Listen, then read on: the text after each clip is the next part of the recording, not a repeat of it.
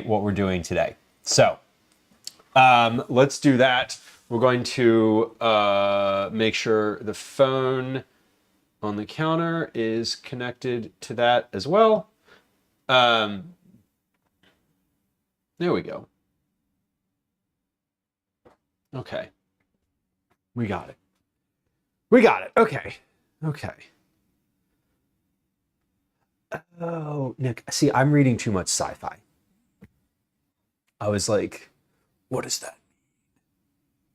Okay, now that you put it in terms that I understand, I got you. Thank you. Also, Boris, hello. Friends who join us or are joining us, welcome in. It's nice to have you. My name is Lou. I am a recipe developer. I am a recipe tester. I'm a home cook.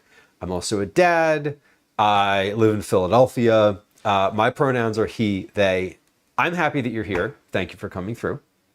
This stream is all about cooking and conversations. Mostly we're cooking vegetable forward family meals, doing recipe development. We also do some baking, we do meal prep, we do snacks, we do cookies pretty regularly. Sometimes we get out in the world and do IRL stuff in Philadelphia, outside of Philadelphia, sometimes food adjacent, sometimes not at all related to food. Sometimes we just walk around. Our community is generally very enthusiastic about cooking and the culinary world, but also just in general, we're all sort of very chatty. Everybody, most people here, pretty much everybody here is very kind. Some people are lurkers, so we don't know what they're like. Everybody here is also kind of weird, which is nice because like same. And we do love a good innuendo here. So if you want to bring any of that vibe, please feel free. We maintain a safe space to lurk. So it is welcome.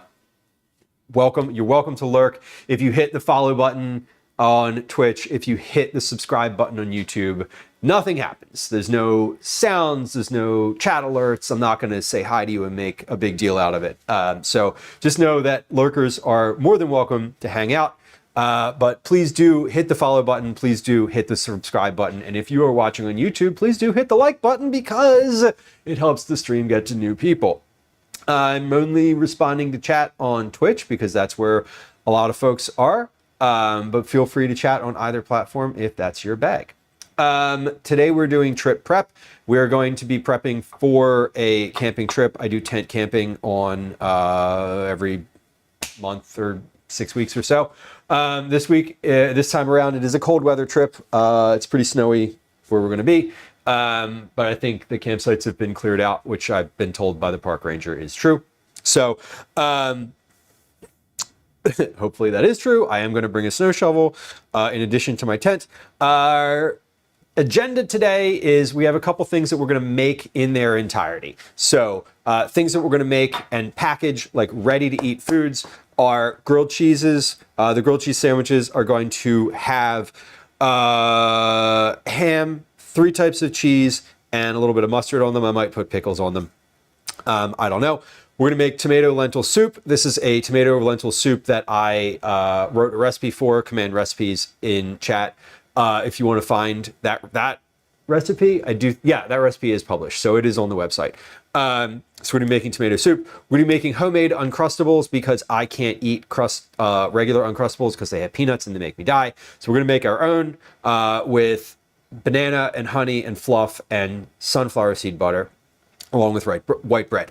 We're going to make Rice Krispies treats that have the Lucky Charms marshmallows in them. That is, I don't have a recipe for that, but I'm pretty sure there's one on the box. So we're gonna go with that. And if not, we're gonna make it up, or we're gonna look it up on the internet. And if we have time, we're gonna do candied pecans, which are a staple snack for camping. I've made them many times on stream, so that is. Those are all the things that we're finishing today. We're also going to cook some chicken for one of the dinners. One of the dinners that we're doing is ramen. So, and I'm not. Let me be super clear that I am not a ramen chef. we are using packaged noodles. We're going to put a bunch of stuff into it. I'm going to put some sambal oelek in there and like burn my fucking face off. That's how it's going to be. Also, I do curse sometimes. Sorry. We're going to slice up some green onion for the ramen. We're going to slice up some cabbage for the ramen. We're going to dice some regular onion for breakfast, eggs for breakfast. We're having eggs and sausage one of the days. So I'm going to slice up some regular onion to fry that. We're going to slice up some jalapenos to fry those with the eggs because spicy. It's a cold weather trip. We're trying to stay warm through food. I'm going to portion some corn also for the ramen. I'm going to portion some eggs and hot dogs and hot dog buns. And then I'm going to gather all those cold ingredients together from the refrigerator and put them in a grocery bag so that when I want to go put them in the cooler, I'm not just like pulling things out of the fridge and like forgetting things. So that's what we're going to do today. Again, thank you for coming through. I appreciate y'all. Please do hit the like and subscribe button if you're on YouTube and hit the follow button if you're on Twitch. And now I'm going to scroll back to the chats that I missed while I was saying words. Welcome in.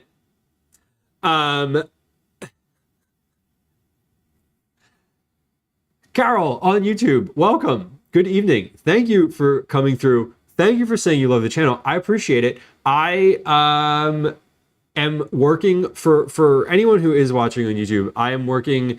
My next big project is going to be building out functionality on YouTube. So I want things like the sound commands to work for members. I want the regular commands to work for everybody. I want to be able to have tier 3 members on YouTube also eligible for cookies. I want cookie club entries to work. So we're working through all of that. It's going to be a work in progress. So, but we can do that now. We got YouTube partners, so I have some work to do there. Boris says is going to enjoy Valentine's by herself. Yup.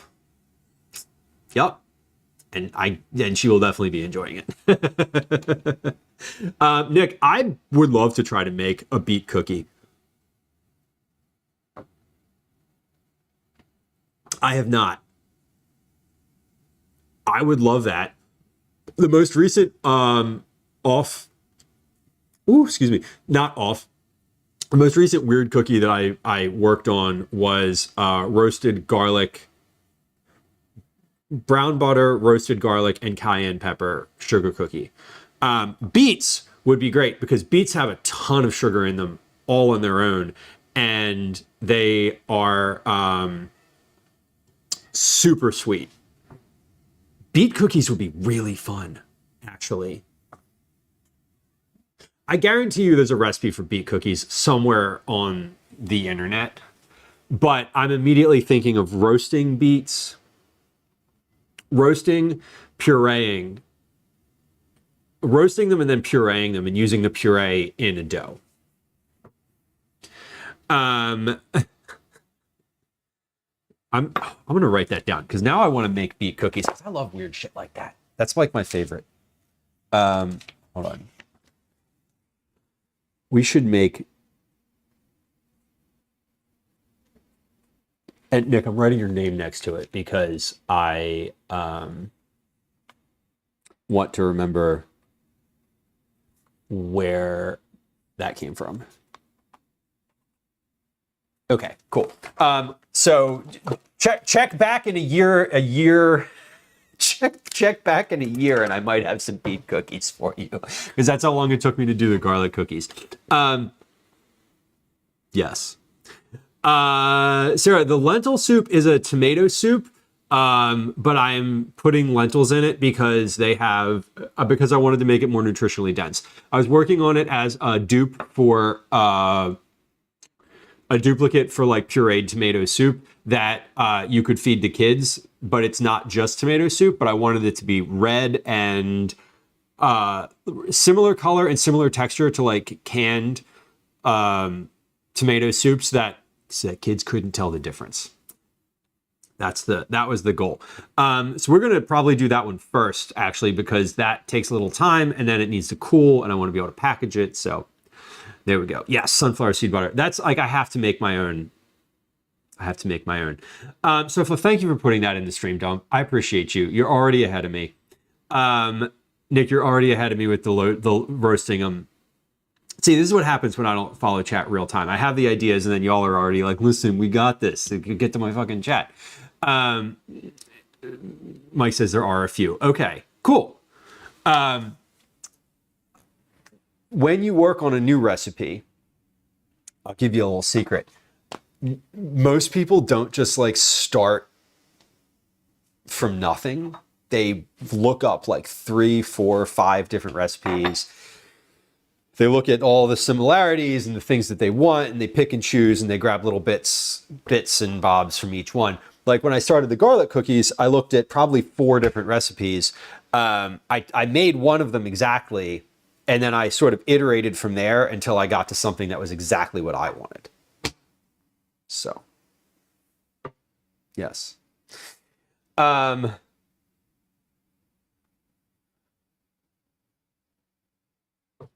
Fudge Darling, hello.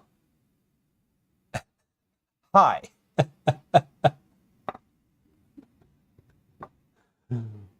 191 check-ins.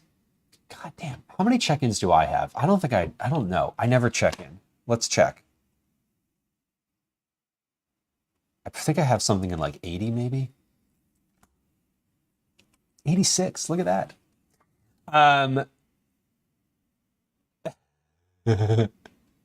Yes, Nick. See, yeah. Often I'm just like I can't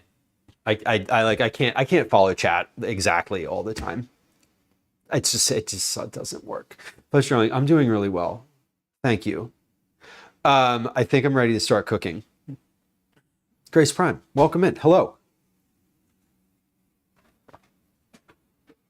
Well, we've been live for an hour. Look at what we have to show for it.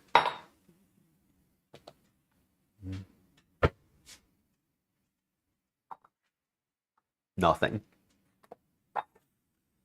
Nothing. Amazing. Okay, we're gonna get the Drew Dutch oven out, because this is the Dutch oven that we use for tomato soup. I call this the Drew Dutch oven because it's my friend Drew's. He owns it. He did not gift it to me. I borrowed it in November of 2024 to make to create a one-pot chicken pot pie recipe, also on the website. And then I didn't necessarily keep it intentionally, but I didn't give it back, and then I kept using it, and I use it like once every week or 2 weeks. Y'all, we have a cat. Oh, he's touching. He's on my leg. He's grabbing my leg. We have Ash has just been around today. He is this cat just wants attention today. He really is just like in the kitchen, hanging out and being proximal.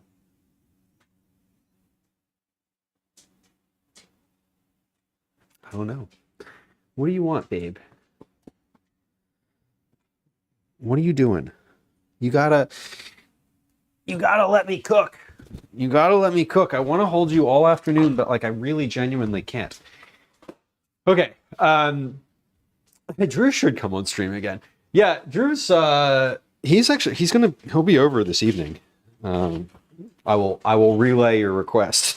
He and his partner are come over on Thursdays. We're ordering pizza. No cook, right? Only cat. Ash is just they're all the cats are sort of around. They're just like hanging out. You know what I didn't do? I didn't look up the recipe. So I want to make this recipe from my recipe, and I didn't look it up. Like I didn't print it out. I was like, I know where it is. Why should I look it up? Well, let's see. Let's see if I can find it on here. The cozy 5-ingredient tomato soup I make all winter long. Which is true. I'm in fact making it today. Okay. Prep time, 5 minutes. Cook time, 40 minutes. Total time, 45 minutes. 1.5 pounds of grape tomatoes, 1 dry pint, about 4 cups. There we go.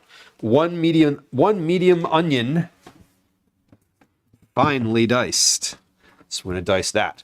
While we dice that onion, we're also going to dice this onion because I'm doing onion for breakfast prep. Thinking ahead. 4 large garlic cloves smashed. So we got some garlic here. We got 1, 2, 3, 4. Let's do 6 because then that'll just be the rest of this head of garlic. Okay. Olive oil, salt, pepper, vegetable broth, dry red lentils. Okay, so vegetable broth I have here. Oh, do I have any more of my own broth? See, this is an area where I know I have more of my own broth. Yeah, I do. Okay, so this is an area where I make my own broth, and when I'm doing, whoa, shit, the ice cream's falling out. When I'm doing recipe testing, I don't use my own, or when I'm doing recipe development, rather, I don't use my own broth because the flavor is different, it's inconsistent, because it's inconsistent, that's all. For today, this is a soup that I'm making for me, that is from a recipe that's just for my own family. So I am going to use my preferred version, which is the broth that I make myself. I would be surprised if I didn't have any broth too. It would be a surprise if I looked in the cabinet and found no existing vegetable broth of my own. No Ziploc bags. You know what we also have to do today? Calvin and I made fire starters yesterday. I remember mentioning the gravy bag, the one that had the hole in it. The gravy bag from 2022. The one with the hole. When I talk about like, what do I do with bags that have holes in them? Why would you keep that? Well, I'm going to put these homemade fire starters in them. They're on the counter here, so I remember to cut them up because they're in an egg carton. Okay, let's cut these onions though. So we have a little bit of vegetable prep to do. I guess maybe I can do the vegetable prep all at once. I am literally thinking about beet cookies right now. I'm quite literally like, I'm going over and over in my head about what would a beet cookie look like? What would I do with it? What base would I use? Would it be a shortbread cookie? Would I put beets on top of it? How would it work? This is what happens when my brain just gets into this like space where I'm thinking about a new recipe. Because now I want to make one up myself. I'm like, what? I'm mainly thinking about what if I could describe or imagine my own perfect beet cookie, what would that look like? That's where my head is at. I'm not thinking about like, what have other people done? I'm trying to imagine what it would be like for my own best version of the thing, I suppose if I'm being specific about what I'm thinking about, like how I'm ideating. And I want to do the garlic cookies for Cookie Club at some point. I do think that would be fun to do. I want to just acknowledge that for the next couple Cookie Clubs, I'm probably going to still continue cooking from the 108 Asian Cookies cookbook because I love it. And I have so many cookies I want to make in here. There's so many. They all look so good. But at some point, we need to do the beet cookies. Raisins or no? No. I'm thinking of like what, like a beet creamsicle almost, something like that, where it's like, I'm thinking of maybe like a cake-like consistency and not like a crispy sugar type consistency. obviously they would be red,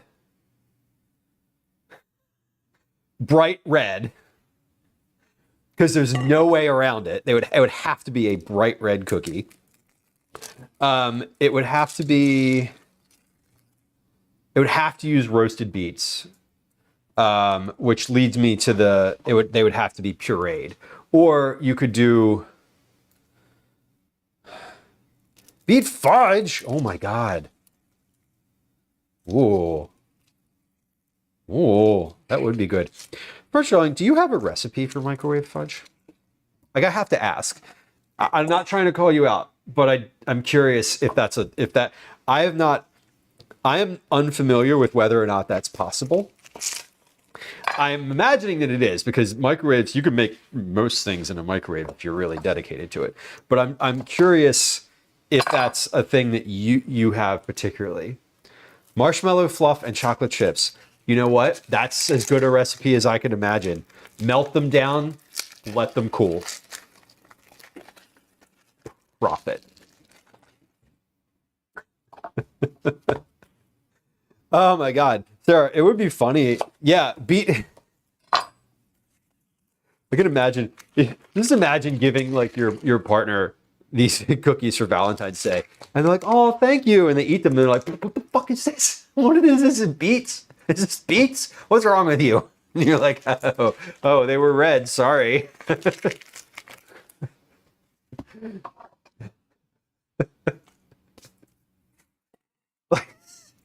I'm just imagining giving somebody beet cookies and like not telling them they're beet cookies. Yeah, with with the chunks. You're like, what is it? Is this chunky beet cookies? What the hell is wrong with you? Although I will say I do think that properly roasted beets in cookie form with enough sugar will be delicious. All right. It's in my head now. It's not getting out of my head. We're gonna do beet cookies at some point. Yeah, like they're like red velvet cookies, but instead of red velvet, it's beets. Charlie says raspberries can go to hell. I personally love raspberries. What I don't like about them is all the little seeds that get stuck in your teeth. Immediately after eating raspberries, I have to floss. It's one of those foods where if I don't have access to floss, I probably won't eat it. Heart healthy beet chews. I would love those. I love beets in general. Like, let's just like be out with it. Like, I literally have a tattoo of a beet on my body. Like, I enjoy them immensely.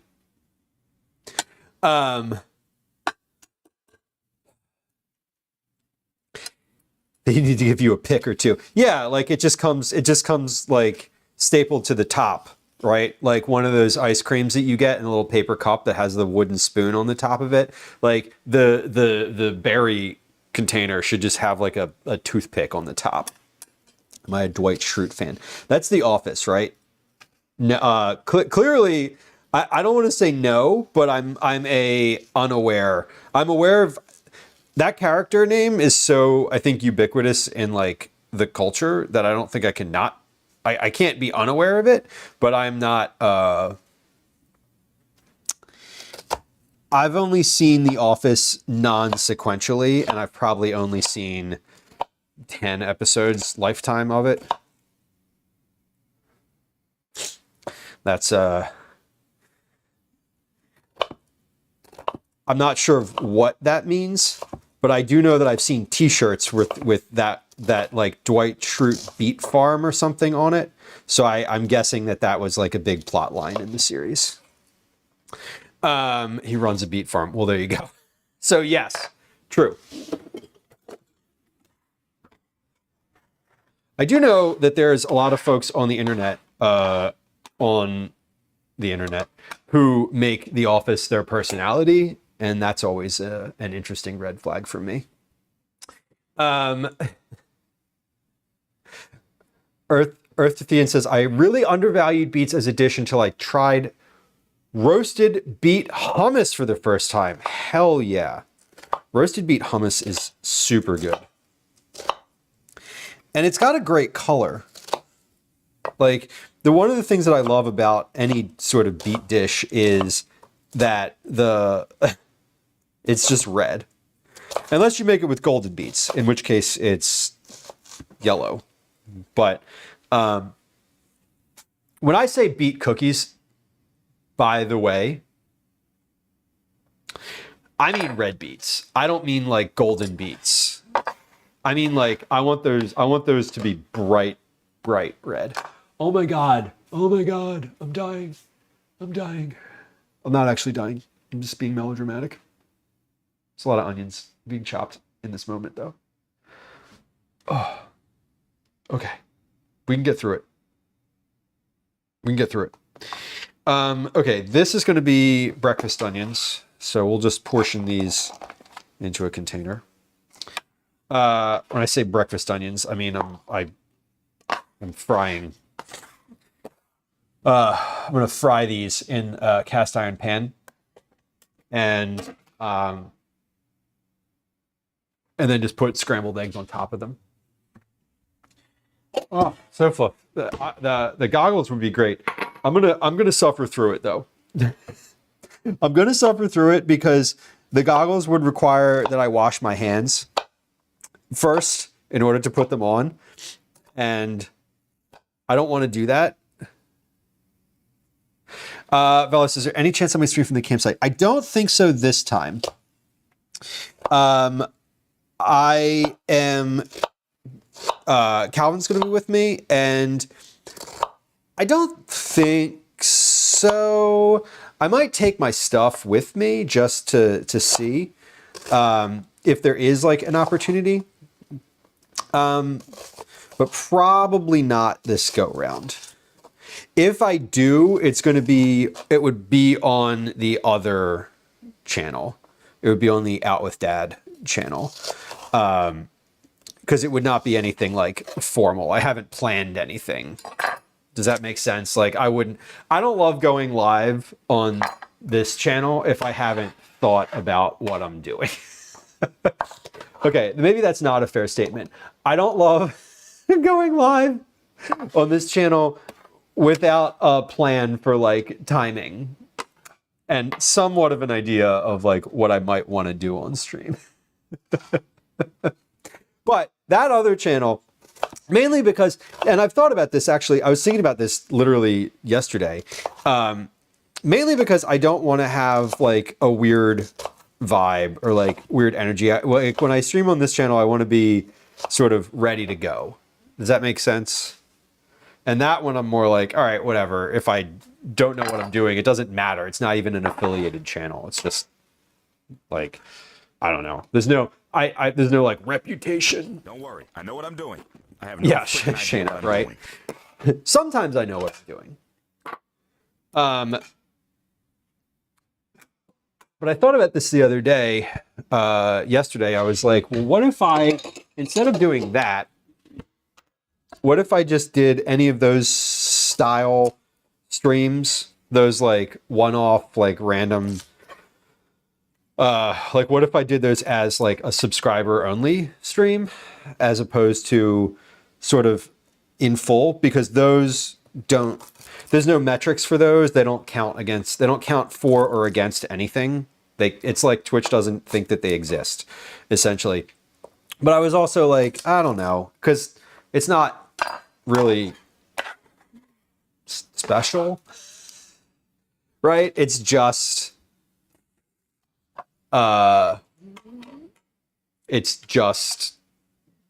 random. I don't actually know. I think that subscriber, okay, pause though. I've never done a subscribers only stream. So I don't actually know. And I haven't really genuinely looked into doing them. Cause I haven't, cause it hasn't really come up for me. But I don't know if Turbo is included in that. I don't think it is. I'm speculating here, but I think that it's probably not. I think it's probably specifically for the channel, like direct subs to the channel. as opposed to turbo. I don't know. I really don't know though. It should be. I think it would be interesting if it was, or if it was like a subsetting that you could do. Because I know that a lot of folks like myself like have turbo so that they don't get ads across Twitch because they like watch a lot of Twitch. But it would be cool if it was both. I have no idea if it is though. If you want to buy me turbo, yes, I would. That would be an interesting. That could be a fun Cookie Club prize. Can you subscribe to Turbo for someone else? Is that a thing? Surflow says it seems like Turbo is not included in that. Okay. Yeah, and I don't think I would do that. If I was going to do a subscriber only stream, I would probably have that be much like this, be planned out. Because I also wouldn't want to be like, whatever. I was thinking the other day though about sort of those random streams because I have I have an IRL stream set up, and I was like, what if I was just doing stuff around the house? Because I was doing stuff around the house the other day, and I was like, oh, I could be like talking to people doing this. This could be fun. But then I was like, I don't want to do that on this channel because it would be very, very, very different from what I usually do, which is not that. But I was like putting laundry away. I was doing a workout. I was like tidying up, like cleaning things. Like it was just sort of a random thing. And I've seen people do that on stream before. And I actually have enjoyed a bunch of streams like that. Because it's just interesting sort of existing in that environment, like watching other people do random shit like that. I don't know. Honestly, I find it more fascinating than gaming. So, again, no shade to gaming. We like gaming, but I'm not a gamer. So, as anyone who's spent any amount of time here well knows. Okay, I have my garlic and onion prepped and ready to go. Those are the only two things that actually need to be prepped in terms of like chopping. chores with dad, exactly, something like that. Well, I was like, what was I doing? I was working out the other day, and I was like, oh, I've seen people like work out on stream. Like, could that be interesting? Like, and not in a like, I don't know. Listen, some folks when they work out on stream do like the cute little outfit, and it's more about like, look at me working out. Like when I work out, it is sweaty and gross. And I'm wearing like a hooded sweatshirt with the hood up, and I'm just like dying. It's not the same. Those two things are not the same. What was I talking? Oh, I was watching a stream the other day, and it was like chores. So they were doing like, it was like every time someone subscribed, they were supposed to do They were supposed to do like push-ups or something.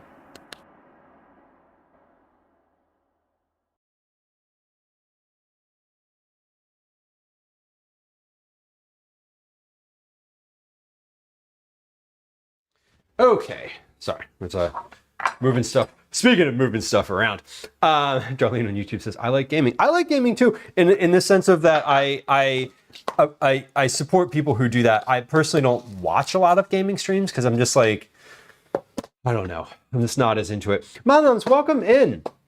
Red Pink, hello. Nice to see you. Happy Friday, Junior, y'all. It's nice to have you. Mom Noms, I was lurking a little bit in your stream last night as you were cooking and chatting. What was I doing?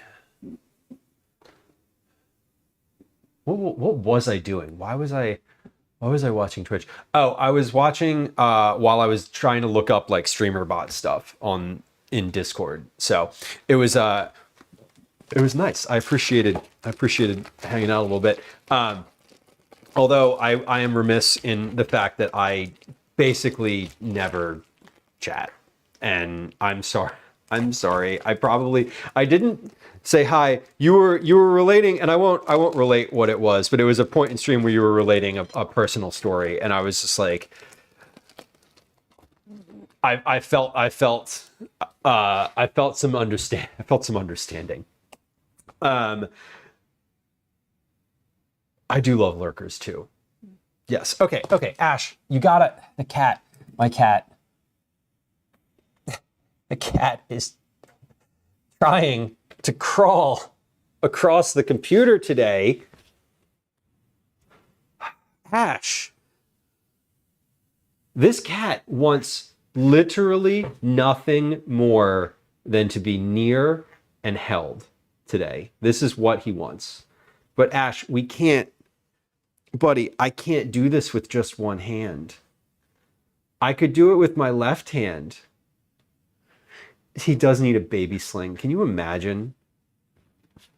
Red Pink, the lurkers do make the world go round. I agree. We were just talking about Twitch Turbo and how I use Twitch Turbo because I am a lurker all around Twitch and really do enjoy the whole thing. But I don't like chatting. I'm not a big chatter.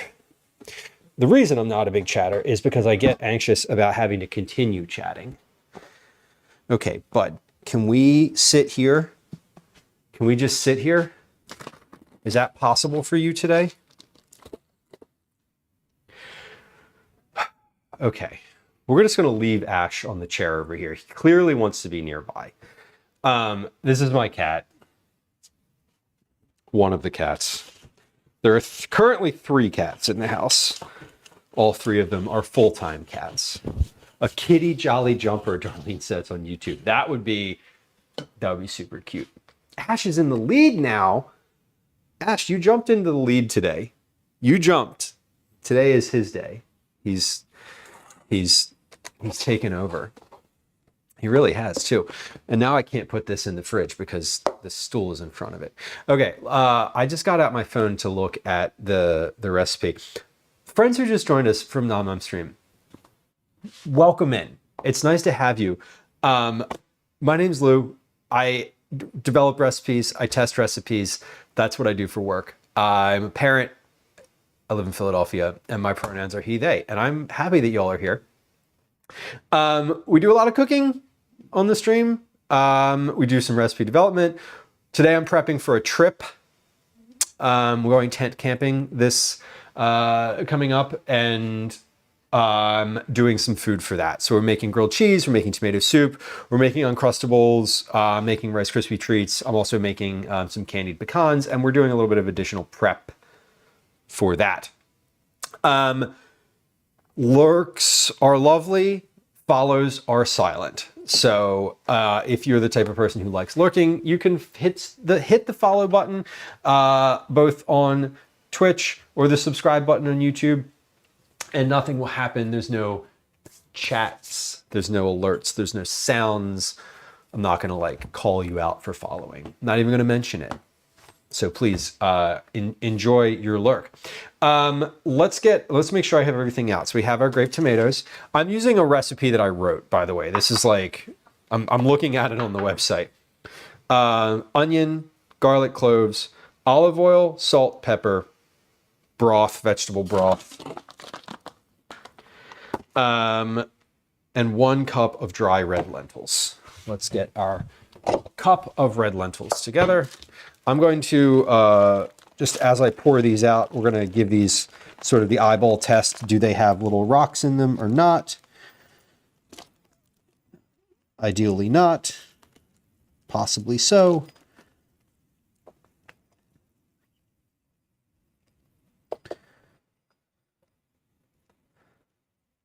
Some of them are a little like browned, but that's okay because they're lentils. I just don't want there to be rocks in there. That's the main goal is no rocks. No small pieces of debris. And it's funny because you always think like, oh, let's check to see, you know, like, do we really need to check to see, like, is there, you know, these are that's an industrial process, you know, it should be able to sift those out. Well, like, sure, but some of them are lentil shaped and they just go right through. Yeah. There we go. Yeah. Okay, that is about a cup of lentils. Or, I mean, it's not about a cup. This is a glass cup. So it is a cup as best I can measure it. Also not true. The best I could measure it was with by weight, but we're not doing that today. Okay, so lentils are measured out, and now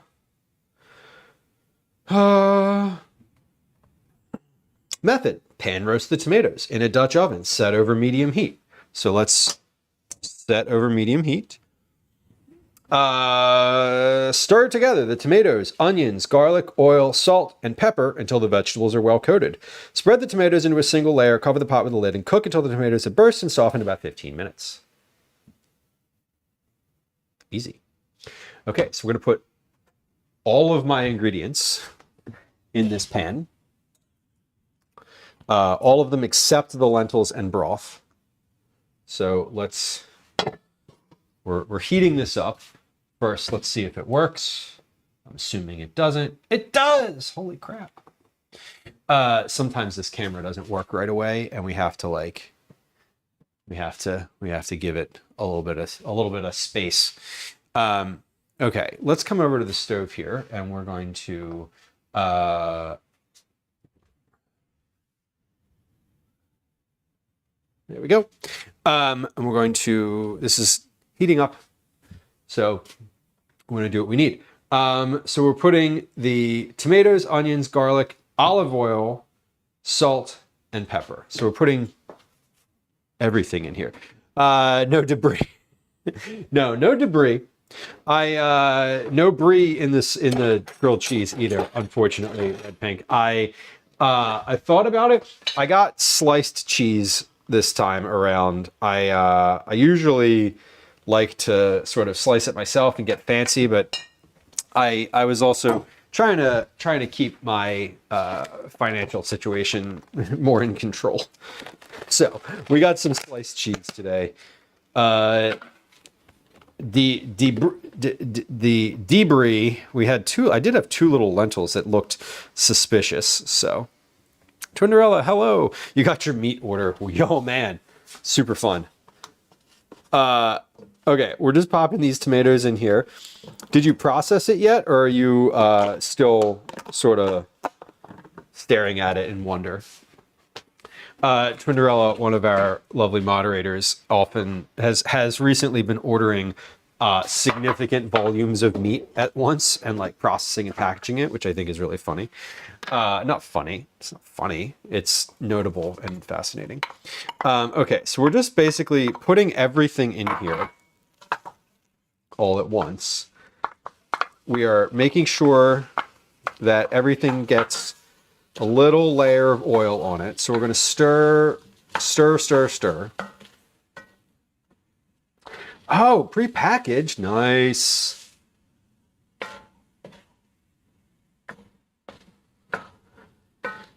Yeah, buying in bulk is great. It certainly does help to save money, like truly and genuinely. Teaspoon of salt, teaspoon of pepper. Now, again, this is a recipe that I wrote, so I'm following it, but I might end up tweaking this a little bit. I feel like I'm probably going to add maybe a touch more salt than I have before. The reason I want to add a little bit of extra salt and a little bit of extra pepper is because I know that my broth that I'm using is not quite as salty as your standard broth that comes in a box. Okay, so this is Good. Now, what we're doing here, this is on medium. So my stove is a gas stove. It goes from it goes from low to high with so low is basically 1, high is 7. So it goes from low to high. So I have it at about a 4 right now, 3.5. Put this at a 3.5. So what we're gonna do, this is all coated. Everything has like a little sheen on it, but it's not super greasy. We're basically gonna spread these tomatoes out kind of as much as possible, like press them down. Press them down like this. Tap the spoon, put the lid on in just a moment. Hold on, let me check. Okay, spread the tomatoes into a single layer, cover the pot with a lid, and cook until the tomatoes have burst and softened. About 15 minutes. So let's go, and we're gonna set our timer. 1, 5, 0, 0, go.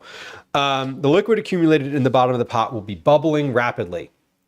Then we add the lentils, add the broth and lentils, and use a wooden spoon to scrape up any brown bits from the bottom of the pot. Cover and cook, stirring halfway through until the lentils are very soft and beginning to break apart, 15 to 20 minutes. The soup will be at a rapid boil. When finished, both the lentils and tomatoes will be very soft and broken down. Blend and serve. Transfer the soup to a high-powered blender with the lid vented. Blend the soup on high until very smooth, about 4 minutes. Taste, season with additional salt and pepper as needed, and serve drizzled with olive oil as desired. Beautiful. Okay, thing number 1. I'm not using boxed broth, so we're gonna need to thaw this out. Thing number 2, let's take the camera off of the stove because it doesn't need to be on, because there's nothing to look at. It says 4 cups of broth. Modification number 1. We're using 6 cups of broth. Why are you going to use 6 cups of broth, Lou? Well, because that's what I have. And I don't care. It'll be a little more liquidy. So what? It's fine. If it's not tomatoey enough, you know what we'll do? We'll add tomato paste to it. No problems. All right, let me put this on the back of the stove, and then I'm going to catch up on chat. Hold on. Here we go. All right. I just realized that I need this broth to thaw because because I need it to be liquid in 15 minutes. Okay, let's hold on. These 2 lentils that I took out of here can get into the compost. All right. Here we go. Oh my God.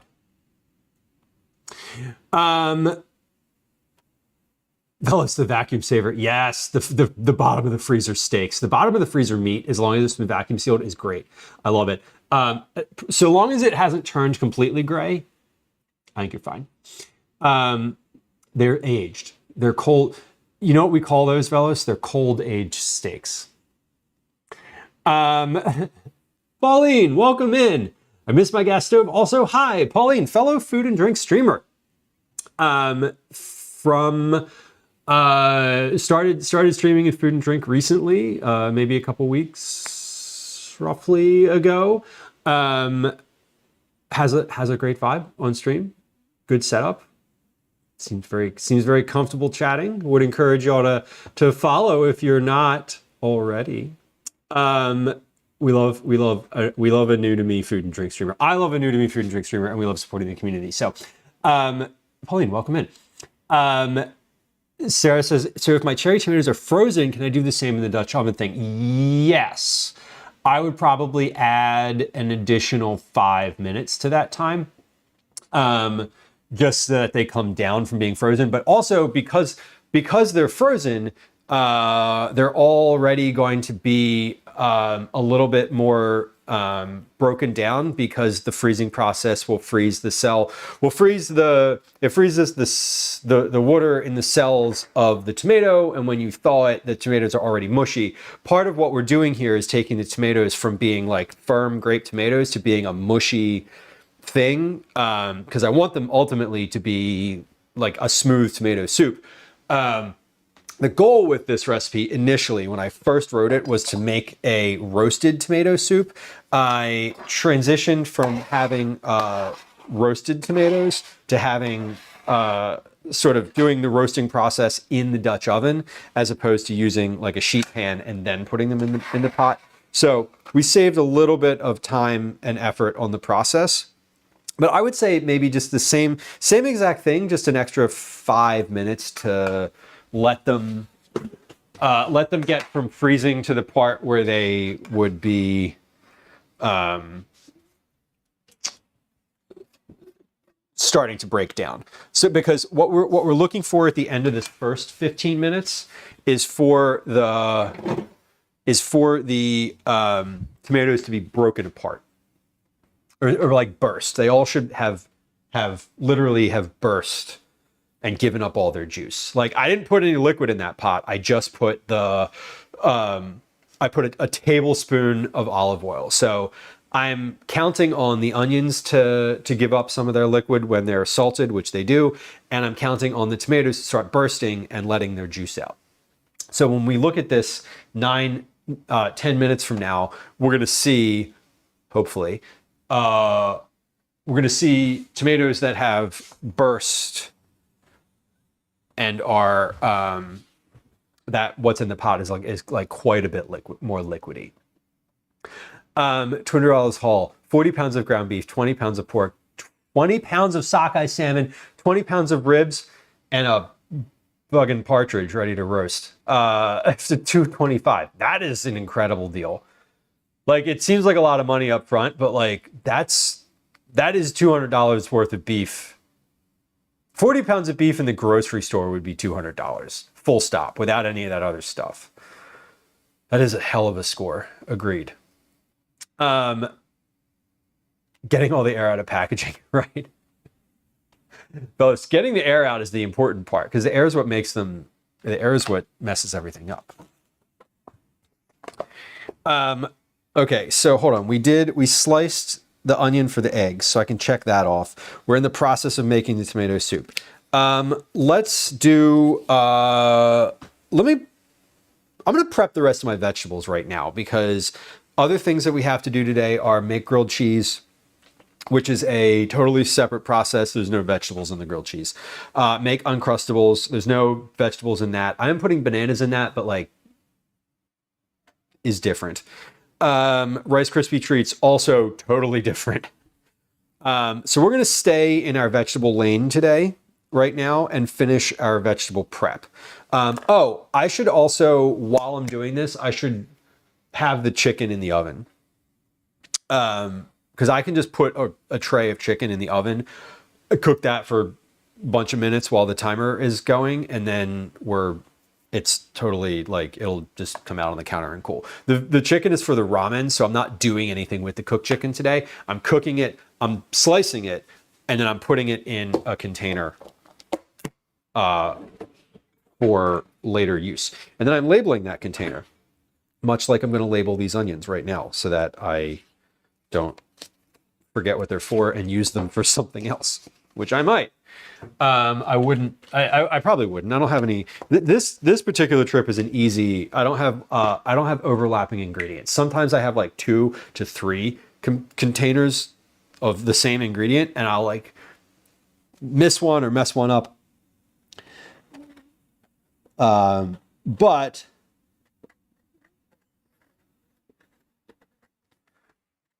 we're labeled. This is the onion for the eggs. A notebook. We love a notebook. This is a new notebook, in fact. The old notebook is here. And these are just cooking notebooks. And I have about 3 more like it in the drawer down here, going back about a decade. I'd use a notebook for cooking all the time because I hate using my phone for anything that I want to like remember.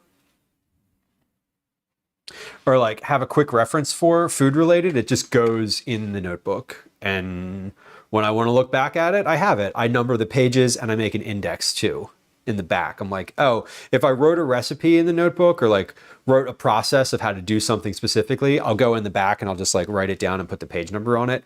So I sort of know. So when I go back and I look at my old notebooks, I just look at the index. Anyway, follow me for more completely neurotic self-organization tips specific to the kitchen, and nowhere else in my life am I that efficient. Okay, chicken though. I did say I wanted to cook the chicken, so let's do that. Ash has vacated his chair, so we're gonna move the chair for now. I'm just gonna move it off to the side. I'm not moving it back where it goes because I am pretty sure he's gonna be back.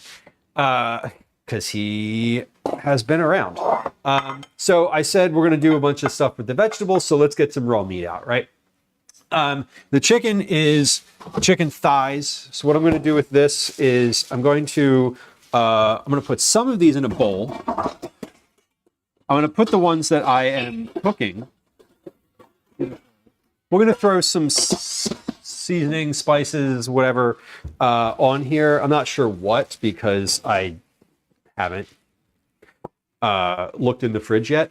I think I'm going to put some harissa on here. I'll probably, whatever's spicy. This is going in the ramen, so I want the chicken to be like as spicy as possible.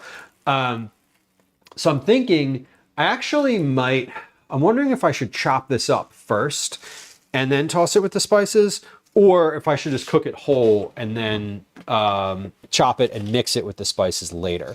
I think I'm going to go with the latter because that's easier right now. So we're going to take, holy shit, this is a chicken thigh? What size chicken was that? That's a big chicken. I'm just going to take let's just do 2 of these. Because it's just Calvin and I, it's just one meal.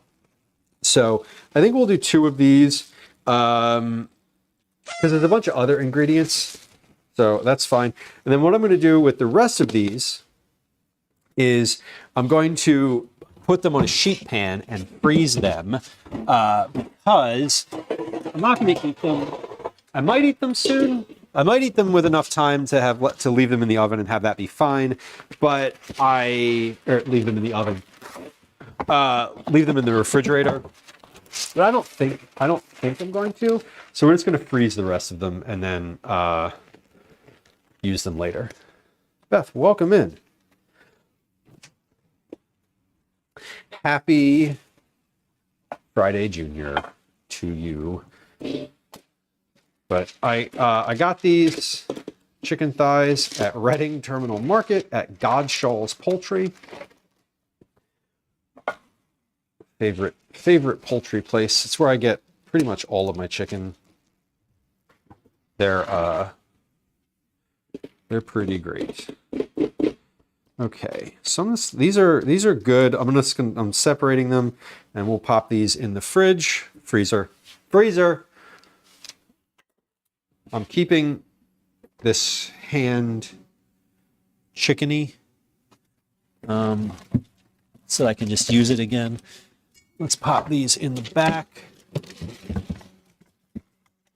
There we go. Those will freeze by the end of stream. Okay. I need to clear out a little, not clear out, but I need to make some space in here. Let's look at what whatever we have in here. I have roasted garlic. I have harissa. And I have gochujang. Is this any good? Oh yeah. Okay, so we're going to use some spicy stuff in here. A little bit of gochujang, which is a red brown rice red pepper paste. This actually, you know what I want to do? Hold on.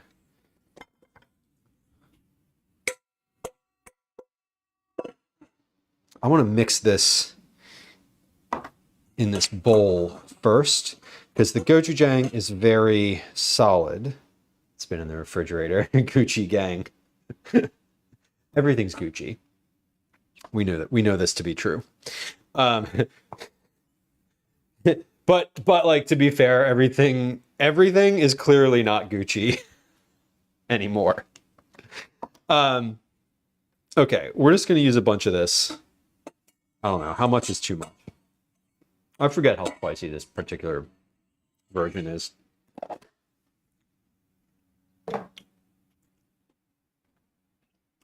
Yeah, that's pretty good. Excuse me.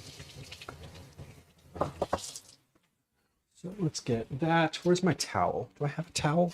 No. I did have a towel. I folded it and put it back. So I have some gochujang. I have some harissa. Now these are two quite different spices. Both are a little bit spicy. But I'm just going to combine them together because, like, they're both good. And I don't know. We're not trying to be authentically anything. I'm just trying to use up stuff that's in the refrigerator. Okay, and then I'm going to mix that with a bunch of olive oil. Oh, pause. Okay, timer's going off. That was 15 minutes. So let's check out our directions here. Our next step for this recipe: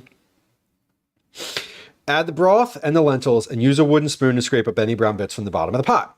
Cover and cook, stirring halfway through until the lentils are very soft and beginning to break apart. 15 to 20 minutes. Okay, so this said 15 minutes. This is steaming, so this is a good sign. Let's come over to the stove here. You can see some of the steam coming out of the side of the pot, which is good. I'm going to take this off. Our broth is melted enough that I can use it. So let's watch your eyes. Watch your eyes. Okay, here we go. So this is good. This is exactly what I want. We have all the tomatoes have burst. Nothing's really sticking to the bottom of the pot because that is, there's a lot of acid in here. I mean, it's like all the tomatoes, the acidity, the acidity from the tomatoes has really, really helped with that. Okay, so we're going to add the lentils.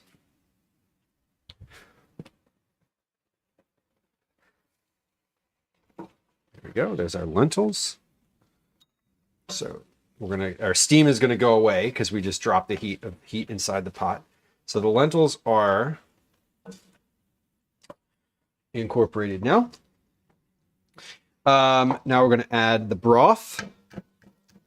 So my broth was on this back burner here. Let's add all of this. While I'm doing this, I'm going to turn this back burner off so I don't forget to turn the back burner off. Okay, so that is a lot of broth. It was 6 cups of broth, specifically. There's still a little ice cube in here. So we're adding the broth, and we are scraping anything off of the side so that gets into our mix. And then we're going to we're going to leave this at the same temperature it is right now, so at a medium. And then we're going to cook, stirring halfway through, 15 to 20 minutes. So I'm going to cook this for 20. So we're going to set a timer for 10. And then I will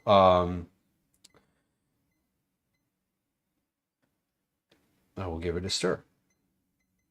I think I'm setting it for 20 for 2 reasons. I'm setting it, usually I advise that when you're following a recipe to always set the timer for the lower of the 2 times if it gives a range, because you want to check on it, right? You don't want it to overcook. And your heat may be different than the heat of the person who was developing the recipe.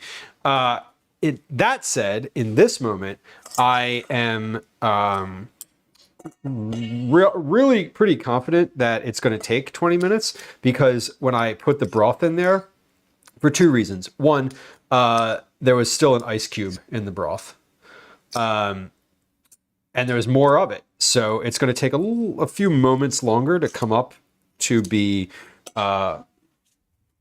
simmering.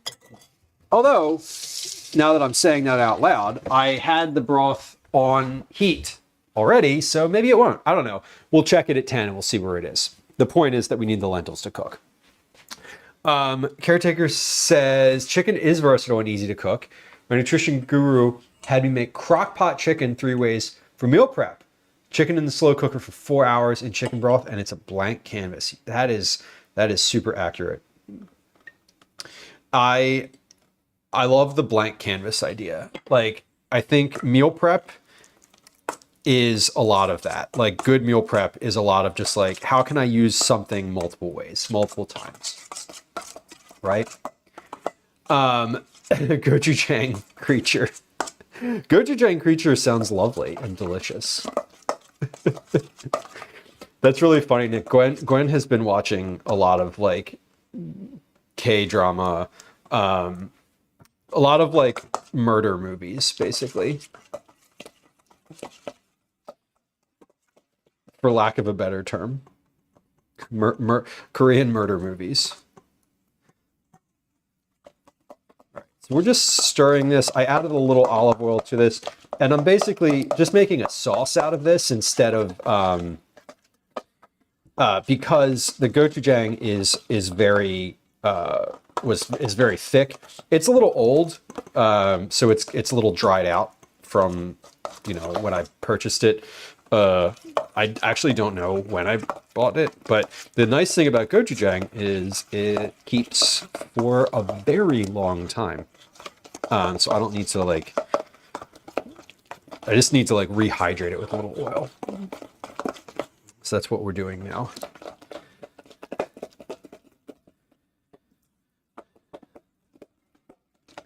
Sci-fi horror soap opera. That sounds kind of fun. You said the word opera and I immediately imagined singing. But that wasn't accurate. I was at one of my favorite headphone jams at the gym is there's someone on Spotify has this like ongoing curated K-pop playlist that I listen to a lot, and it's so good.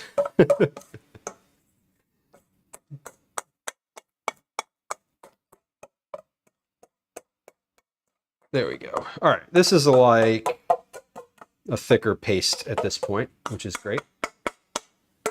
No singing. Sad, truly. I do like the musicals.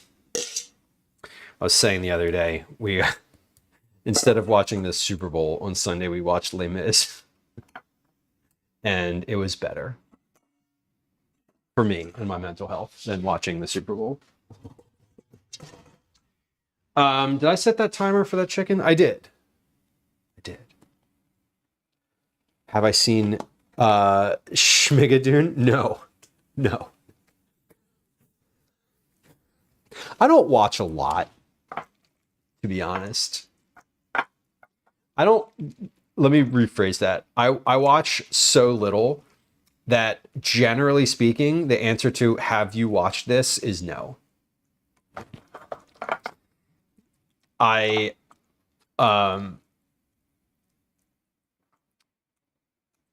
What are we watching? I'm currently watching the literal only thing that I'm watching right now is Alone, the show on Netflix. And I'm watching like one of those a day with Calvin and Gwen, and then that's it. And then I don't watch anything. I don't watch anything after that. I just turn the TV off.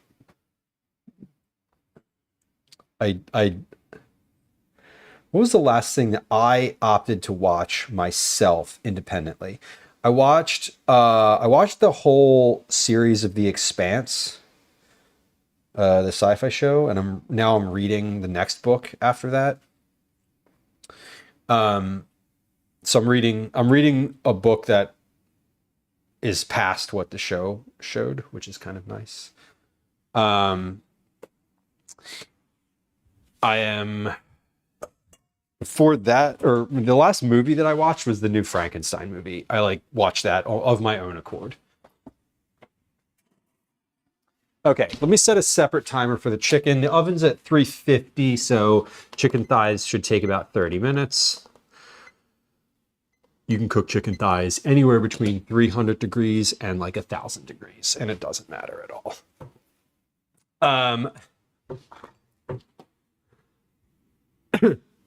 Caretaker says Korean and Japanese horror movies are scarier and gorier. Yes, gorier for sure. All the like the movies that I've seen, all the most like violently gory movies that I've seen have like samurai in them, and they're also coincidentally amazing. Fallout, fellas, or the last episode of the Mighty Nine. I would like to watch Fallout, but I'd like to watch the first season again. It's been a long time. Second is a musical comedy parody. Okay, that does sound funny. Am I watching the newest Alone season? Yes, we are. We're on like episode 7 or something right now. Nick, you like The Expanse? One of my favorite parts about reading the book that just came after the last episode, like The Expanse ended after book 6. One of my favorite things about starting and picking up at book 7 is finding out that a character, and I'm not giving anything away here, finding out that a character that died on the show is alive in the books. That was great. There was like a specific character who I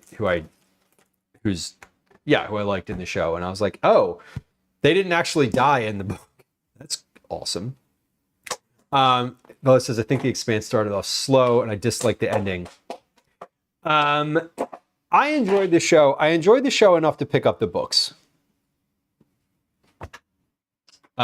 Which I have, and I'll tell you, kind of like with everything, I'm liking the books a little better than I like the show, but I think the characters are also different. What I did do after I watched the show was read a bunch of like think pieces about how the show was different and how the books and the show, how they diverged from each other, etc. So I liked it. I liked it enough that I watched all of it, and I like wanted to keep watching it. You recommend rewatching the first season? Okay. I was thinking about going back and starting the series in the books from season 1. I do think I will say one of the things I like about the show is that it sticks pretty directly to like what was in. It's like one book for one season, and it's the storyline from the book. There's like a few things interwoven. Like the last season of the show had elements from one of like the short stories that was outside of the novel woven into it, but overall I liked it. I thought it was really good. I appreciate the fact that the writer of the book was a writer on the TV show as well. So anything that happened on the show went through that person and got like approved. Did it stick exactly to the book? No, but did the writer have a say in it? Yes. So that to me is nice.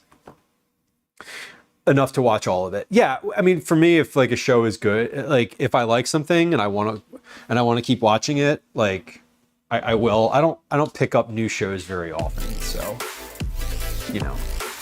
it's not a if it's good, I'll just keep going, because then I don't want to have to make decisions on what else to watch. Oh my god. Imano Holder, welcome in. Welcome in. Let me show you what we're making today. Can I show you what we're making? Well, one of the things that we're making. Because I have to stir it. I'll be right back. We're gonna say hi in just a second here. But let me show you Let's come over to the stove real quick. We're gonna stir. We're gonna stir what's in this pot. Is this camera still on? It is. Good. Okay. All right. So this is looking good. We're boiling. We're boiling, and nothing is really stuck to the bottom. Tomatoes are softened. Lentils are definitely not done yet. I know the lentils are not done yet. I don't need to try them, but we're gonna put the lid back on, and we're gonna keep the timer. The timer's still going. I set 2 different timers, so that one's still going. So thank you for the shout out. Friends who are hanging out here. Imana Holdrick is a fellow food and drink streamer. We love supporting the community, and I would love it if you would go follow them on Twitch. There's a link to that in the Twitch chat. Just cooked exactly the same pot. I love this pot. It's not mine. I don't own it, but it is its own permanent loan. It's like a museum thing. You know, when a museum gets an exhibit and just gets to keep it for like 10 years. Gwen's having leftover of the stuffed shells that we made the other day. Look pretty good. Hey, give me that. Sorry, I was just, I was showing. I'm showing. It's a thing that got cooked.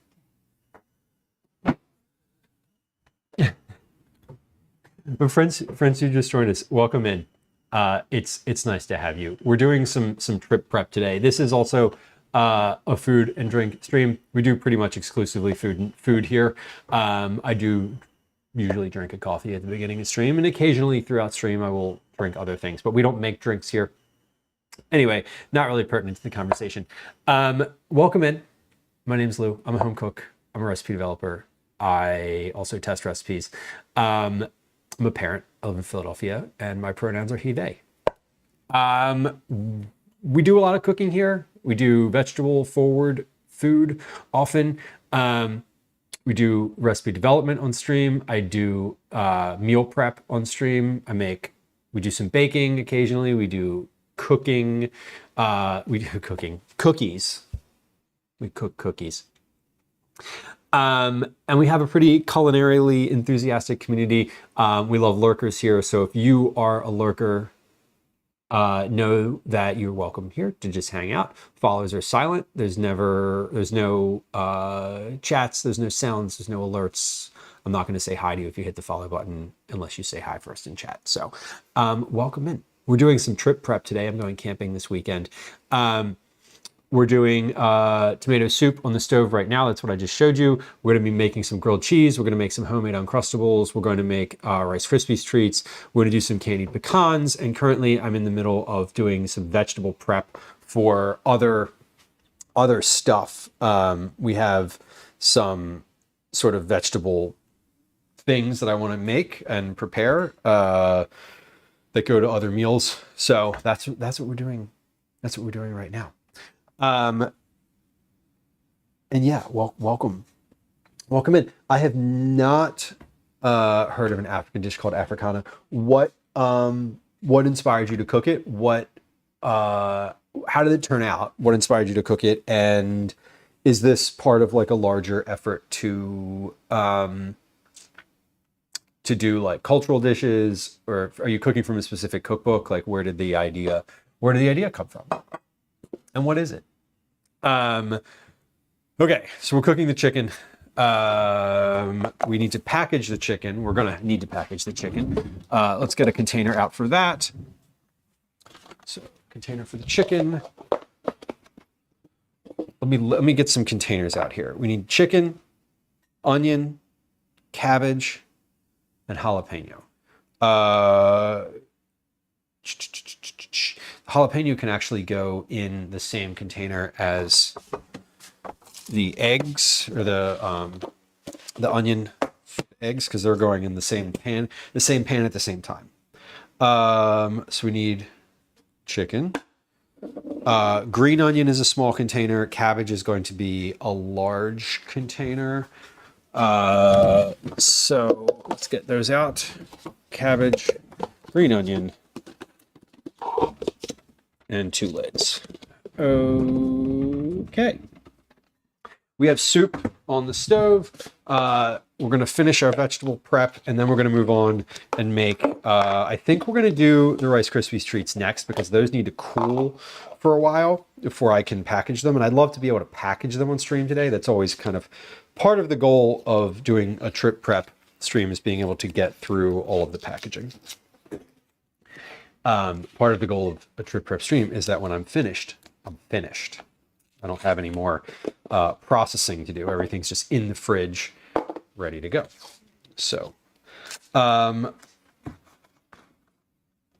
we're also going to portion out some corn and get our eggs ready to go.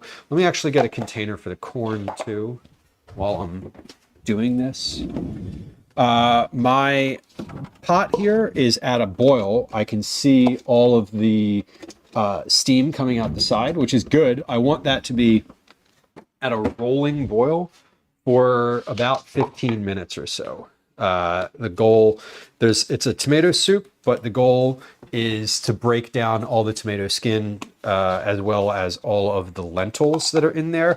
I don't really care if the lentils get broken down because it's all going in a blender afterward anyway. So not a big issue if everything is a little bit mushy at the end of this. Totally okay. I think I have an extra container. Why? Let's label these.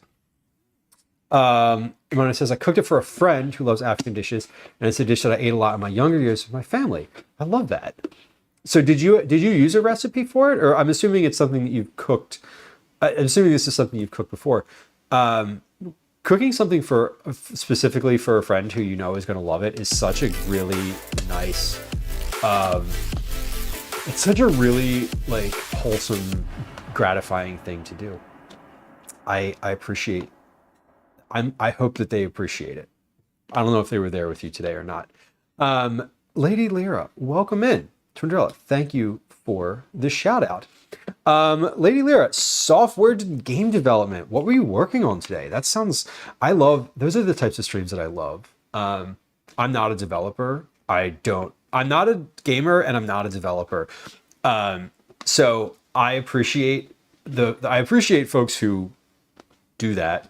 But I also find it like endlessly fascinating when you get to see like behind the curtain on something.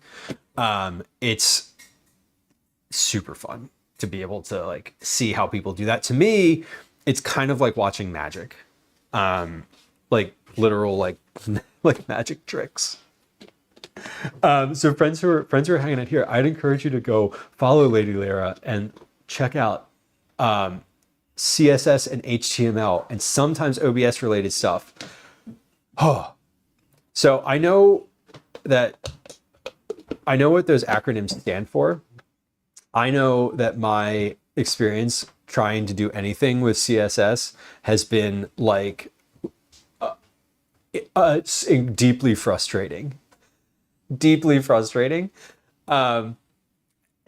again, it is like watching someone work some level of magic. And if you enjoy being entertained by that type of thing, because it is entertaining, please go follow.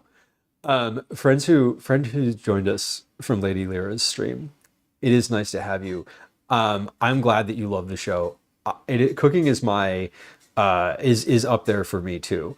I appreciate folks who enjoy hanging out. It was the whole vibe that I wanted to get out of the stream, was just like conversational. Like the camera is literally, if you were sitting at my kitchen counter across from me, this is like the view that you would have. So my name's Lou. I am a home cook. I'm a recipe developer. I do some recipe testing. I live in Philadelphia. And my pronouns are he, they. It's nice to have you. And I should note that follows are silent. So if you're the type of person who likes to lurk, please feel free to hit the follow button. I'm not going to say hi to you. I'm not going to like call you out for it. There's no alerts or sounds or chat messages. So just please feel free to lurk and hang out. We do a lot of cooking on stream. Today we're doing some trip prep. So we're making a bunch of different foods. I have to go check this tomato soup that's in this crock pot on the stove right here. Imano, did you? So okay, so this is your first time cooking it. That is super. That is super great. Imano Holdrick also just rated in a few moments ago and was talking about how they cooked an African dish for the first time today for a friend of theirs, and I was saying how that was like such a lovely thing to do. A former game designer, couldn't make a living from it, so I work in production. Love it there, and at the same time do cooking streams at home. Cooking for a lot of folks is I feel like it's interesting on Twitch, especially because a lot of people were or a lot of people on Twitch are like gamers, right? And it is interesting because the cooking community is a little smaller, and I always love how sort of when I'm in someone's chat and they're cooking and I see, someone else, it's like you see a lot of the same people in chats, and it's a very supportive community. I am labeling these. Then I'm going to check on my tomato soup over there. When that tomato soup is done, I need to put it in the blender. Okay, so this is going to be chicken. So all of these containers are going to be filled eventually. So I have chicken, cabbage, green onion, jalapeno is going to go in here. So let's label that. And then corn. This was for corn. I was like, why do I have another container? All right, we got it. Let's check this on the stove though. This is tomato lentil soup that is should be ready. Add the broth, add the lentils, cover and cook until the lentils are very soft and beginning to break apart. The soup will be at a rapid boil. When finished, both the lentils and tomatoes will be very soft and broken down. Let's come on over here. You should be able to see the steam coming out of this pot. Ooh, that is hot. That is so hot that I need a handle. All right, I'm gonna lift you all up a little bit so that so we can see when this starts steaming, because it is already steaming. Whoa, that was hot. Okay. There we go. All right, so this is definitely ready to go.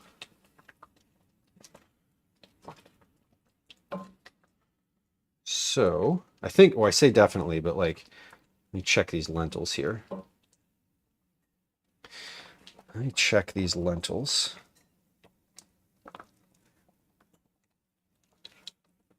Oh yeah, those are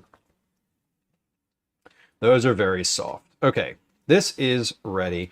I'm gonna put a little bit more salt in here. I just tasted some of that sauce or some of the soup itself on the lentils. And I added more broth than the recipe calls for. Apologies to the person who wrote the recipe, which is me. But I added more broth, and the broth was less seasoned than commercial broth, so we're still tweaking. Okay, so this is ready. I'm going to turn this off now and just put the lid back on it while I get ready for blending. So let's let that, here's what we're going to do. I'm actually going to let this cool, or I'm going to let this sit on the stove for a little bit. I'm going to put the lid back on. I said I was going to leave it off, but I'm going to put it back on. We're going to finish chopping these vegetables and then we're going to blend the soup because I'm ready to go with those. I've got everything labeled. I'm ready to go. So let's do that. I got my cutting board out. Like, it's not, I don't want to skip to blending right now because then I'll have to package the soup and we're not ready for that yet. So let's get the rest of this done though. The chicken is in the oven. Balanisma, welcome in. Nice to see you. It's nice to see you back. Well, welcome, fellow food and drink streamer as well. Like I said, it is a small food and drink community, so we love to see folks from the community hanging out. Oh. And on that dish, as you're describing it in chat, I see what you're saying in here. It sounds really, really great.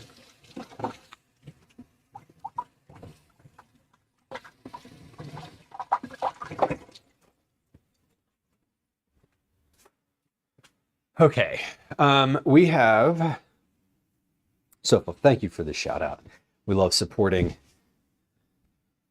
fellow food and drink streamers, although love and deep space is a category I'm unfamiliar with, but that doesn't, we contain multitudes and do not need to stay in the food and drink category.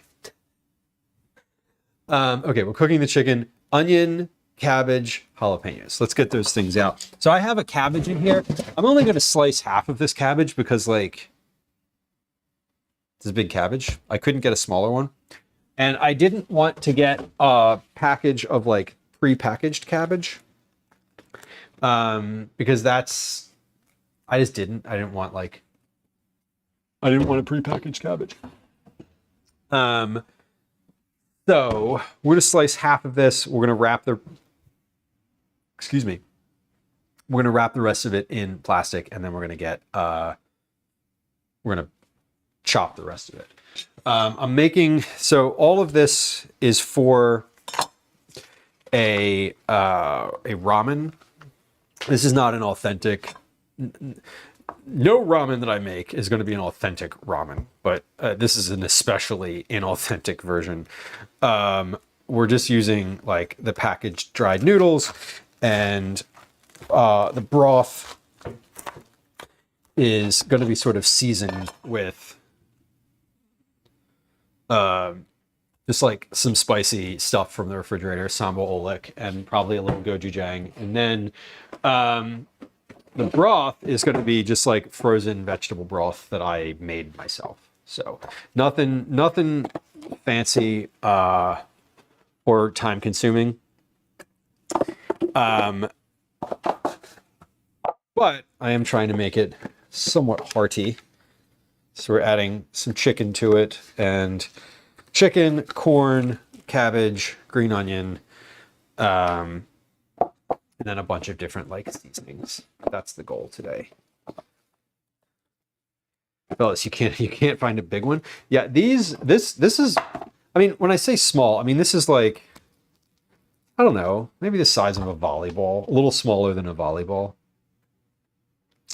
Tundrella is informing me that Love in Deep Space is a video game. Okay. See, I wasn't sure. I thought that perhaps it was something regarding like meditation, or like a category for like journaling and self-reflection, or whatever. Who knows? Alien conspiracy theories. I don't know. I had no idea. I didn't want to assume, which is why I didn't make a comment about it. Because if you don't know something about something, you don't talk about it. Or you don't, don't pretend like you do. Pretending like you do is the wrong thing to do.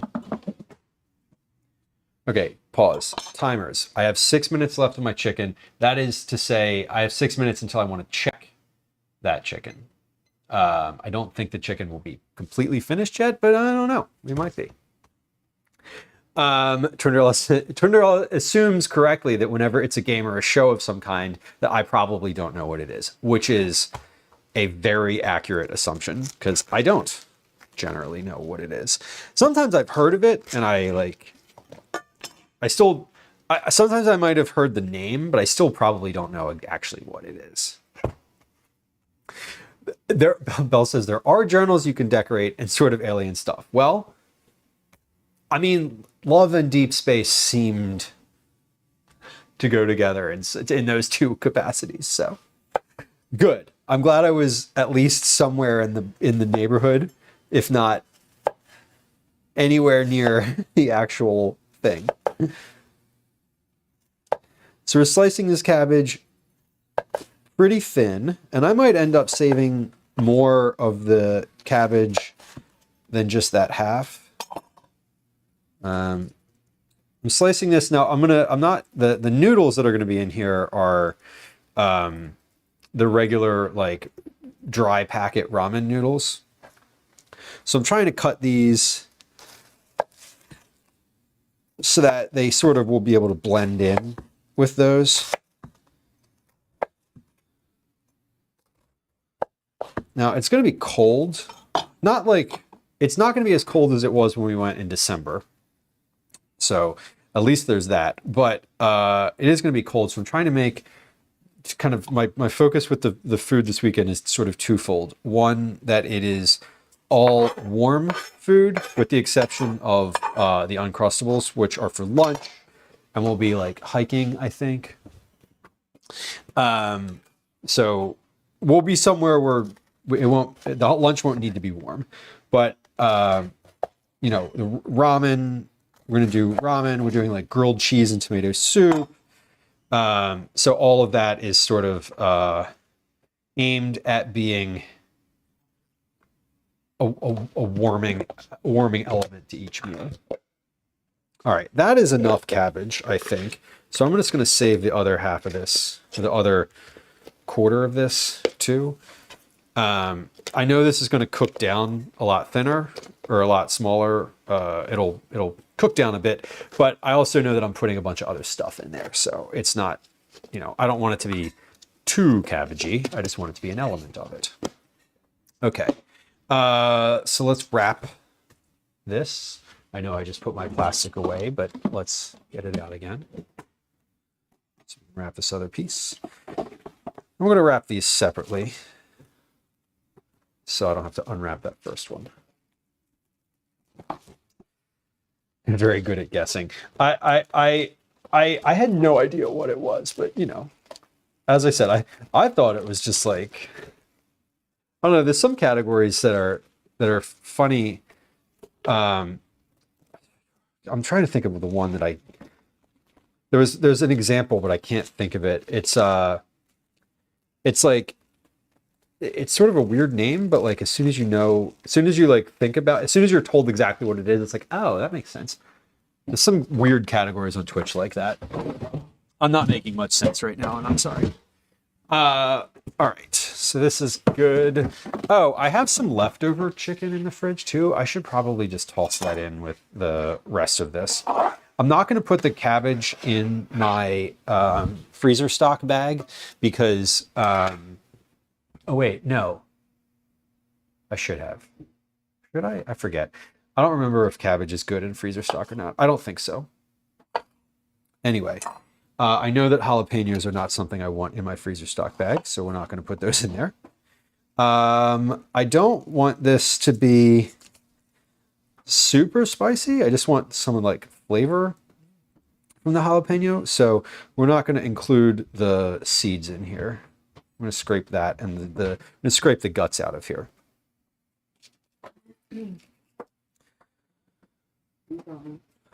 Okay, enjoy. Okay, I'm talking to Glenn, can I leave the pizza ordering up to you? Said without judgment, prejudice, or request. Can I leave the pizza ordering up to you? Have you not seen my texts? To whom? Drew and Michelle? Yeah. No, I haven't. I've been streaming. I'm on it already. Okay, good. I'm glad that I'm glad that you're on it. Okay. White pizza. Why is it? Okay. Shut the fuck up. Because I want one. Okay. Okay. Just make. Not in the mood today. It's okay. She's not in the mood today, she says. Great.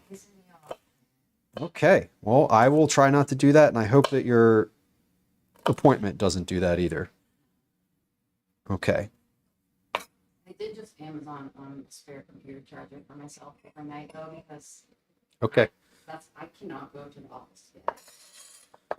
So yeah. It's okay. Okay. So you're on that. We're gonna have enough pizza for everybody. Are you getting any sides or anything? Okay. I don't have any requests, and I'm leaving it. Yeah. Okay. Okay. She's got it handled. Good. Good. We have some friends coming over for dinner.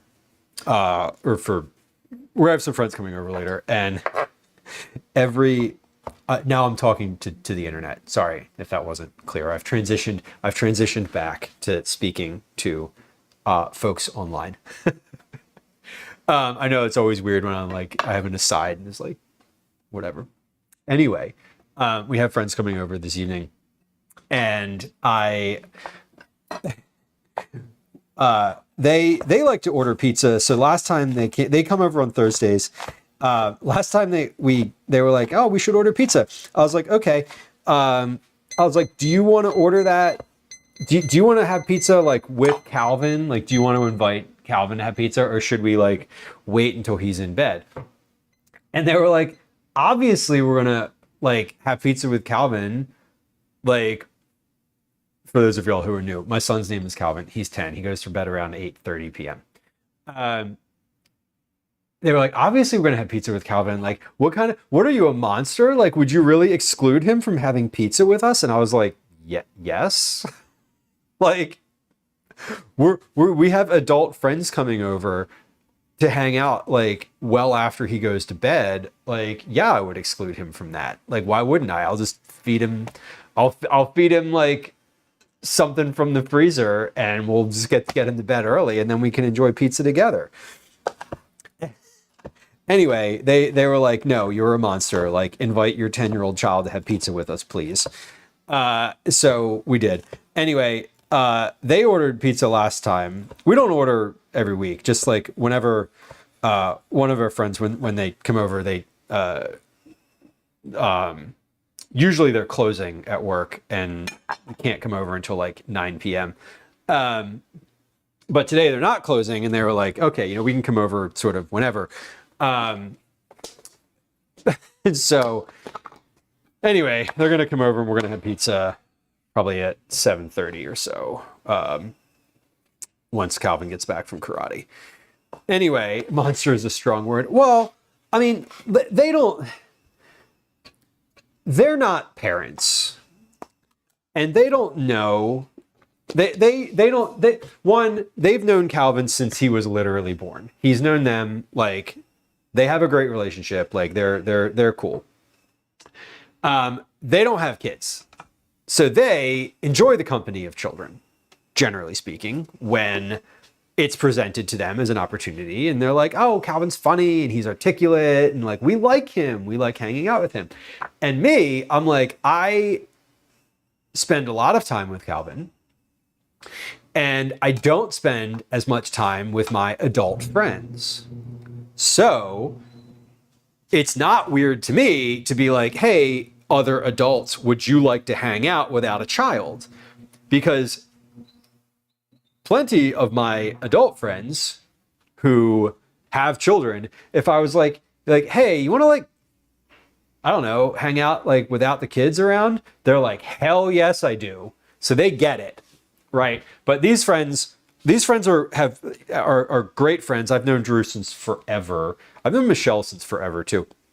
But like, they don't have kids, so they're like, it's special to them when they get to hang out with a child. And me, I'm like, go the fuck to bed so I can enjoy time with my adult friends. Like, that's just how it is. Like, I'm not like trying to exclude him for out of malice. I was offering them the option to like not have to interact with a child because they don't have kids. And, some people, whatever. Anyway, Calvin's happy because he gets pizza. And the end of this very long story is that they ordered the pizza. They got the pizza the last time we got pizza, like a month or two ago. And this time they were like, do you guys want to handle the pizza? And I said to Gwen just now, I was like, can you handle it? Because my opinions about Gwen and Calvin are both very happy with whatever. I'm a little judgy about pizza in general. I was like, hey, we can't order from these like two spots that you guys love because they're not that great. And like, the pizza that our other friends enjoy is like good pizza. Anyway, so I just said to Gwen, I was like, can you just handle it? and I don't need to be involved. Like, I don't need to tell you what to order and what not to order, because I just don't want to have to do it. Sometimes you just want to give up and let other people take the lead. And that was where that conversation came from. And that was a really long way of explaining it, wasn't it? Anyway, the chicken's done in the oven, or it might be done. I'm going to cut these green onions, and we're going to check that chicken when I'm finished cutting these green onions. I'm cutting these on an angle because they're more fun that way. And those look good.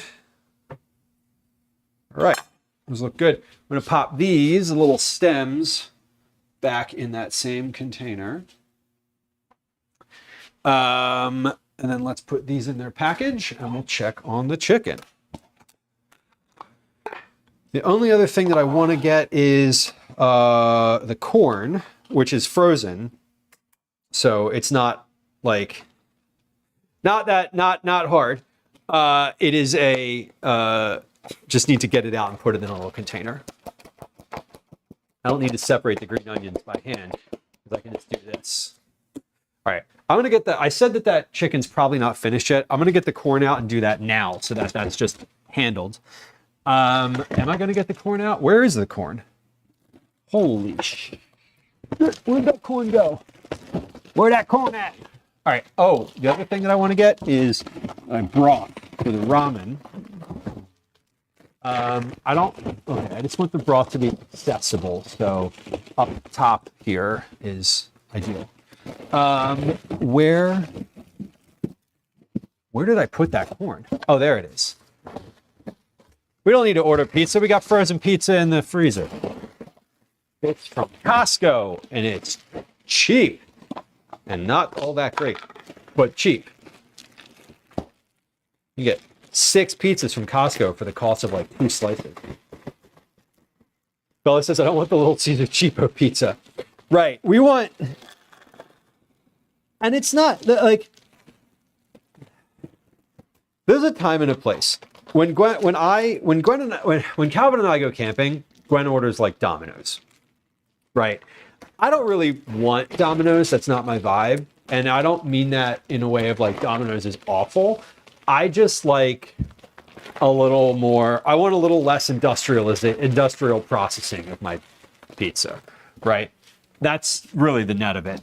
And there's a couple places in Philly that we order from that, while their pizza is not Domino's style, it is still sort of like, you know, super sweet sauce and not great dough. And my point to Gwen was like, can we not order from one of those places instead? Bella says old Domino's when it was in Detroit was great, and it got crappy. Right. Like, I have fond memories of Pizza Hut, but I don't go there anymore because I don't think they exist. I don't know. True Caretaker says, we spend the first 2 years teaching our kids to walk and talk, and the next 16 years telling them to sit down and shut up. I mean, the thing for me, like I said, we spend so much time together that I don't get a lot of the like just hang out adult time, right? Unless I genuinely try to carve out time for it. I get as much child time as I want. Tornadella says, when you have kids, you just want a kid-free night. When you don't, hanging out with kids is a treat. Exactly. So the compromise that we're making is, yes, we can include Calvin in the pizza, and when we're done eating dinner, you're going upstairs to bed. Well, the 3 of us will hang out. Well, so, you know, 3 people will hang out downstairs while someone puts Calvin to bed, and then we'll all hang out for a while afterward. And that's great. And we like that. And I'm totally okay with that. That's good energy right there. We like that. All right, let's check this chicken, see if this is done. I don't actually know if this is done or not. I have no idea. We're going to temp it. It looks like it could be done, but I don't know. Carol on YouTube, thank you for the reminder. Let's see. 157, 162.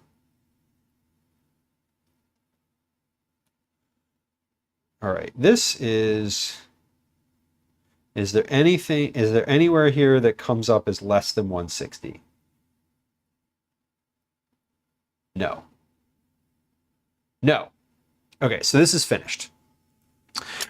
Here's what we're going to do with this chicken. Because I want this to be more sort of marinated in what it's sitting in, we're going to take this now. I'm going to take it out of the pan. I'm going to slice it up. Am I finished slicing my vegetables?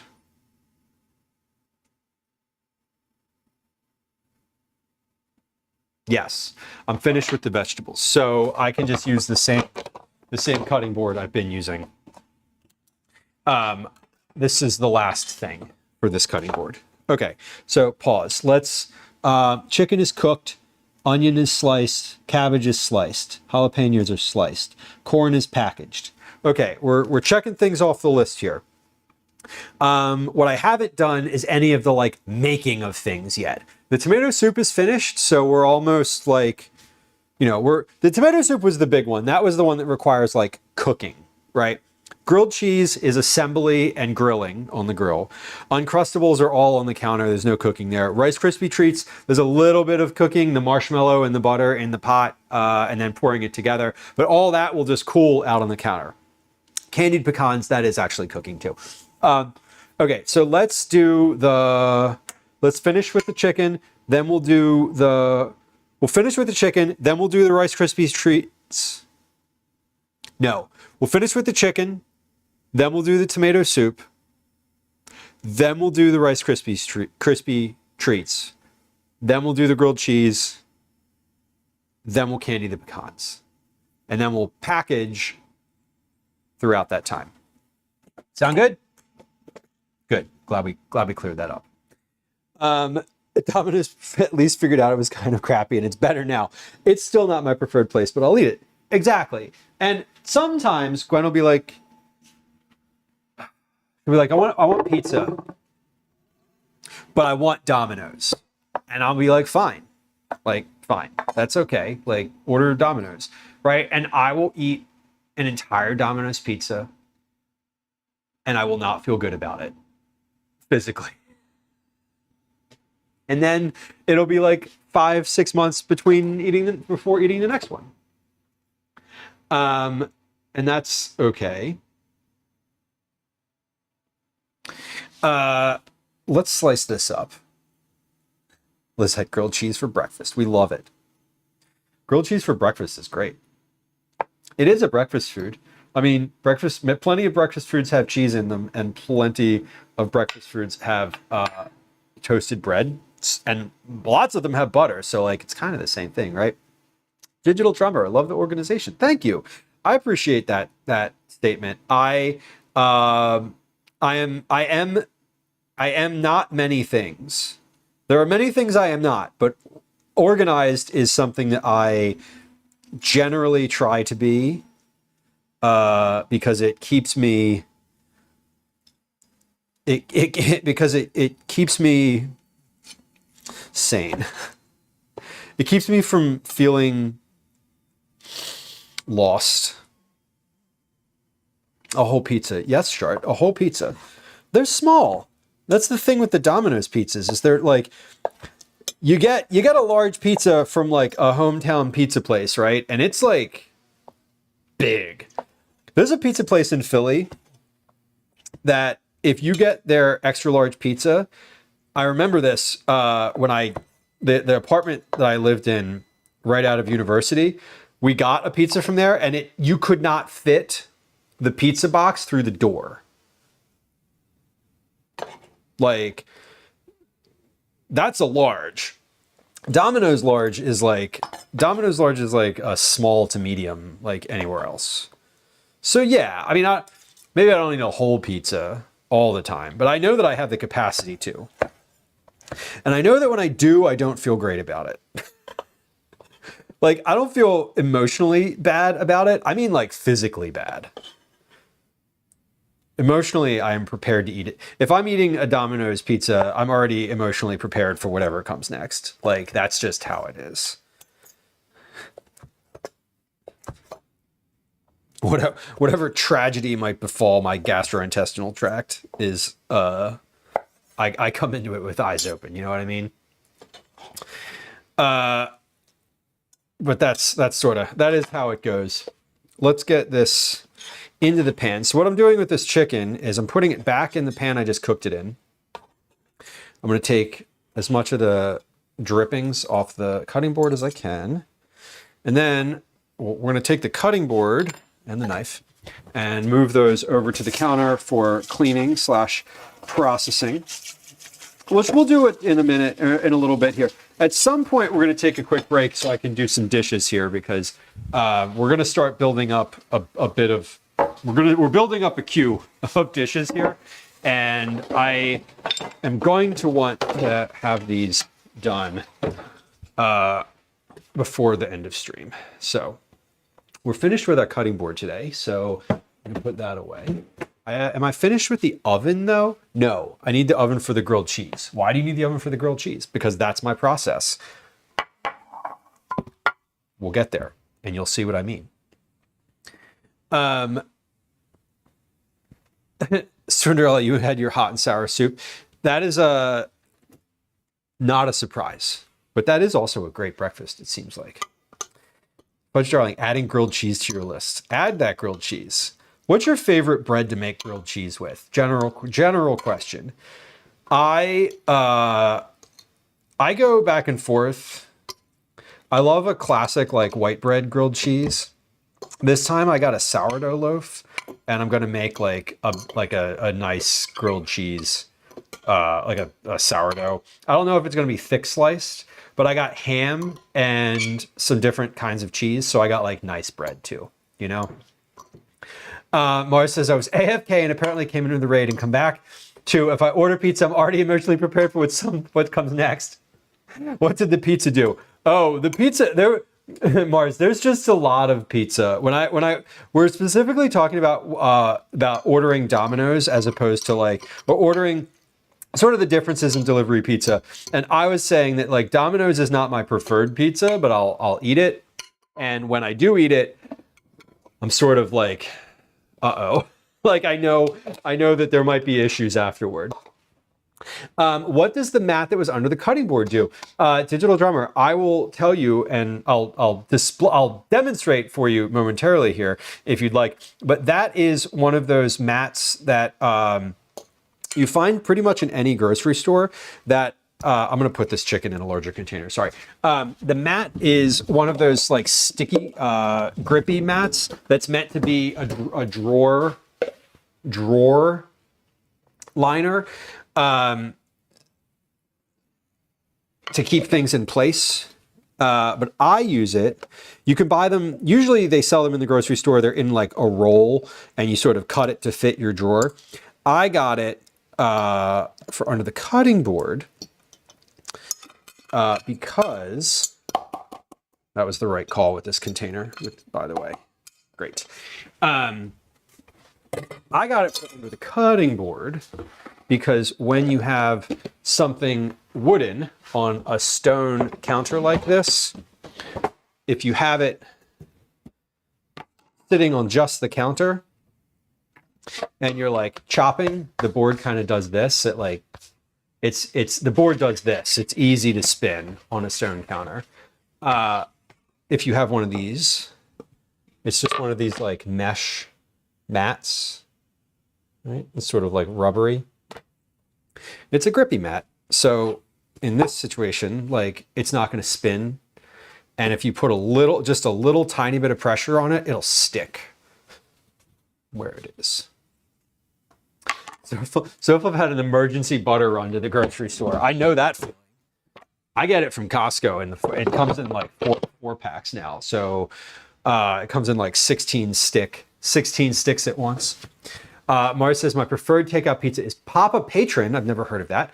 I'm assuming that's regional. And Papa John's. Man, we used to get Papa John's when I was a kid. I would drink that garlic sauce that you could put that you dip the crust in. Oh my God. That stuff was like, amazing. It is more effective than a towel chart. And I don't know if it's more effective.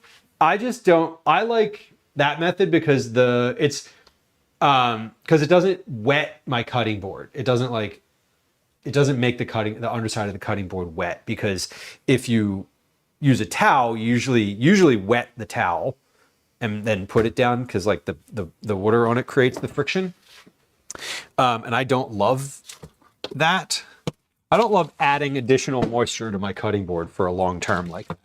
I need to put this chicken back in the freezer. I got it out when I got the corn out and I never put it back in. That's not ideal. Okay. Drop those pizzas back in here though. Okay. Beautiful. Where are we? We're in Philadelphia. Physically. Where are we emotionally? I'm in a good place. Where are we in our process? Let's check. Okay. Tomato soup. We need to blend the tomato soup. The tomato soup is in this Dutch oven on the stove. Here's what we're going to do. We're going to blend the tomato soup. Then we're going to take a little break. During the break, we're going to run a 3-minute ad on Twitch. We're going to play a game of Words on Stream, also on Twitch. I'm going to do some of the dishes in the sink. No, am I going to do that? No, I'm not going to do that because I was thinking I was going to use the pot in the sink for the Rice Krispies. I'm not. I want to get all the dishes. I want to get as many dishes as possible, like queued up for the sink. So we will do the tomato soup. Then we'll make the Rice Krispies treats. So we'll do one. Then we'll do the treats. Then we'll do the grilled cheese. As the grilled cheese and Rice Krispies treats are cooling, we'll make the candied pecans. While they're cooling, we'll make the Uncrustables. Once the Uncrustables are finished, everything should be cooled enough to package. Then we were going to portion our eggs, hot dogs, hot dog rolls, gather all the rest of our cold ingredients, and then that'll be it for the food. I have some other stuff I could do if I have time. I have some fire starters behind me on the counter right here. Egg carton fire starters. I need to cut up and package those. And I also need to check all of my boxes, my like kitchen boxes, to make sure I have the right stuff in them, because the last time I went camping, or last time we went on the trip that I used those boxes was for a cabin, and it's a different, going to a campsite with a tent is a different setup than camping with than going on a trip where you have a stove, for example, and a refrigerator.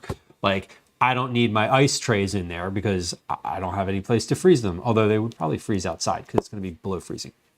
Regardless, let's make this tomato soup into a more pureed liquid form. Then we can package it. I have my Rice Krispies here. I thought of the Rice Krispies treats because I had bought too many of these for a recipe I was testing. And I needed to, no, sorry, that wasn't for the recipe I was testing. Those were for the Rice Krispie cookies that we made in January's cookies. Mars says, pizza patron in Texas. Okay, Texas has chorizo as a topping. Oh man, chorizo as a topping is, oh, it sounds so good. I love it. Velas, you have a thin plastic cutting board. It's great for camping. It's paper thinner and slightly thicker than a piece of paper. I have a couple plastic ones.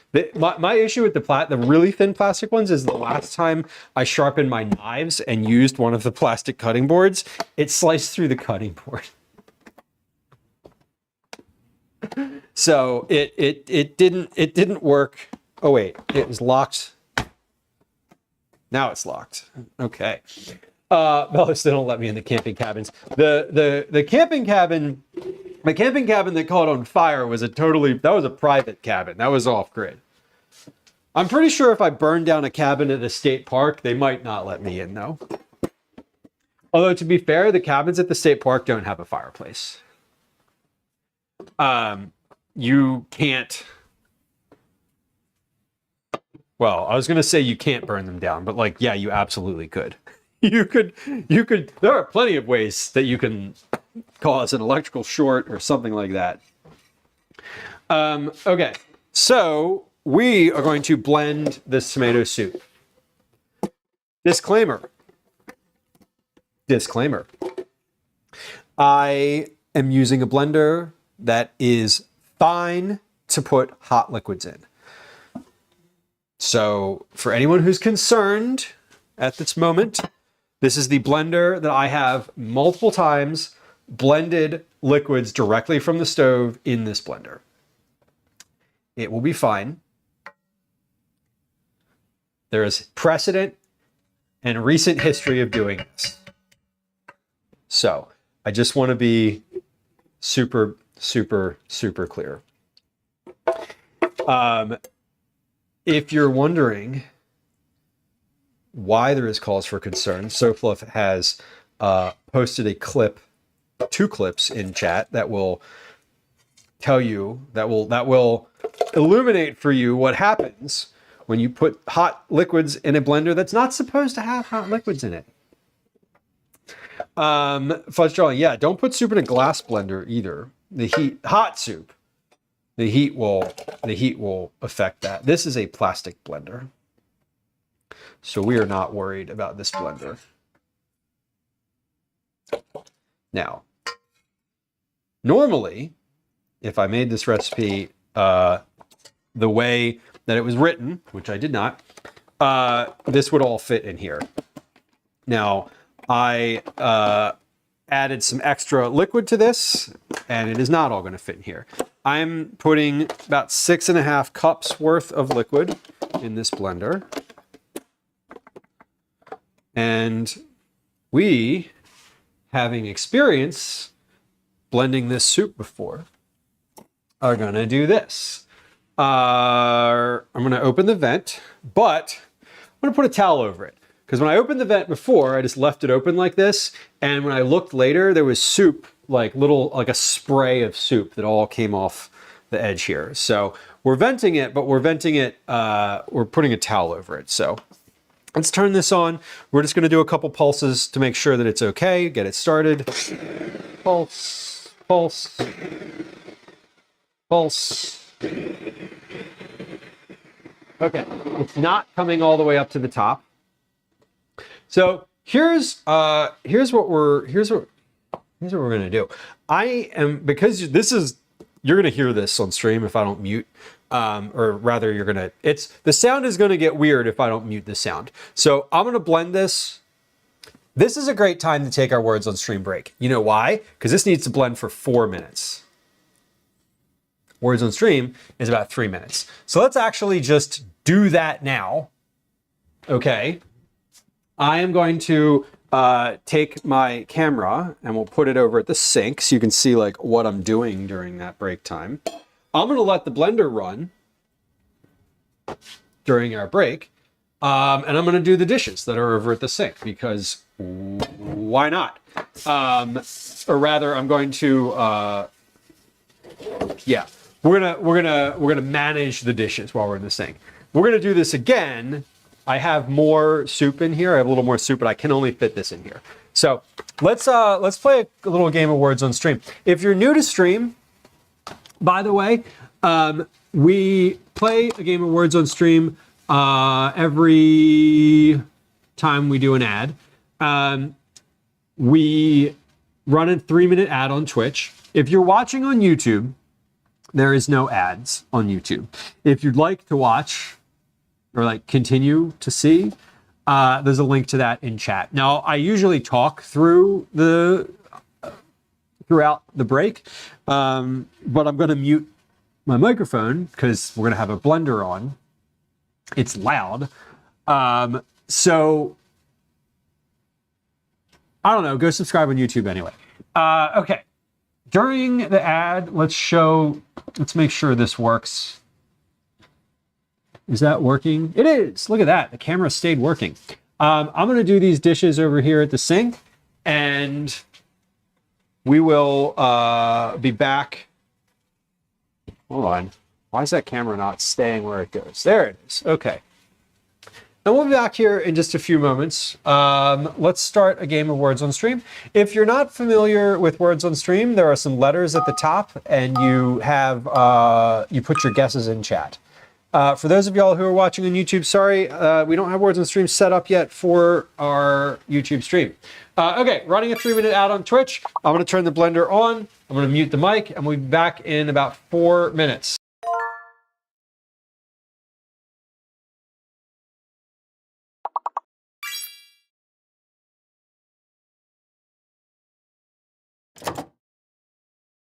Hi, welcome to another edition of Commercials I Hate.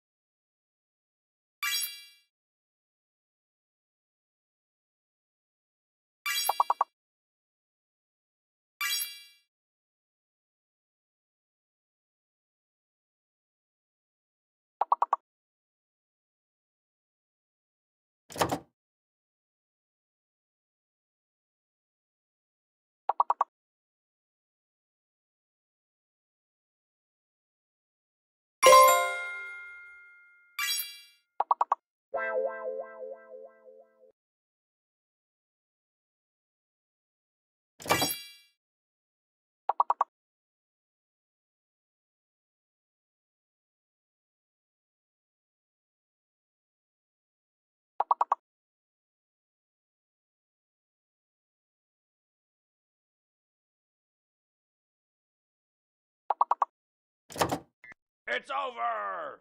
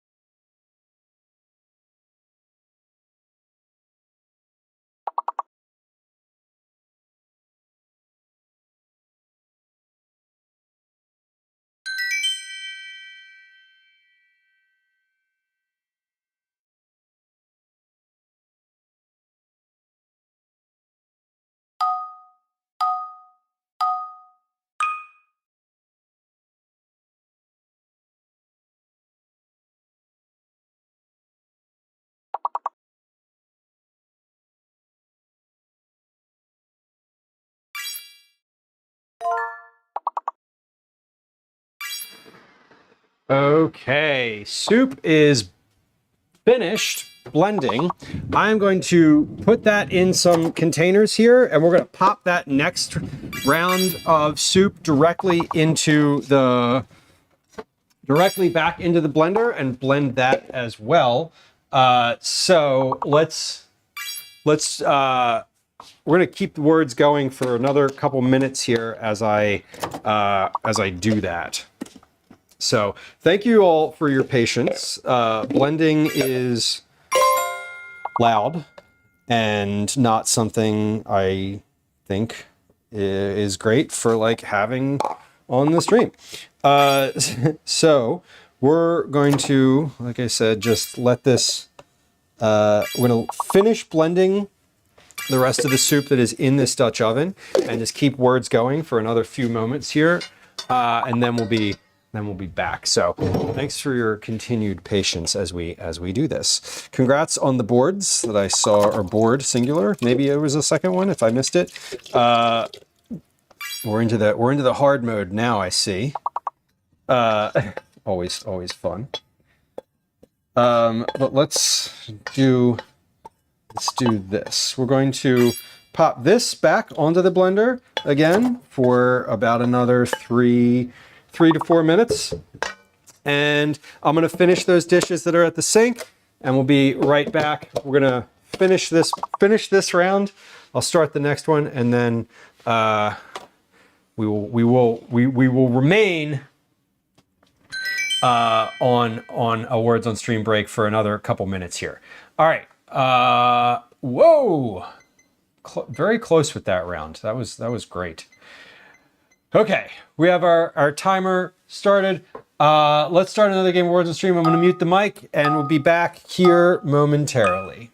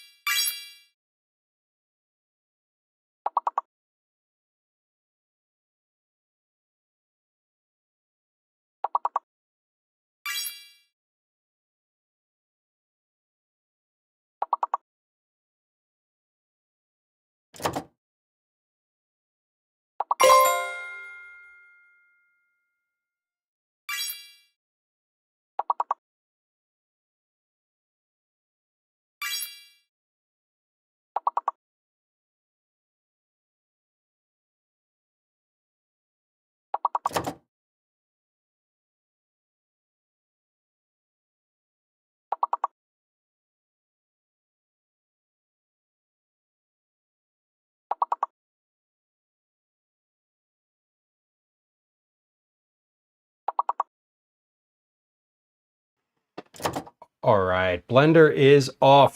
Get your last guesses in. I'm not going to change the screen because I know that y'all are just looking and looking and looking, and I don't want the transition to come up.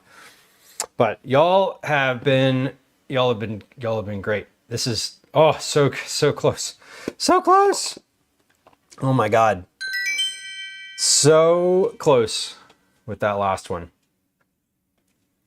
Heck indeed. Now look at all these folks on the board here. Good job, y'all. Good job.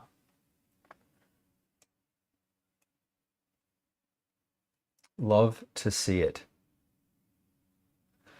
Love to see it. All right, hold on. How do I get back to OBS? Where am I? Where am I? Here we are. We did it. Okay. We got it. Let me scroll back up. I know that there were some folks that hopped into chat. I saw some first folks here. So let me just scroll through and say hi if I missed anybody. Gladius, welcome in. Welcome in. Happy Thursday. Fresh new Jojo, welcome in, Jojo. Good to see you. Happy Thursday to you too, or Friday Junior, if that's your flavor of nomenclature for today. Avo, nice to see you. Welcome in. Happy day before Friday. All right, I said it 3 different ways. I hope that's acceptable. All right, we're back. We're blended. Dishes are finished. Everything's finished, like legit finished. I even washed my cutting board, which was amazing. It is in the sink now. We're gonna pour this into a container, and then we're gonna put this in the sink, and then we'll have a sink with dishes in it again. But we're good here. This was a good output. So we had basically the recipe calls for 4 cups of broth, and there's a little additional. So the recipe, when you make it, is about this. Is just basically these 2. So this is the extra that we had, which is great. So this is ready to go. Gonna put that in let me put a lid on that and put it in the refrigerator. And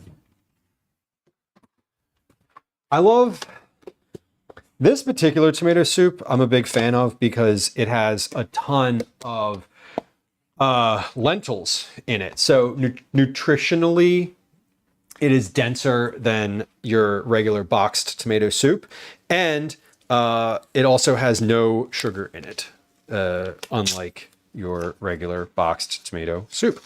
So I like making it myself.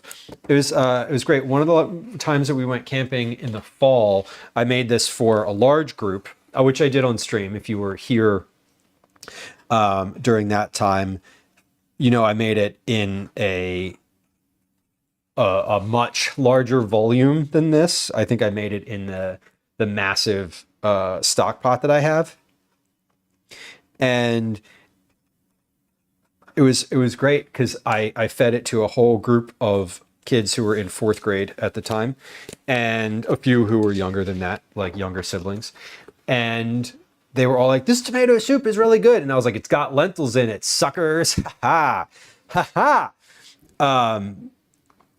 I didn't actually say that. I said that to the parents. So to the kids, I was like, "I'm glad you like it. Thanks for enjoying it. I enjoyed making it for you." Blah blah. And then to the adults, I was like, "Yo, this has lentils in it." Ha ha ha. And one of the adults actually came back later and texted me and was like, "Do you have the recipe for that? Like, my kids keep talking about it." And I was like, "Really? That is the highest compliment you could possibly pay me." And yes, I do.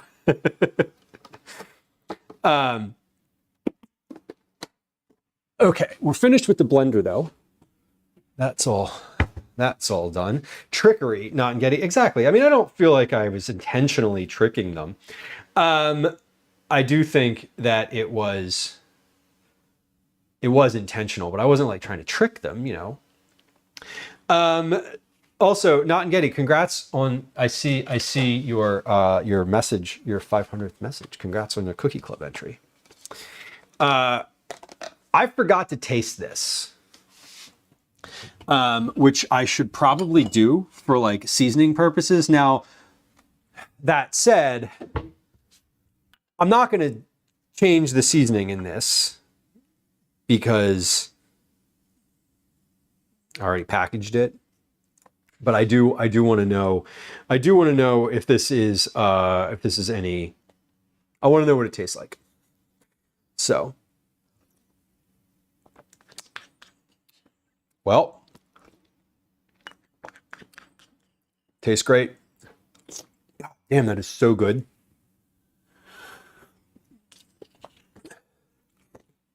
That is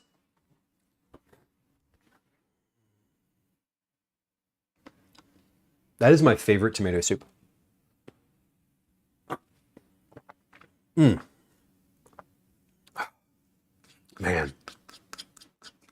The thing that I love about that is I didn't grow the tomatoes, but I made the broth that I used to make that.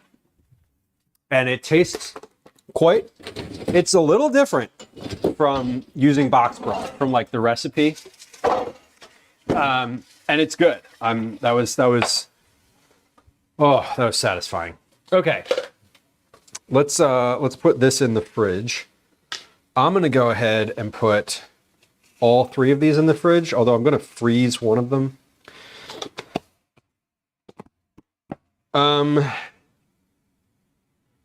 Yeah, I'm going to freeze one of these. Which one am I going to freeze? I'm going to end up freezing that one. So we're going to put, you know what? I'm going to end up freezing all 3 of these actually, because, am I? Yeah, I'm going to freeze all of these. Maybe. I was thinking about having them as ice blocks. So hold on, I have to do a little bit of movement in the freezer in order to have a space for these to sit, for liquid to sit upright. Because otherwise, I could have it on its side, but not while it's still in its liquid form. That wouldn't work very well. Okay. I'm going to freeze all of these. Sarah, how many campers are going to enjoy that soup? This weekend is just my son and I. So Calvin and I are the only ones going. I know from past experience that he really likes this soup. Tomato soup and grilled cheese is like his favorite camping meal. And specifically the soup. I know that he will eat a lot of it, and I will eat a lot of it too. Caretaker, it is a full freezer. I've got a lot in there right now that needs to get rearranged. I just this past weekend had an order from Costco.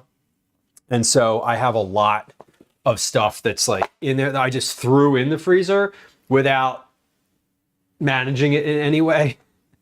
So there's also a lot of empty space in there that really should be addressed, or it should be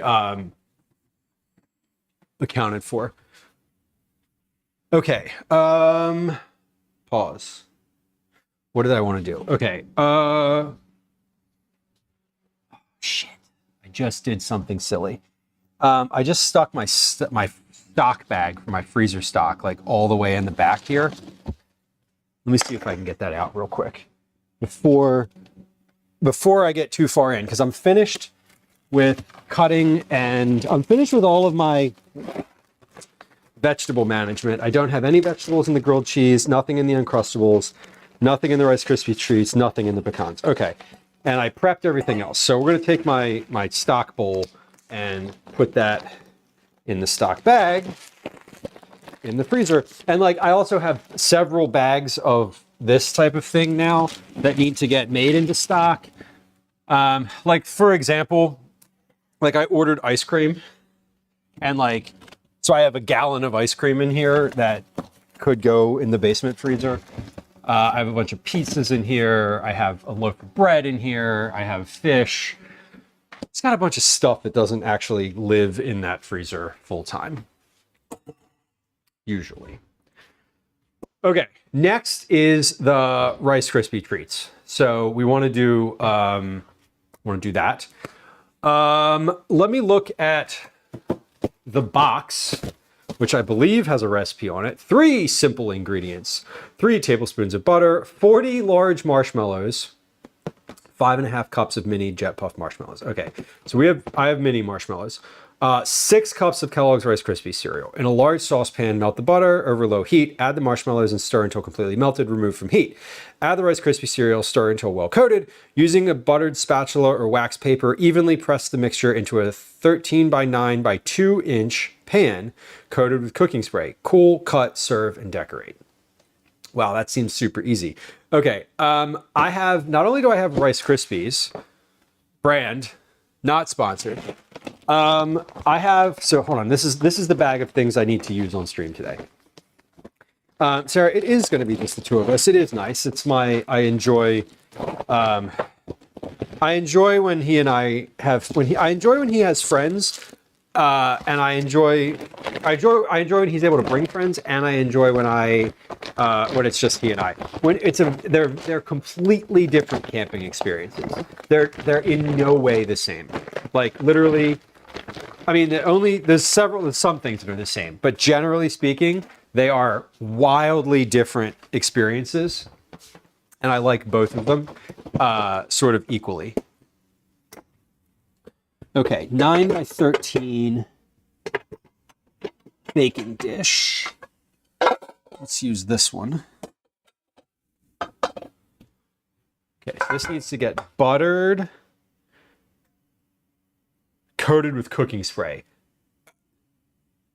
Can I use butter in here? Can I use like butter instead of cooking spray? I feel like olive oil is not like the best thing to put underneath of there. Also, we're making Lucky Charms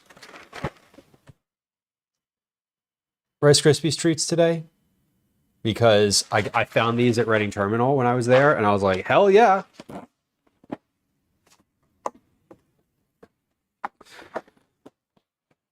The host says, I just learned that cities like New York, large cities have to supercharge their sewer and water systems during commercial breaks for things like the Super Bowl, because if they don't, the water pressure would be enough to flush toilets. Fascinating. I love stuff like that. So, speaking of Calvin, my son is going to be home shortly. How many handfuls of these? If I don't say anything at all and I leave these right here like this on the counter, how many handfuls do you think he will take? I say at least 4. How many will I take? Yikes. Okay. Savable.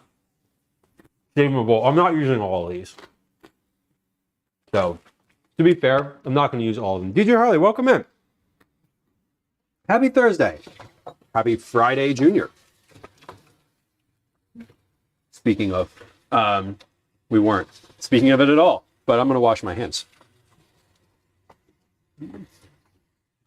Yeah, at least 4, fellas. Yeah, I'm not using all of those marshmallows. That was just, they came in 2 size packages, and I got the larger one because I know that we'll use them for ice cream toppings, etc. Once he knows that these exist in the house, they're going to go real quick. Neither Calvin nor Gwen know that these exist here. I've kept them a secret. Where do they get the Lucky Charms marshmallows from? These I got from Reading Terminal Market in Philadelphia. I specifically purchased them from the Sweet as Fudge gift shop. This says 3 tablespoons of butter. I am going to use salted butter because I think it'll be better. Because salt enhances sweetness. But I'm going to butter, instead of using olive oil, I'm going to go ahead and use some butter to grease this pan.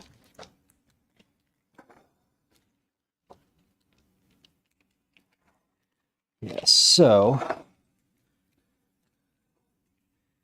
yeah, he should be home here pretty soon. expecting him. And he has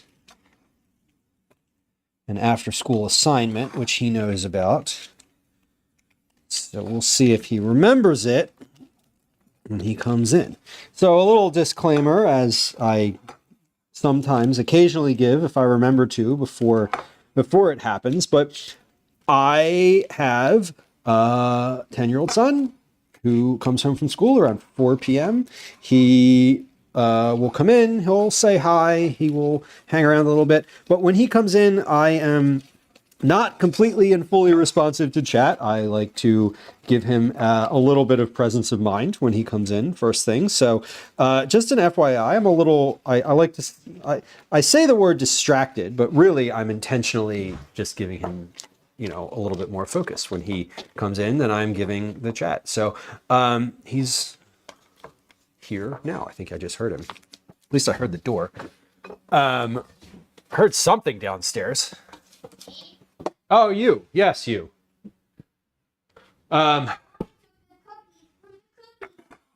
You took the cookies from the cookie jar. Yes, me. Couldn't be. Could be. Could be. Probably was. There's a cereal drive at school. A cereal drive? What does that mean?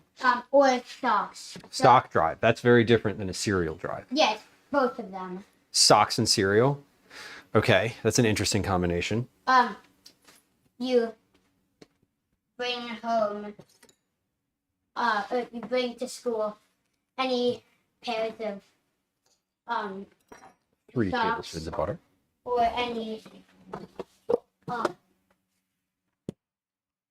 or any, cereal, drive.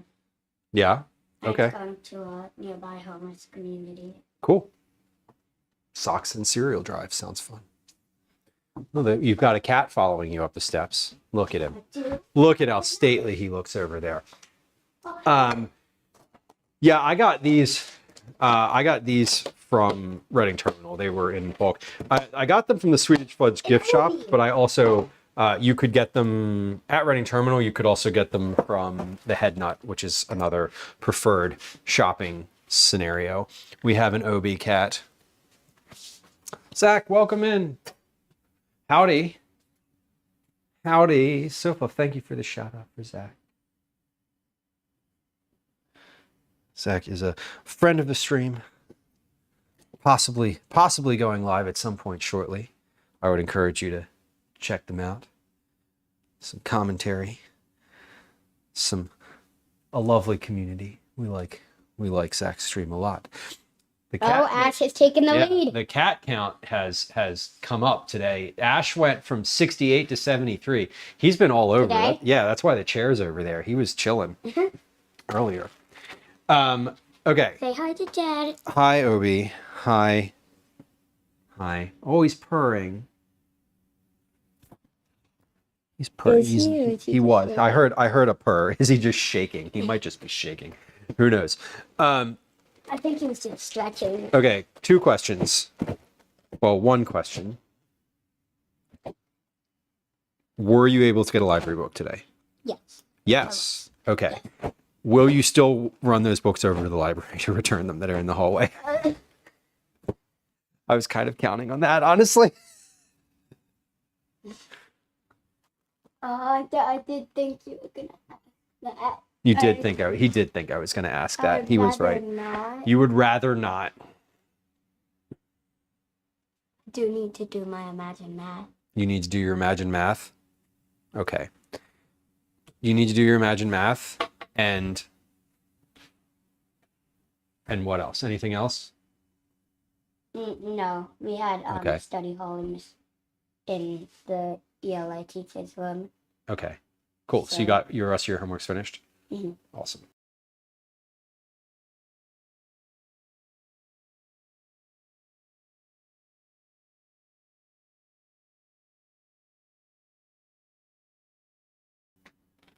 Okay. Okay. Well, if you got math work to do, you got 30 minutes of math work that you got to do. Yep. So do you want to sit here and do that? I'm gonna sit at the camera over here. Can you sit at the table? Okay. See. Okay. Let me not hold on, but let me consolidate some of my stuff that's just like sitting here Okay. and taking up all the space on the table. Okay. It's a lot of stuff taken up It space is. on the table. It is. Okay. He's doing that. And yes, let me scroll up for a second. Anne says, I have a funny story about school fundraisers. I love a funny story about full school fundraisers.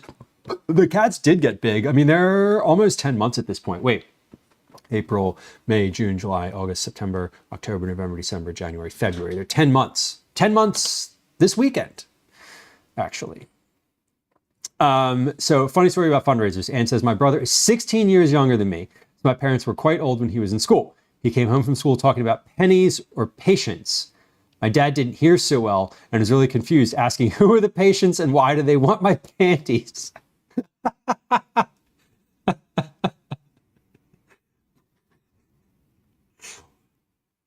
Dad, fundraisers have changed a lot since you were a kid. Come on, get with it.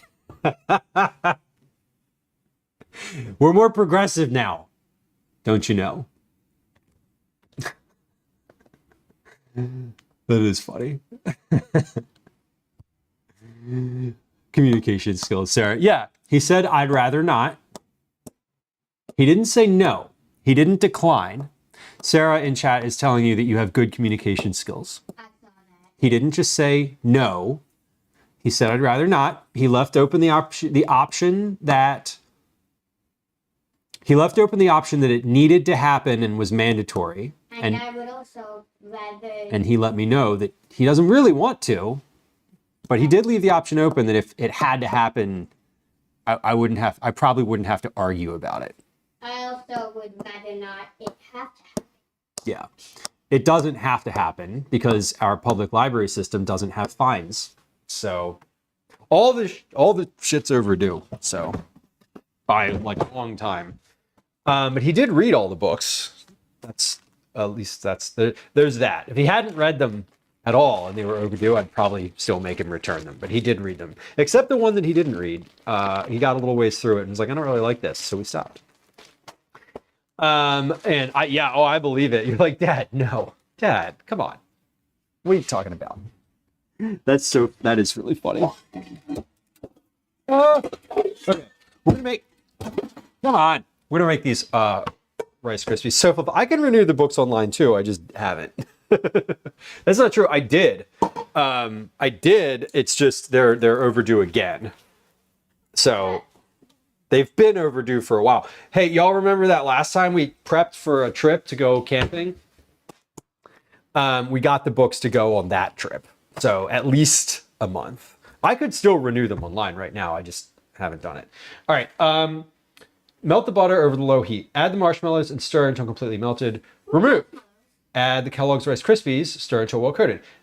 So we need 5.5 cups of mini jet puffed marshmallows. Okay, so let's get our big measuring cup. I don't have, I don't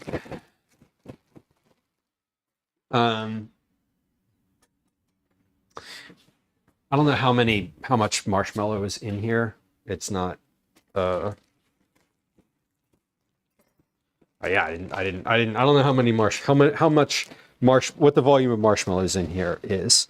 But this is a big bag. So this is a larger bag than normal. So let's do What are you making? Rice Krispies treats. Oh, okay. Let's see, 5.5 cups of marshmallow. It says 6 cups of Rice Krispies. So I think that'll all fit in here. I'm going to do 5 cups of Rice Krispies and 1 cup of the marshmallows. I think that's the ratio. My dad also used to, in quotes, go to Crumble to get cookies. One time the iPad you enter your name for an order was glitchy and he tried to enter Bob. It had an extra O. So when it was his turn, the lady came up to him and was like, is this a joke? Boob? He was so embarrassed he hasn't gone back. And the bot's like, we heard it. We heard it. It said boob. They said boob. That's funny. Wait, what? And in chat is talking about their dad having an experience with an iPad ordering system at a store. Type Bob and it said, Right. They tried to type Bob and it added an extra O. Funny, right? That is funny. And also horrifying. How long do I get to keep the books for? You know what, Sofluff? I actually don't know. I think it's 3 weeks. I don't know because we don't have fines, I don't really think about it. I'll be honest, I don't really think about it. I just kind of let it. I just kind of like when we're done with them, we return them. Okay, so we're gonna make these treats here. We got 3 tablespoons of butter. I'm gonna melt that on low. And I'm going to add these marshmallows in just a moment here. I do think it's 3 weeks. I'm pretty sure, but I'm not positive. So I'm giving you a guess instead of a definitive answer. I think the library is usually 3 weeks, generally speaking. Okay. What type of spoon do we use to stir the marshmallows in? We use a plastic spoon, yeah, right? we usually use that black one. Plastic spoon. Okay, so I'm gonna put I have the butter in, then we're gonna add the marshmallows. When the marshmallows are in here, I'm gonna add the Rice Krispies to the same glass measuring cup that I'm using currently. And yours is 28 days. Okay. About 3 weeks. Yeah, about 3 weeks. That's exactly. So, Fluff, I don't think so. I haven't heard anything about it.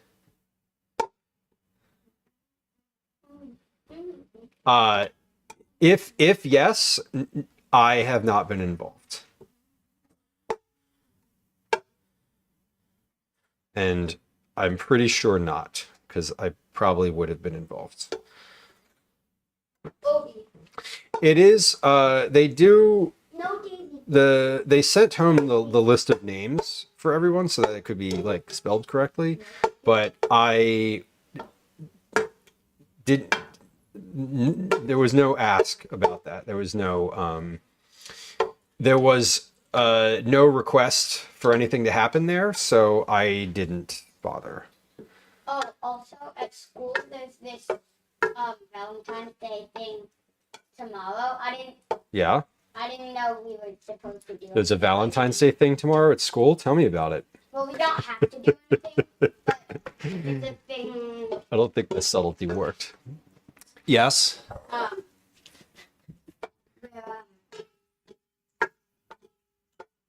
Okay, butter is melted. you bring Just a moment. I'm some gonna kind of put the marshmallows in. some kind of snack. You bring a snack into school? A snack to share for your whole class? Yeah, Oh, we're not gonna do that. yeah, we don't have. You could take the rest of those Straccia cookies if you want. No, we're not gonna do that.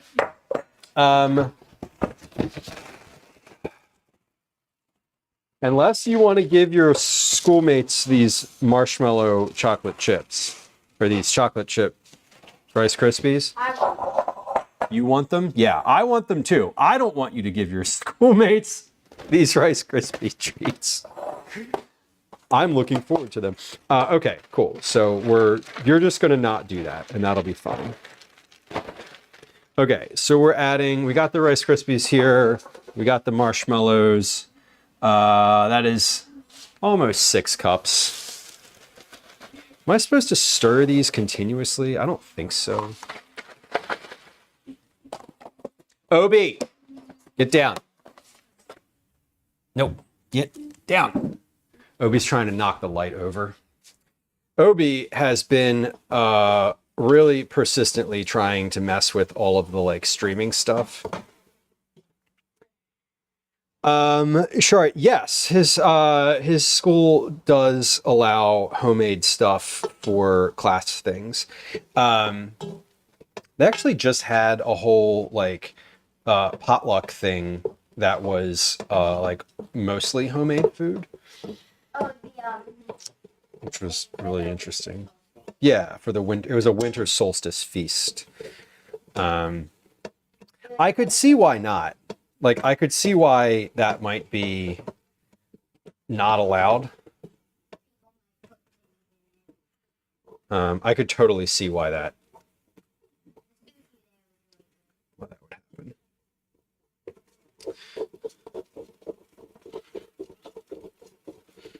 All right. Well, this is coming along.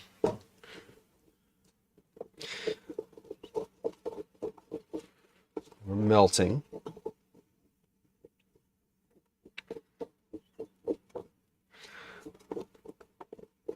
It's funny, this pot is very big, and I don't ever feel like what I put in here is like enough.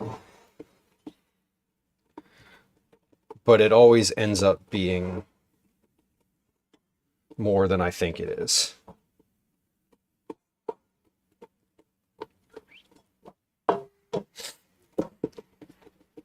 And if this doesn't end up being enough, what we will do is make another smaller pot with the rest of those marshmallows and just pour it in. All right, so this is melted. It says to remove from the heat and stir in the Rice Krispies until well coated. So come on over here. I'm going to do that. I'm going to do that on this counter here. There we go. All right, so we're going to, there's our Rice Krispies.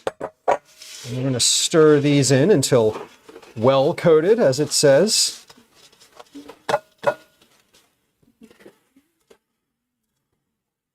Oh yeah, that's plenty of marshmallow. It just doesn't ever seem like it. Yes, that is looking good. That spoon feels like it's gonna break. I'm holding it like all the way at the tip here. Spoon feels like I want to eat it. All right. So these seem well coated. So let's go ahead and put these in the baking dish here. Did Mom finish her ginger ale? Finish her ginger ale? Or like take it downstairs or something? I want to know if this is mine or Mom's. I have no idea. If that's in the fridge, I would assume that that's Mom's. Or wait, no. Did you have a ginger? Mom wouldn't put her ginger ale in the fridge. Mom just like leaves it wherever it is. I'm pretty sure that's TLDR. That's your ginger ale. Okay. Okay. Like I don't. Yeah, Mom does. Too long. Didn't read. Oh. The shortest version of what I am trying to say is that is your ginger ale. Please enjoy. Yeah, I don't think that Mom generally puts her drinks back in the fridge. She usually finishes them or just leaves them somewhere in the house. Okay, getting this out of the pot. And it says use a buttered spatula or wax paper. Well, I don't have wax paper. So we will get a spatula and put some butter on it. I'm scraping these last bits of Rice Krispie out of the pot because they seem like they should be going in. Yeah, I got full. And this is sticky. Definitely don't need more than what we have here. Okay. Let me get that same little chunk of butter out. I'm going to rub that over the spatula here, and we will press this in. I'm going to use the harder plastic spatula, because that'll be a little bit better for like pressing.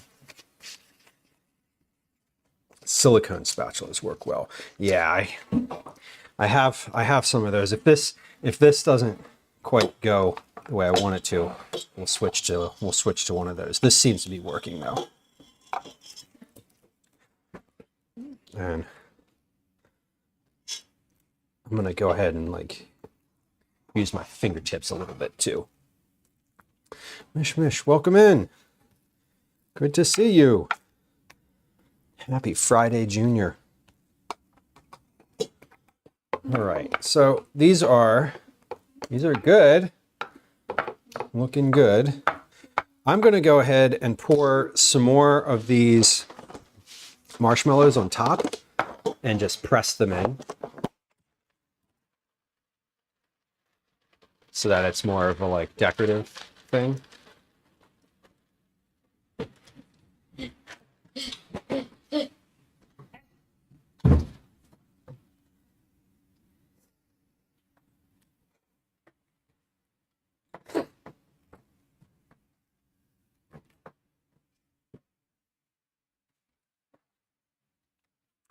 All right, so this is just going to sit out now. I've just pressed all of that in. Someone ate some. What? Someone ate some. Someone ate some marshmallows? Who ate the marshmallows? I don't know. Who ate the marshmallows in the marshmallow place? Calvin ate the marshmallows in the marshmallow pan. Who, me? Yes, you. Couldn't be. Then who? You. Me. Obviously. Okay, these are good. I'm gonna let these cool.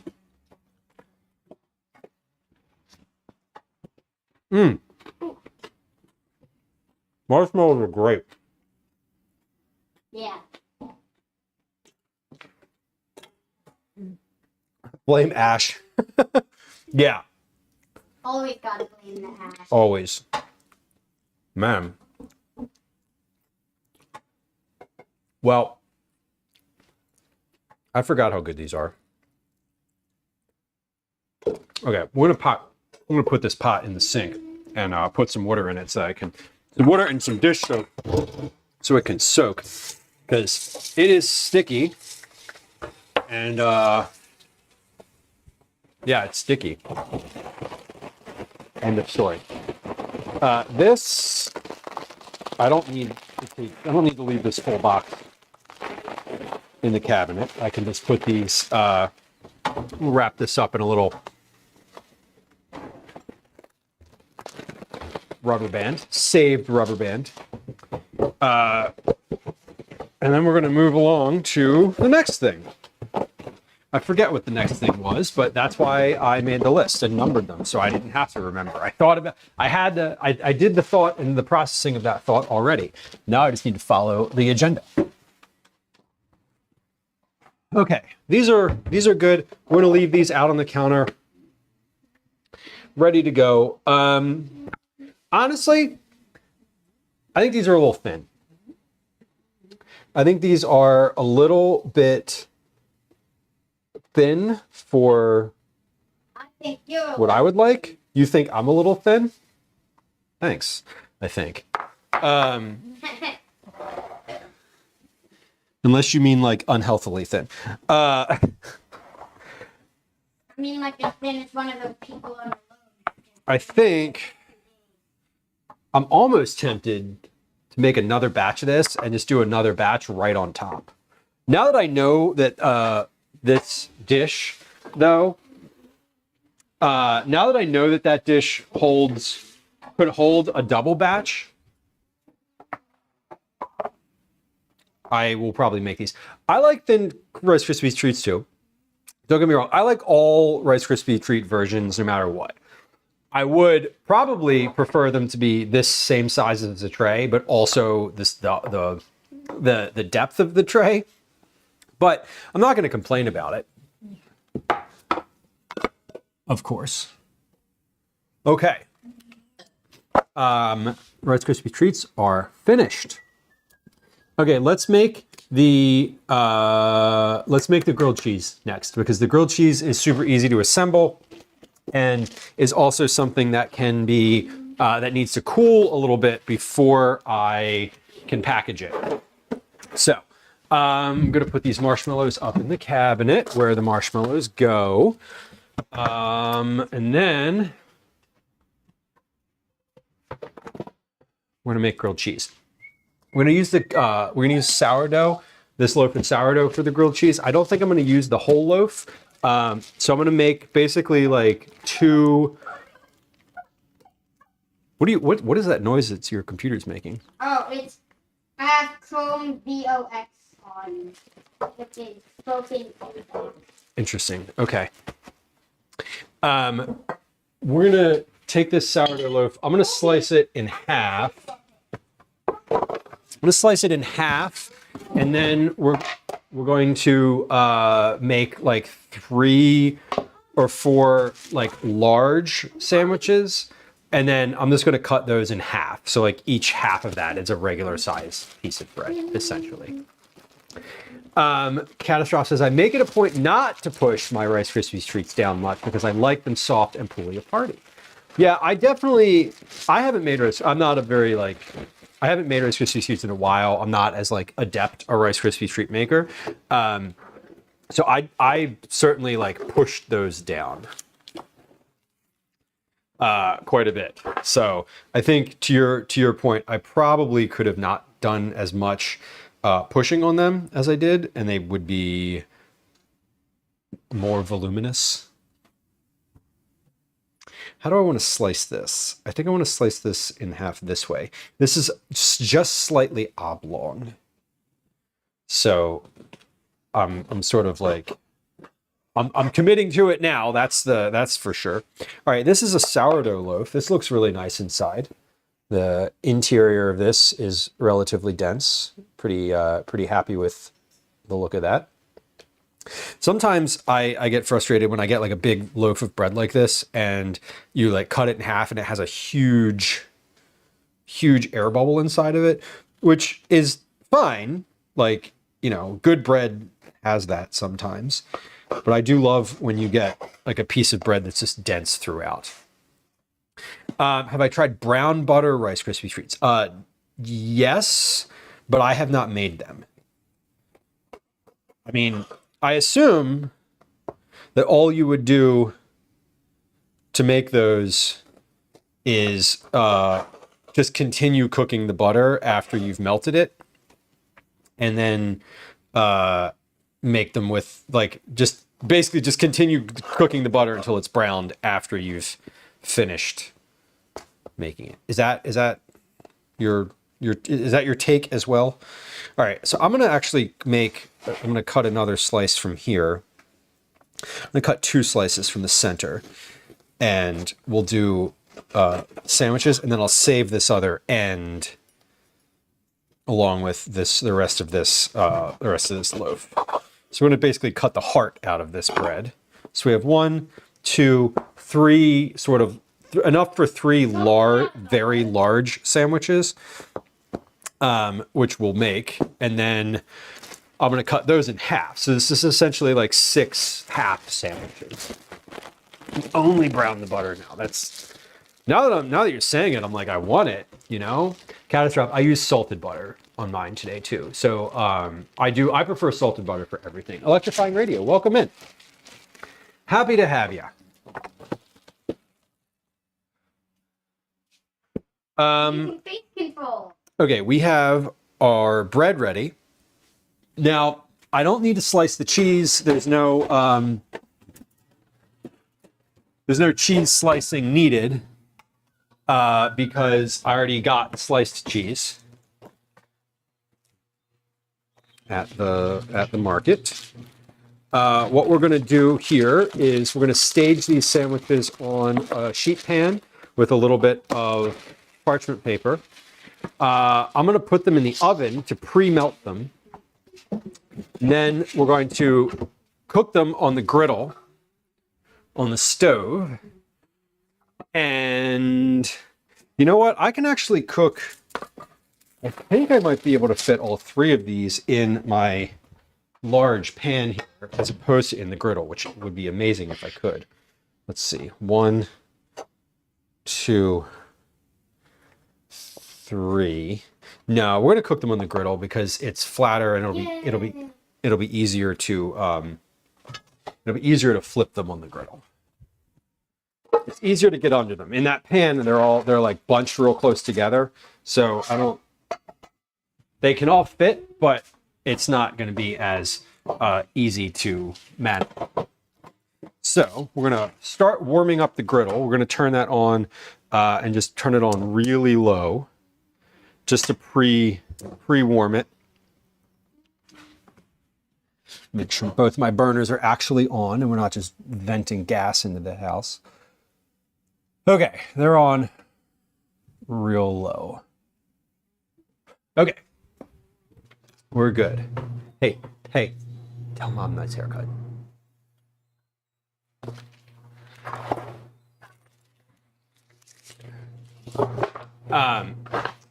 They look like they'll be great sandwiches. I hope so. The sourdough is good sourdough.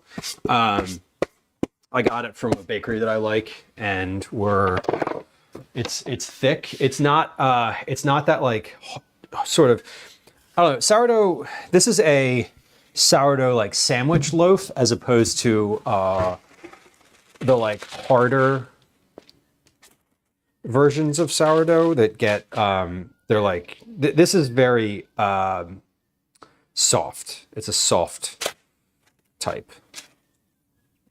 They're going to be big though. I mean, these are thick. These are over an inch thick.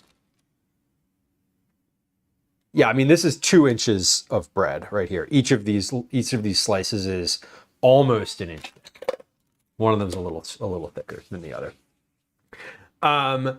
Cinderella says, I prefer salted butter too, and I was reading a thread on Reddit where everyone was talking about how pointless salted butter is and why would anyone ever use it. And I was reading it like, well, I'm not commenting. Yeah, but I have some friends who are like culinary school friends, trained, etc., who like only use salted butter.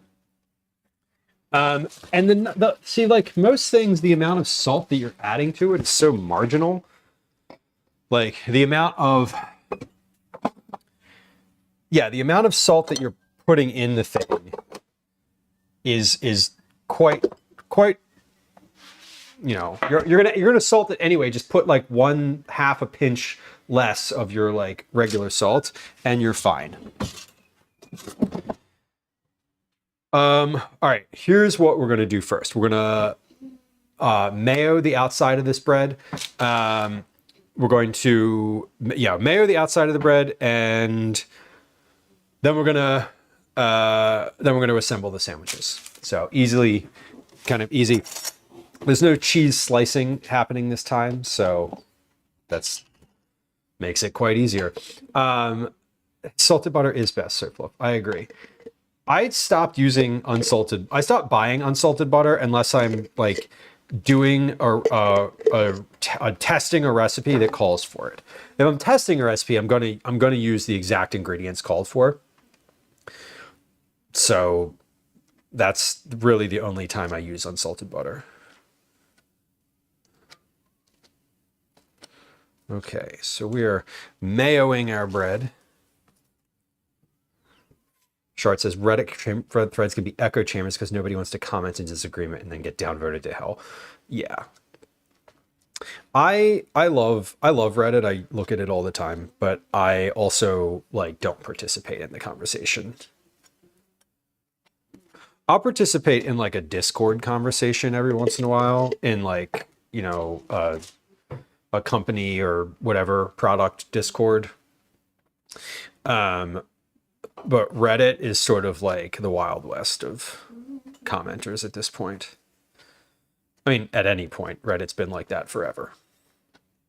It's how it is. All right, so we are mayoing our bread. That's the process here. And what we're doing with the mayonnaise, if you're like, why are you doing that? That's gross. Well, I don't love to butter the griddle. So when I'm making grilled cheese, I will not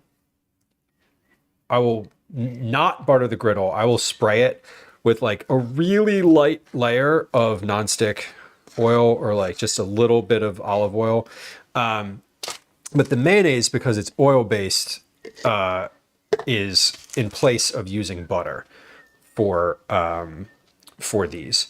So instead of putting like a bunch of butter on my griddle and then the sandwiches sort of getting unevenly buttered on the bottoms, they are completely coated in mayonnaise on the outside and get kind of browned evenly. Nice haircut. It's just my veins. You're here. He is here. Are you still doing your math? I have 50 seconds left on it. 50 seconds left on his math homework. Okay. Gwen, are you taking him to karate tonight? I am. Okay. Just confirming here. All right, so the mayoing of the sandwiches has completed. What we're gonna do is put the tops here. I'm gonna melt these. Once I put the cheese on here, I'm gonna put them in the oven and melt them. And then when I get them out, I'm gonna put the tops back on and then we'll griddle them for a little bit until they're browned. That's like the whole point. $200 says they've been on there for 13 years on Reddit and only have 83K karma. Yeah, I don't comment at all on Reddit. I do enjoy looking at it though. Sometimes for the informational and sometimes For the drama. for the drama, Calvin says. Exactly. Calvin, when are you planning on doing what we also discussed? What I said. Oh, Hey!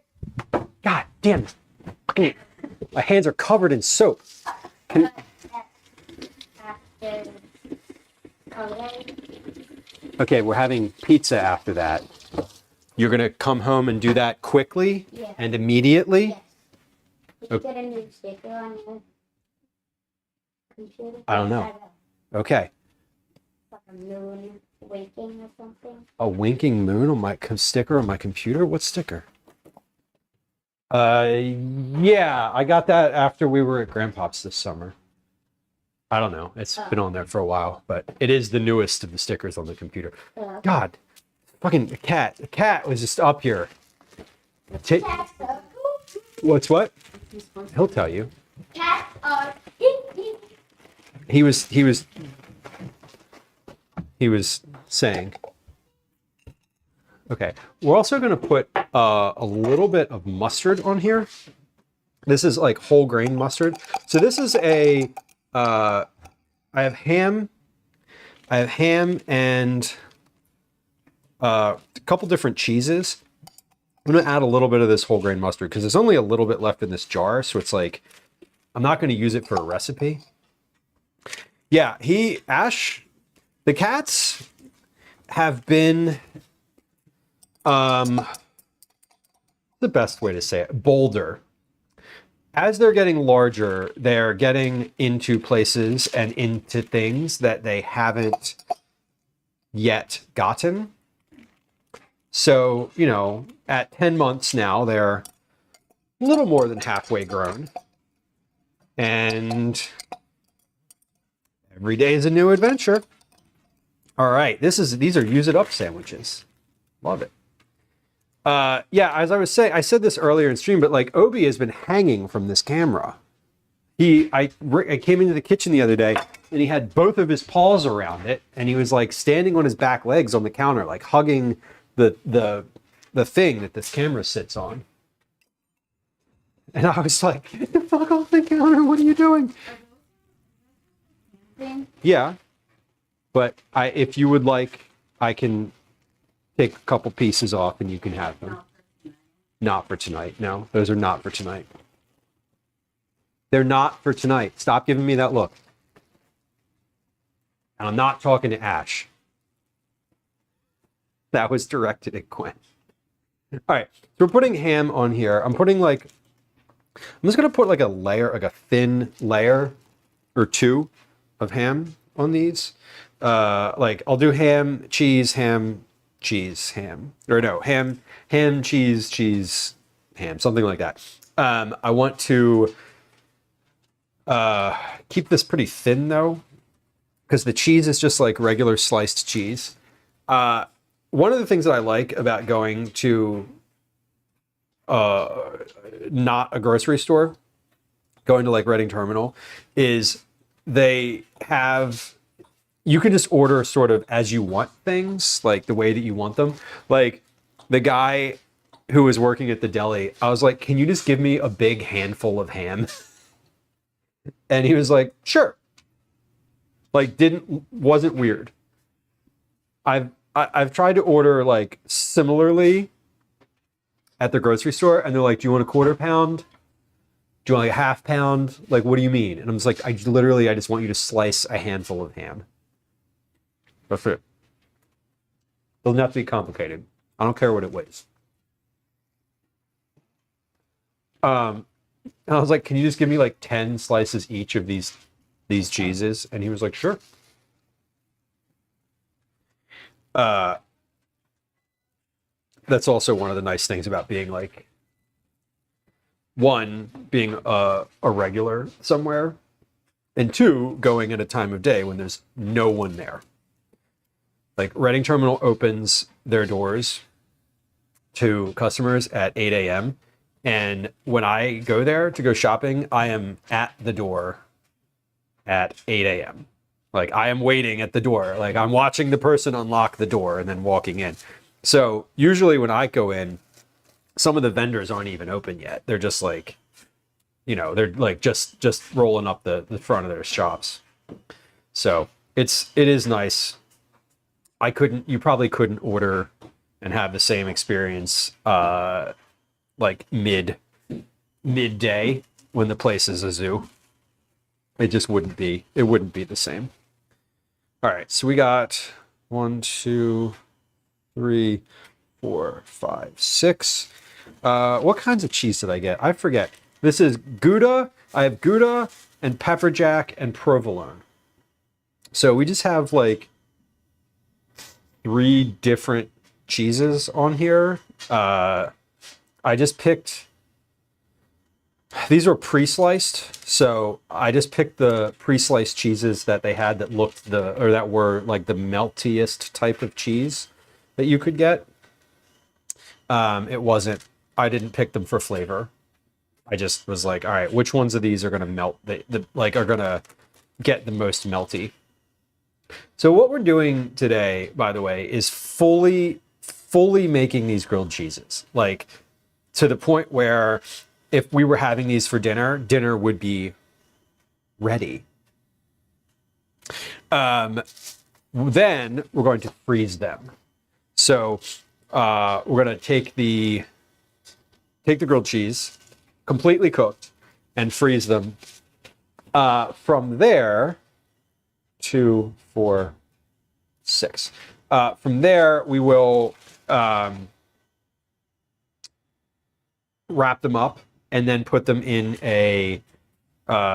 just put them in some foil.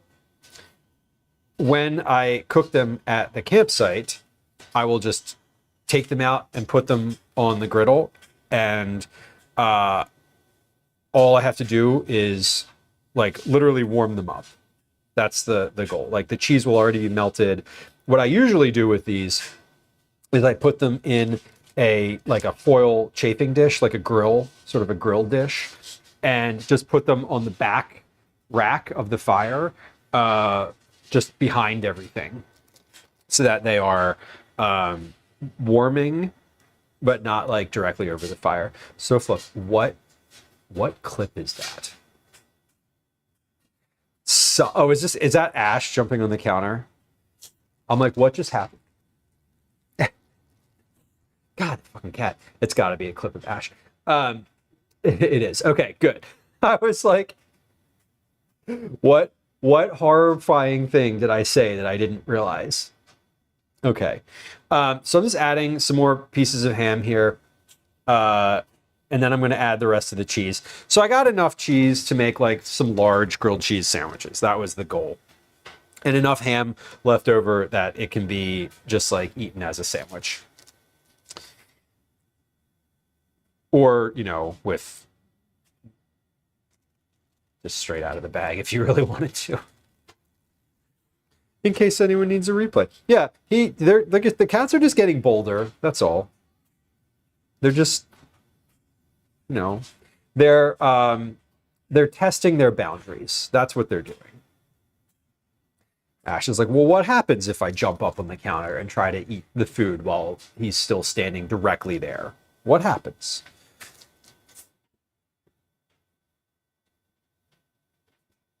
Tell you what, no one else in the house, no one else who was standing in this room, adults or children, yelled at him. And just let him do it.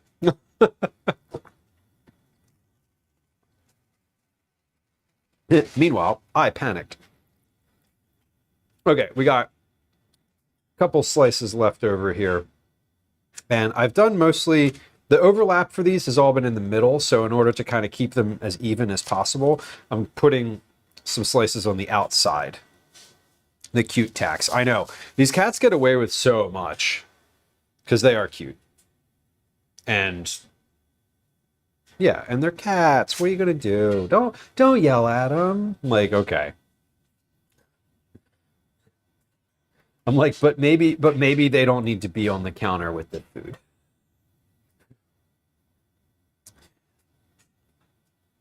Okay. And then provolone. Oh, I got 3 slices of provolone. Look at that. Man, they portioned that evenly. 1, 2. These are some thick sandwiches, which is the goal. I like a thick grilled cheese sandwich. Okay. So I got 1 piece of cheese left here, which is Gouda, and we're going to eat it. Beautiful. Okay. I'm going to pop these in the oven. These are ready to go, right? We have sandwiches. We're going to pre-melt these. I'm going to pre-melt these in the oven. And then once that's done, my griddle is warm. The griddle is warmed up, but it's not smoking. So that's good. It's like the perfect temp. Okay, Fudge Darling! Congrats on your Cookie Club entry. That's 500 messages. Nice. Prefer the bread thinner? That's valid. I think if I was cutting it again, I would slice that bread a little bit thinner than it is. But I also, it is the thickness that it is. So I can't slice those pieces in half. So I would prefer the bread be slightly thinner than it is. But what's going to end up happening is it will be softer on the middle, which is also nice. Like it's not going to toast all the way through. So that's good.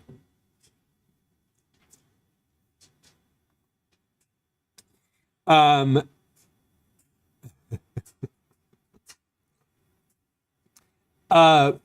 Darling, what you want me to add a sound command? What sound command would you like to add? I love adding new sounds to stream.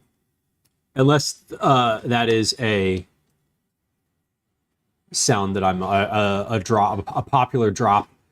Unless the words that you entered in there are popular from a specific TV show. Mayonnaise an instrument?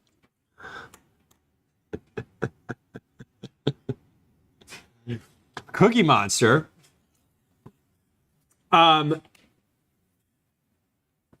Cookie Monster. Anything specific?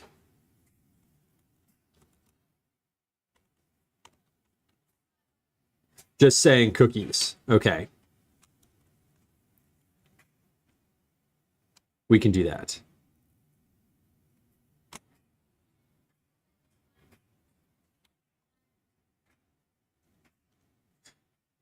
Would you like it today? Would you like it to be, would you like the command to be Cookie Monster and Cookie Monster say, and having it be a variety of different things that Cookie Monster has said?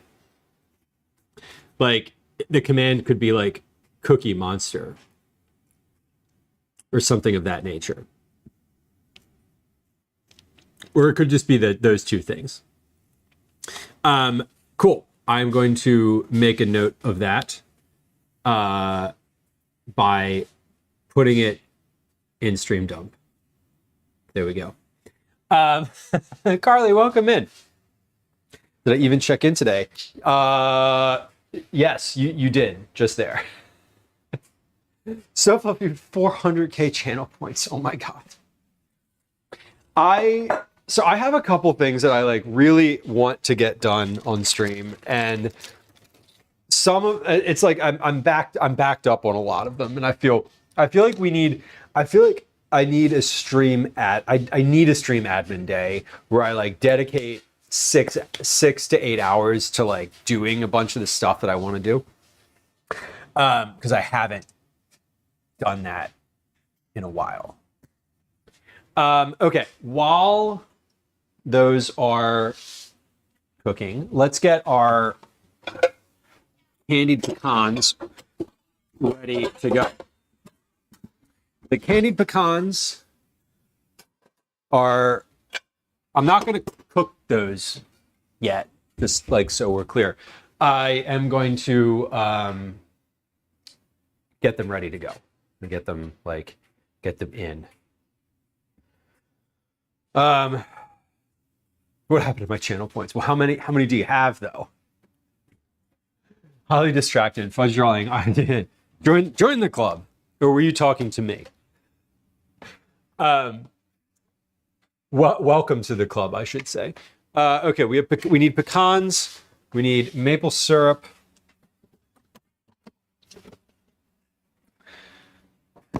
We need Aleppo pepper. 700,000 channel points. Jesus, that's too many.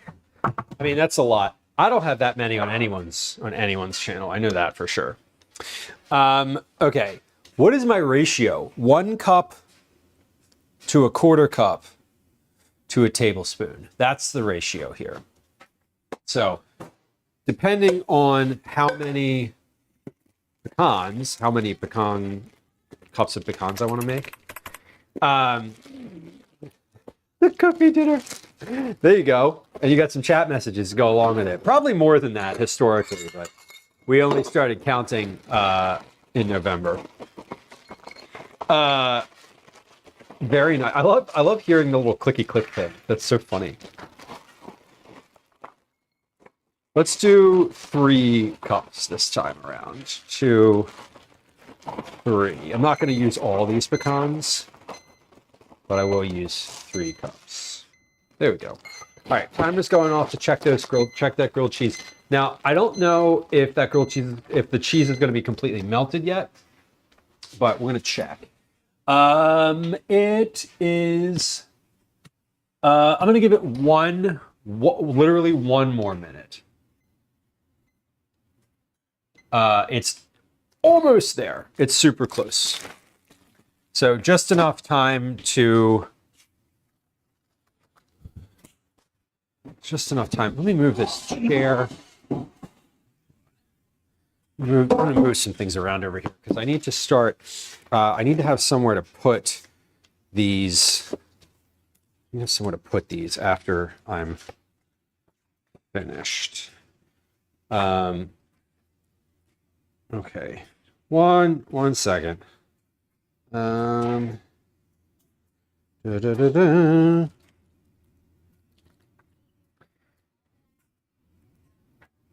I hear Calvin upstairs playing something.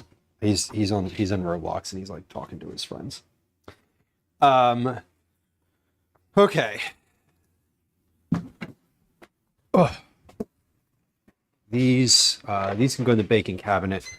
Okay. I know. Shush. Hold on. Got it. All right, we're gonna get our grilled cheese out. So take a look at this grilled cheese here, by the way. I'm gonna pull this out and I'll show you what this looks like, sort of post oven, pre-grilling. This is the sandwich layout here, and we have our topping. So the tops, I'm going to pop the tops on here while this is still melty. And we're going to give these a little bit of a press. I'm just going to use the bottom of this container because I don't want to get mayo all over my hands. So I'm just going to give these a little bit of a press to kind of adhere them to the cheese. Okay, and then these are ready to go. The griddle is warm. I'm going to kick the griddle up just a little bit. Not super high. So the goal of pre-melting all of that cheese is so that all I'm really doing on my griddle back here is like finishing the melt and browning the bread. So I don't want this to be super hot. Let's come on over to the griddle. Let's see if this works. Look at that. Okay, hold on. That is a weird angle.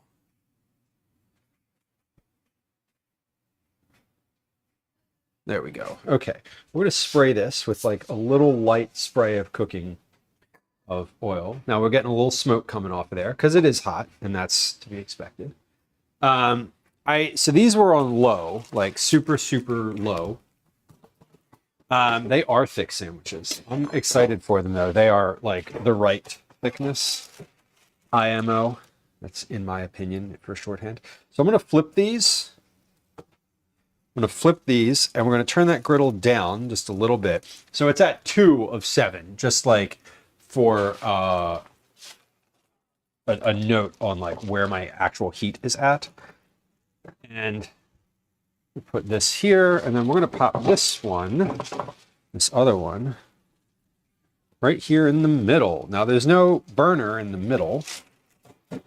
So that one's going to cook slower, and that's okay. Digital Drummer, we have butter, no butter, just mayonnaise on the outside of these.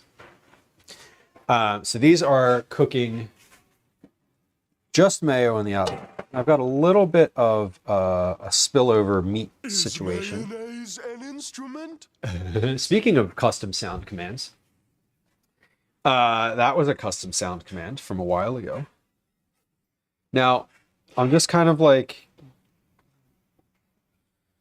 letting these sit. I didn't put a timer on here. So I'm being sort of conscientious that I'm going to flip these probably a couple times. Because the cheese is melted, right? The cheese on the inside of here is already melty enough.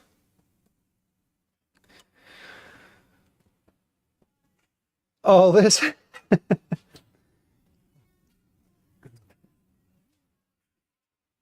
Understood.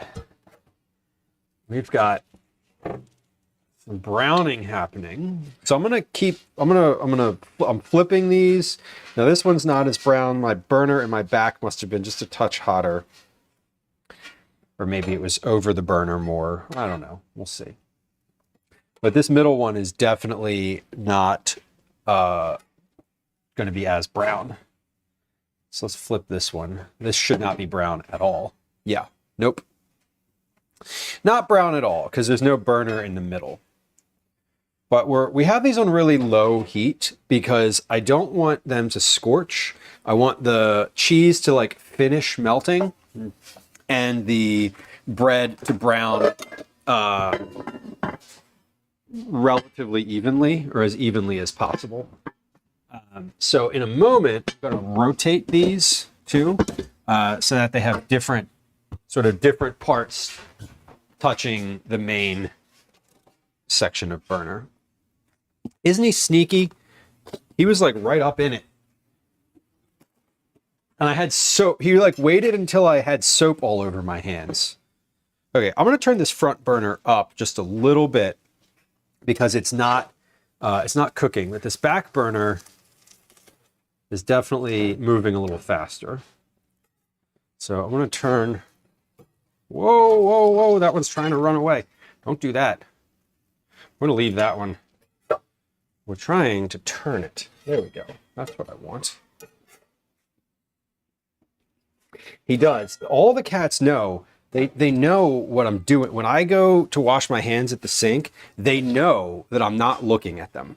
Like, they know that I'm not looking at the counter at all in that moment. And I am 100% positive that they do. They wait. It feels very intentional to me. They're super sly. But that's what cats are.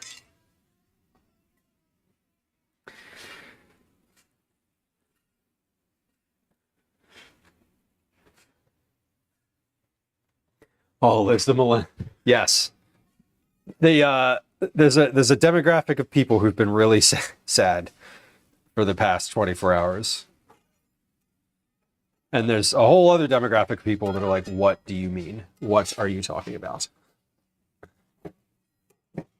Yeah, these are thick sandwiches. So I'm just keeping them rotated. This one in the center, I'm going to need to move these. Once this one's finished, I'm going to move this one out into the back position here. So I am turning these. I turned that front burner up just a little bit. Let's see if that has made any difference. Not quite. Not quite. So I'm going to turn this up a little, just a little tiny bit more.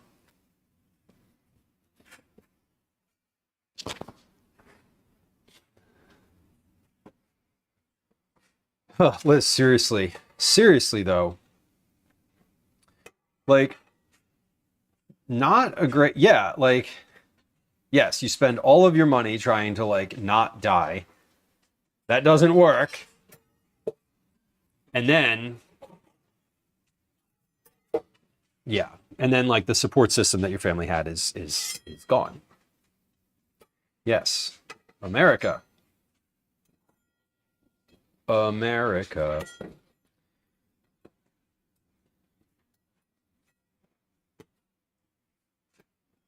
I feel you. I was ranting about this the other day. Healthcare, not on stream even, just IRL.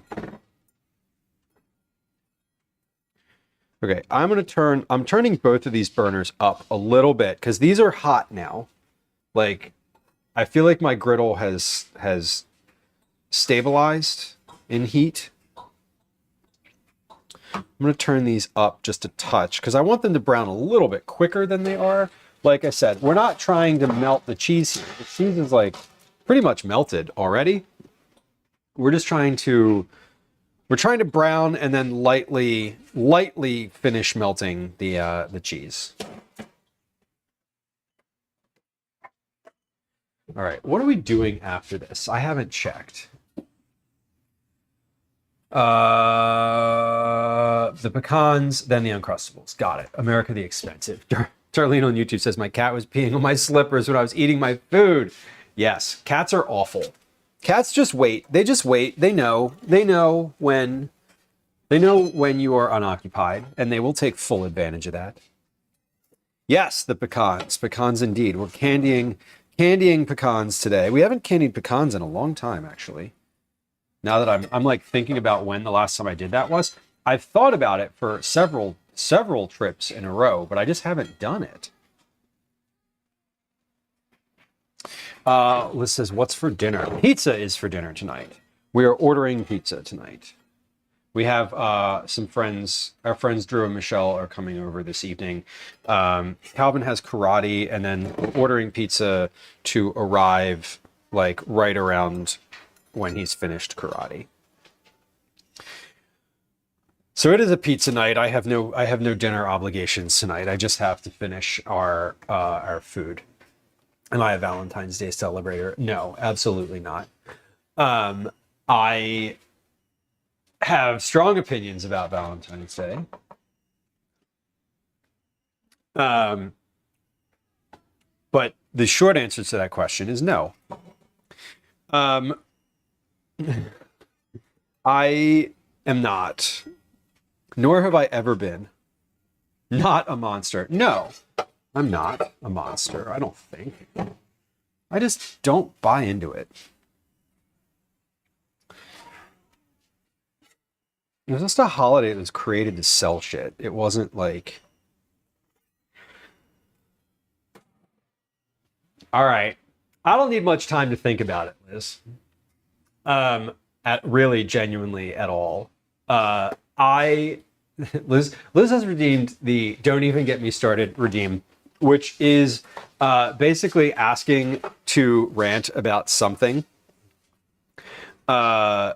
anything really. So like the that you could say, hey, you know, don't even get me started about toothpaste, and I would be happy to rant about toothpaste, which is actually the inspiration for the whole thing.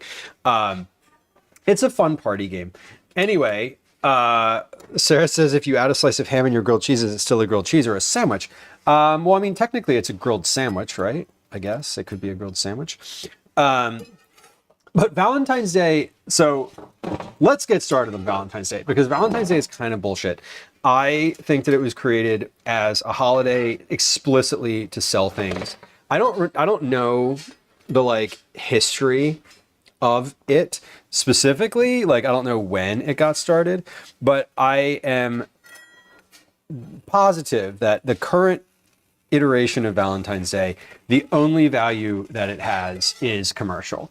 Like, if you need Valentine's Day to encourage you to do nice things for other people and tell somebody that you love them and care for them, then I feel like you need to examine like how you live the other 364 days a year. Like, if you need that day to be the day where you do something nice for your partner, buy them a small gift, take them out to a dinner, get them flowers, tell them that they, you know, how much you appreciate and care about them. If you don't do those things regularly anyway, right? Like, doing them once on Valentine's Day has the potential to create a lot of resentment for somebody too. Like, if you say, do really well on Valentine's Day, and you're like, hey, I did everything that they wanted me to do. Like, aren't I awesome? Like, sure. But then the rest of the year, when you don't do that shit, and, you know, the other person's like, hey, how come you have the capacity for this, but you can't execute this any other day of the year? You need culturally to be reminded about it. Like, that sucks. Like, just be a good person the rest of the year. You don't need this like commercial holiday. You don't need a fucking end cap in CVS with these shitty chocolates to tell you how to express how much you care about somebody. Like, it is ridiculous. And like, chocolate's not even that good. The chocolate that they sell isn't even that good. Like, it is cheap crap packaged in the form of commercial love. And there is absolutely no need for that if you actually like care about somebody. You can express those things any time of year. Did you know that? Did you know that like you could just be a thoughtful, considerate person and get your partner nice gifts or like say nice things to them regularly? You could do that any day. Same thing with like Mother's Day. Same thing with like Father's Day. Same thing with fucking any day that CVS trots out like a bunch of special prepackaged crap for. And I'm sorry CVS, I don't mean to like call you out, but like, you are the problem. Like, any day for which that is true is a day that you should just examine like why this is being pushed so fucking hard. Like, it's totally ridiculous. I am anti-commercialized Valentine's Day in like the hardest way. I'm also cheap. So there's that. Like, it's stupid. You gotta get like dinner reservations out. Like, all the restaurants are full. All of them have these crappy specials. Like, it's just annoying. The whole fucking thing is annoying. Speaking of annoying, this burner's on and this one isn't. And I've had this sandwich down here and I'm like, why isn't this toasting? Yeah, I love you this many dollars worth. Exactly. The chocolate sucks. The chocolate sucks. It's so bad. Chocolate is the commercial chocolate is bad anyway. I better get the Valentine's of Cadbury when Easter comes around. Yeah, I mean, like, you know, I'm not religious in any capacity, and like, I don't want to be, but like, I would rather do like something for Easter and just get some like interesting candy than like have to fuck around and play pretend with this like Valentine's Day nonsense. Sorry, the fucking camera froze back there. Anyway, am I a Valentine's Day person? No. I'm not.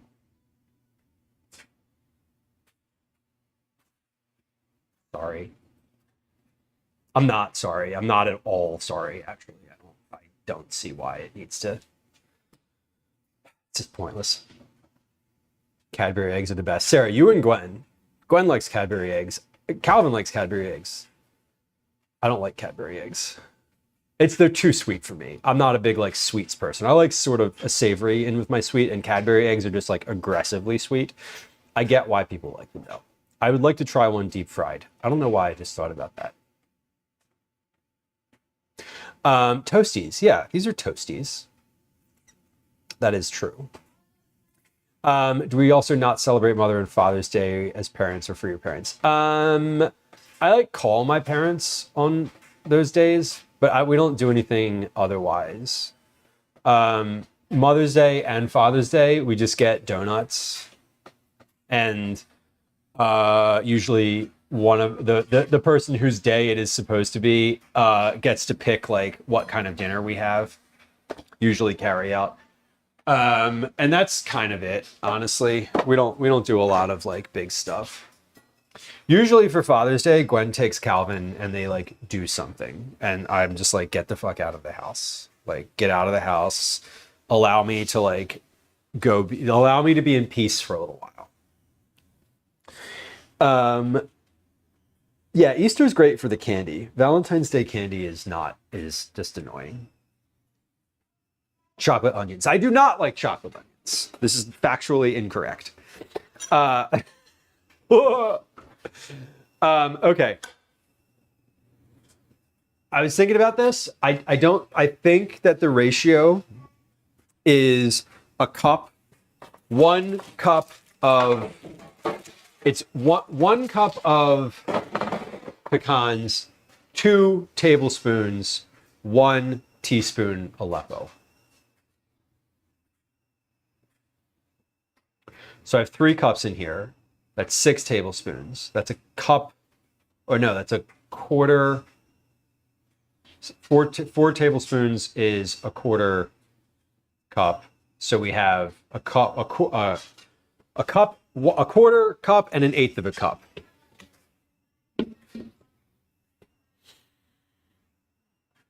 So we're gonna do that, and then we're gonna cut right to making these pecans, because these also need to cool.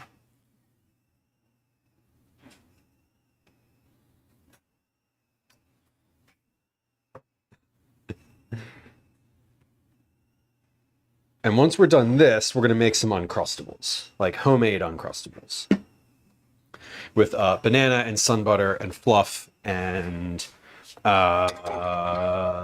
honey, banana, honey, sun butter, and fluff. So we're gonna make some like good, solidly sweet Uncrustables. And then Aleppo pepper is, I'm not actually gonna measure this. I'm just gonna put like 3 big pinches of it in. It's supposed to be about a teaspoon, so that's roughly the right amount. And for those of y'all who've hung out on this stream before and are familiar with the candy pecan process, we are going to get right back to it. We put these on the stove and we cook them basically for 8 straight minutes, 8 to 9 straight minutes. We're gonna move over to the stove. Liz says, when are we going to make more pistachio things? You know, I was thinking about those recently. I don't know. And someone asked in chat earlier, I forget, I saw it, and I'm remembering it. This was like 4 hours ago. I'm remembering it now. I know that I didn't answer it. Someone asked if I'd ever had pistachio butter, and yes, I have. Do I have a sandwich cutter that makes Uncrustables? You know I do. I got it because I saw it on, oh, whose stream did I see it on?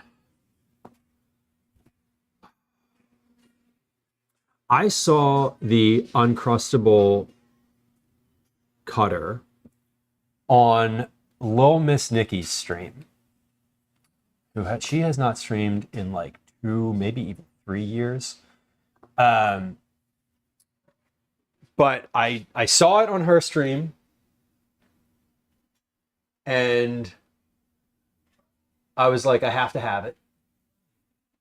And I bought it, and I've used it a few times, not a ton, but like when I want to make custom Uncrustables, there's literally nothing better. So we're having the heat here at about medium. Oh, these sandwiches are good. I'm excited. I'm excited for them. I put them on a wire rack to cool so that they don't get soft on the underside, so that they stay sort of crispy. Yes, and the thing is definitely a champ. It's like it does something perfectly. It's a one-use kitchen tool that does a thing the exact way that it's supposed to be done. Fudge Darling, I usually just have a box of like store brand Uncrustables in the house because I do, because I'm not going to make them all the time. But I can't eat them because they have peanut butter in them. And so because I am eating them this time, I'm going to make them myself. We love Pampered Chef. And is there anybody on, is Pampered Chef still around? 2, is there anybody on Twitch who's like a Pampered Chef streamer? I feel like that is a thing. If I watch someone do a Pampered Chef stream, I would watch someone do a Pampered Chef stream, and I would most likely buy something. Is it me, or do you have a good memory? Sarah, I remember certain things for certain reasons. One-use kitchen tools that I would never otherwise buy, like remembering why I decided to buy that is something that sort of like sticks in my head. It's also a thing that I've said on stream a few times. Basically every time I've made Uncrustables. Jamie, welcome in. Howdy. So Flip, you've never had a store-bought Uncrustable? Me neither. But only because they would kill me. Fudge Darling, your 10-year-old can make them. Yeah, I recognize the ease. I do recognize the ease. There's still a website for Pampered Chef. I can't imagine they would have ever gone out of business. I don't see why they would. I mean, their business model is, they're not an MLM, or they're not a like deceptive MLM. Shart says they have Nutella Uncrustables. You know, I would love to try those, but I can't eat hazelnuts either. I've never had Nutella. Okay, we are stirring these constantly. So what happens is it's heating up this syrup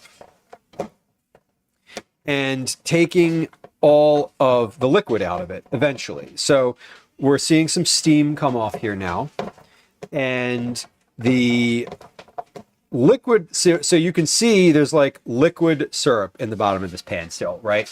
It is super liquidy because the pan is hot. And as I stir and as this starts to bubble, so we're getting some bubbling right here. You can see some bubbling, right? As this bubbles and the liquid goes away, it's going to leave the sugar. And I'm taking the pecans and continuously moving them around so that the sugar, as it crystallizes, gets stuck to all the sides of the pecans. I also want to keep things moving so that nothing burns. Eventually, what we're going to see in this pan is all this liquid is going to go away, And then the pecans are going to end up looking a little bit fuzzy because the sugar will eventually be crystallized on the outside of the pecans. And once they're like dry and there's nothing in the bottom of the pan here except like a little bit of brown syrupy residue that is like sticking, then these will be finished. Grace, welcome back. What'd you eat?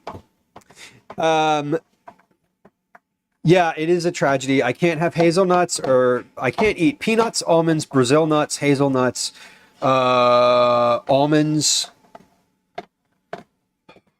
or there's probably some other ones that I can't eat. I know what nuts I can eat, and I basically avoid all the other ones. A club sandwich? Oh my God. That is like, club sandwich is such a classic. It's one of my favorite things to eat. The club sandwich is like my go-to diner order. Like whenever I'm out at a diner, like just rando diner I've never been to before, sort of like, you know, we're usually camping in the middle of nowhere and there's like some eatery or whatever. If they have a turkey club on the menu, I'm going to get it because it's usually pretty solid. And if it's not solid, it's usually the only thing that they've actually cooked there is the bacon. So I don't really need to be super concerned about like, food hygiene, food safety. I thought it would be more complicated. Well, there's different kinds, Shart, there's different kinds of candied pecans. These are dry candied pecans, right? So often there's what you see in the store. The ones that I see sort of the most for in like the grocery store are like toffee pecans, or they're called candied pecans, but they're like a sticky version. These end up being dry because we're cooking off all of the liquid in the sugar, and we're not making a caramel here. Like all the liquid in here is just maple syrup. There's nothing in here to make this like a caramel. So we're just cooking off the liquid until it is just pure sugar left, and then they end up being dry. I made you think about beet cookies all afternoon. I love that, and I'm excited to like actually do that. Honestly, Chase, hello. Pistachios are death. Pistachios are one of those nuts that I only found out like last year that I wasn't allergic to them. And we did a whole stream. I made like 5 or 6 different things out of pistachios, and I eat them pretty frequently now. I love just like dried pistachios, like salted pistachios in the shell now are one of my favorite snacks.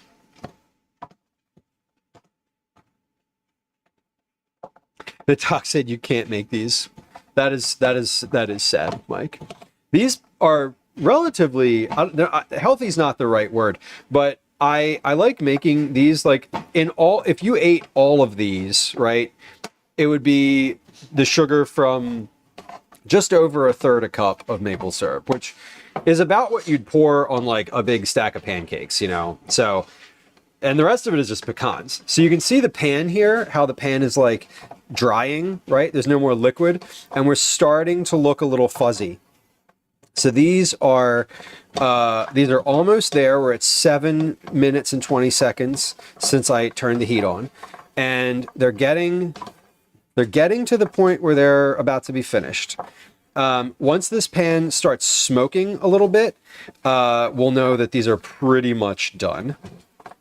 When these are finished, we're going to put a pinch of salt and a little glug of olive oil in here. And then I'm going to dump these out onto a piece of parchment paper because I usually leave them in the pan and then they get stuck because of the sugar.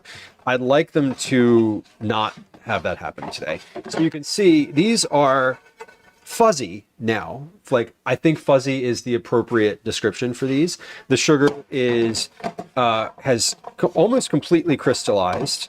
We only have a little bit left in the bottom of the pan.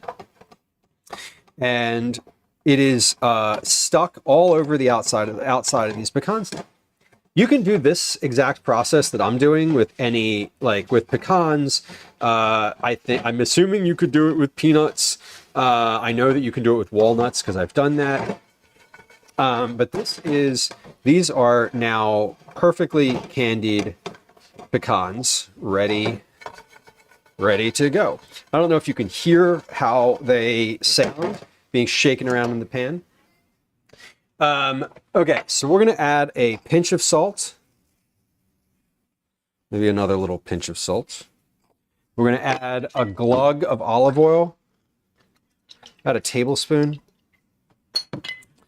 And we're going to give those a stir to sort of incorporate all of that. And we're going to take these and dump them out. As I said, I'm going to put these on a sheet of parchment paper. You know what I'm going to do? I'm going to put these on a sheet of parchment paper on a sheet pan.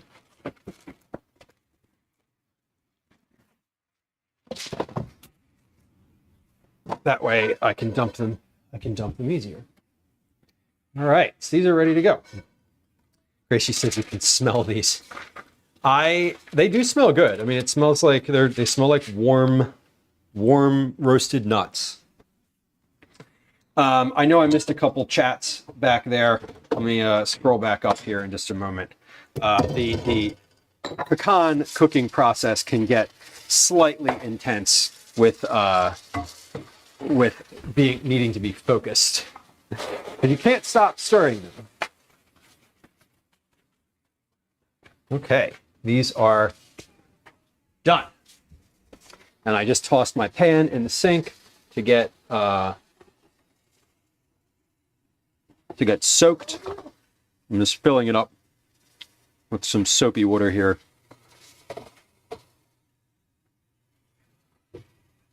And 3, 2, 1, full. All right.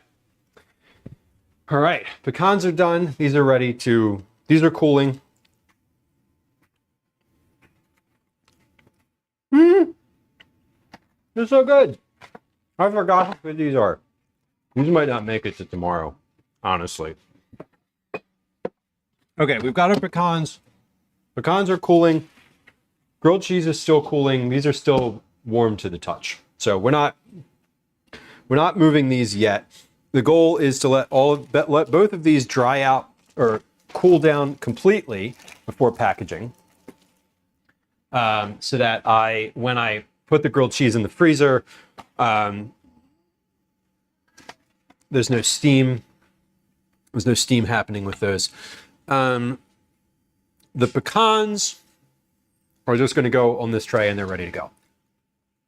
Okay, let me scroll back up, and because I know I missed a couple things here. I know I missed some things. Spooky Queen, welcome in. Megan, good to see you. Welcome. Welcome. Chase says I carry an EpiPen in case I encounter pistachios. They have become a lot more common. No, I feel that. I've been surprised by how often I encounter almonds when I'm not expecting them to, because like occasionally I'll get like a pastry or something, and it'll be like, I'll ask. I always ask now. I'm like, do you make this with almond flour? Because a lot of them do. A lot of them do. Pickles, can you eat macadamias? Welcome in. I cannot. I got an allergy test a year and a half ago, maybe something like that. And pistachios, they were like, oh yeah, you can eat those. Go ahead. There's no problem. Feel free. And then they were like, oh yeah, yep, you're very allergic to peanuts. Don't eat those. And I was like, great, thanks. I had one of those allergy tests where they like, you lay on your back or you lay on your stomach and they like poke your back with a bunch of different stuff. And I told them to do, I was like, they were like, what do you want to be tested for? And I was like, all of the nuts. I'm not worried about like household allergens or whatever. I'm allergic to rabbit fur as well, apparently. I don't know. Not something I encounter. I would still pick up a rabbit if I encountered one and it was friendly and at someone's house. Beet cookies. Grace, let me know how it goes. I am very curious about them now. We were talking about beet cookies. Joystick Nick brought them up in chat after Finite Singularity came through with a raid. And I wrote it down because I was like, I now want to do this for sure. Charlie Chart says pistachios, macadamias, and hazelnuts. I can eat 1 out of 3. It's not macadamia nuts, and it's not hazelnuts. That's for sure. Okay, scrolling back down. Here we go. Y'all, we love an innuendo. I see you. I see you in chat. Fox Mulder, welcome in. Good to see you. You can change the vibe. Listen, it's fine. You want to talk about warm nuts all you want? Feel free.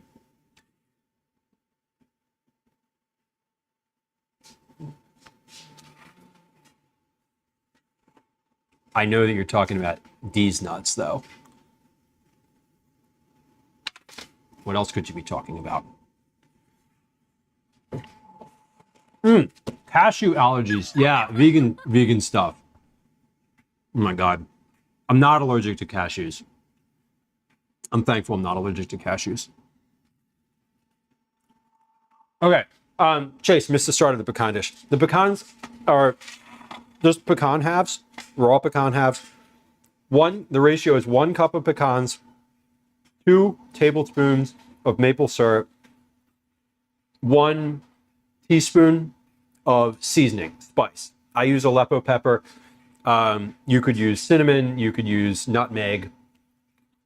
You could use crushed red pepper if you wanted them a little spicy. Okay, stop. These us. Or for later. That's it. Put all that in a pan. Stir it continuously over medium heat for 7 to 10 minutes. When it looks fuzzy, turn it off. Put a little olive oil and a pinch of salt. Easy. What does the pepper taste like? Shart, it has a little bit of it's a really mild heat, like really mild. Like I don't someone somewhere might be like, it's spicy. It's not.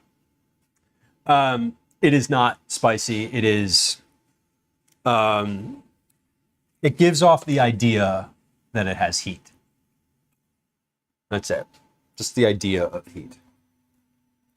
Megan says I have a lot of food sensitivities. The allergist, Megan, and you should go to an allergist. Yeah, I went to an allergist because I called them and I was like, hey, insurance, do you cover this? And they were like, yup. And I was like, great.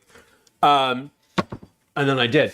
So I went, and they can test for all sorts of stuff. But I went specifically to get tested for a variety of different nuts. I wanted to make sure that I knew what I was allergic to. Yes. Grace says I'm not a huge fan of fuzzy nuts. Well, you could get them sticky if you wanted to. This is just this particular version. You could get them both ways if you wanted it, I guess. Anyway, this is a pear puree juice. I got it at the store yesterday as a fancy little beverage to have with myself. Oh, damn! That is good. Oh my God.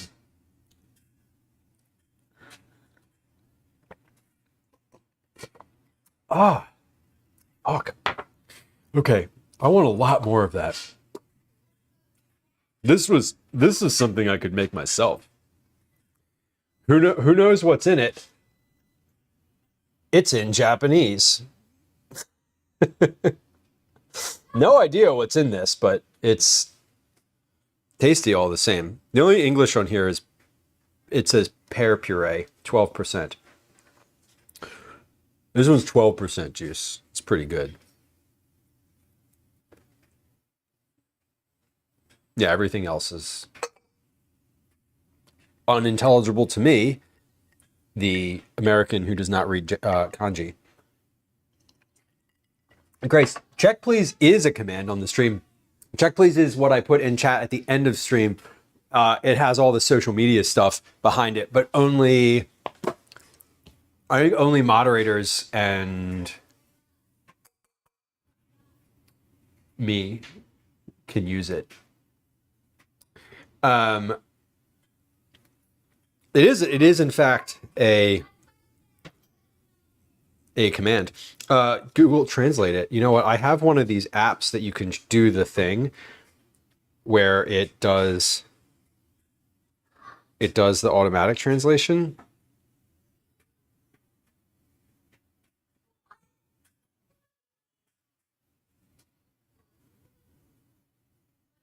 Let's see.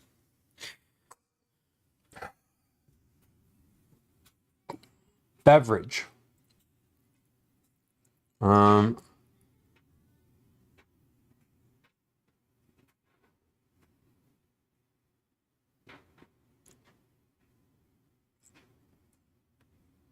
Yeah, this isn't gonna work. This isn't. This is not the English. The English translation of this is not making any sense. Yes, science. Spooky, enjoy Zach. We love Zach. Yeah, this doesn't actually make any sense. It's like it's terrible translation. I'm trying, but it's not. Let's see if it can just translate the top. I think there's a lot of background interference. It's got like a picture in the background. I think it's just having an issue with it. It's not working though. Let's see if it can just translate the label on the front.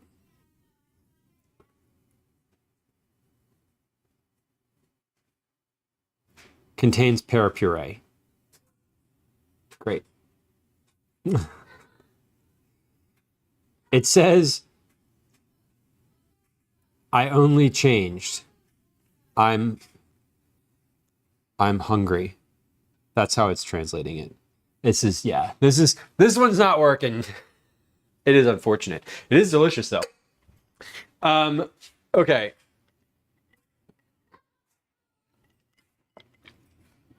Oh, it's so good though. Good Lord. Okay, Uncrustables. Let's get out the Uncrustable maker. The Uncrustable maker is in the cabinet. It's in the box of stuff that we banned from the drawer because it doesn't get used really ever. Because I don't need this big old thing sitting in the drawer the whole time. Things in this box include the apple corer, the turkey baster, the ravioli maker, a bunch of different knives. It's just a bunch of crap that doesn't get used, but maybe once or twice a year. So it's not allowed to live in the main cabinet. Okay, but at least we know where it is. Okay, so how do I use this? I forgot. All right, so we cut it with this thing. We cut it. We leave one round in there.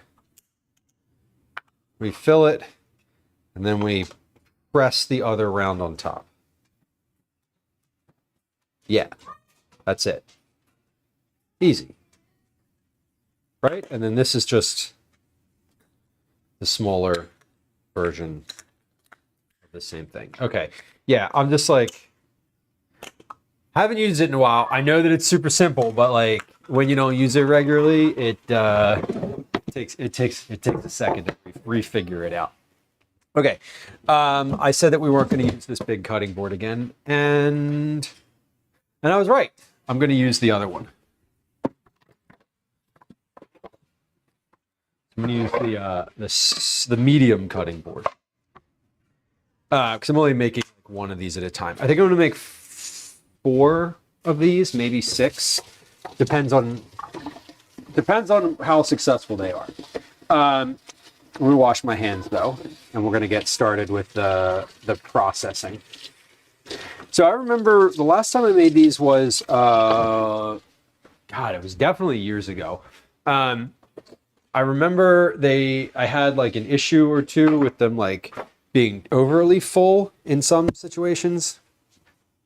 Liz, we did not have an Elsie appearance yet, but I do imagine that she was around. She was in the kitchen in various places, but she didn't come through anywhere I could grab her.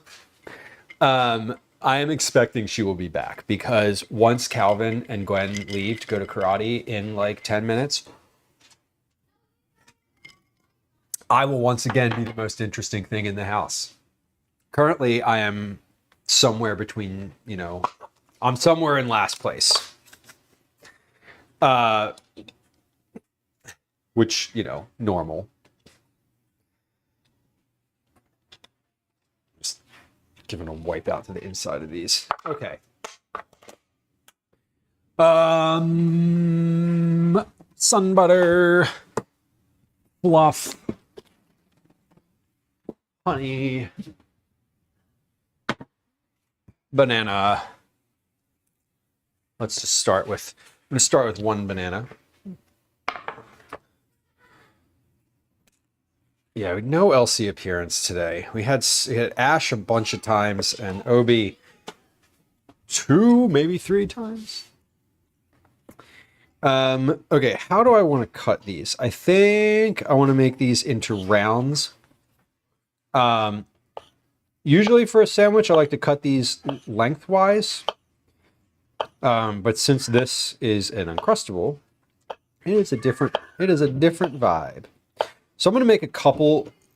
I think I want to make at least 4 of these because I know that I'm going to eat at least 2 of them because it's not a whole sandwich. When we make sandwiches for these trips, often this is a very common sandwich, the allocation of all these ingredients. The Uncrustable factor is new, or not new, but is uncommon. Usually when I make sandwiches for lunch, I will make myself 2 full sandwiches. I'm doing Uncrustables this time because they're novel, and why not? I'm gonna save the exterior piece, the crust of the bread, for croutons. Yes, basically, but Velos, the outdoors being a refrigerator is super nice.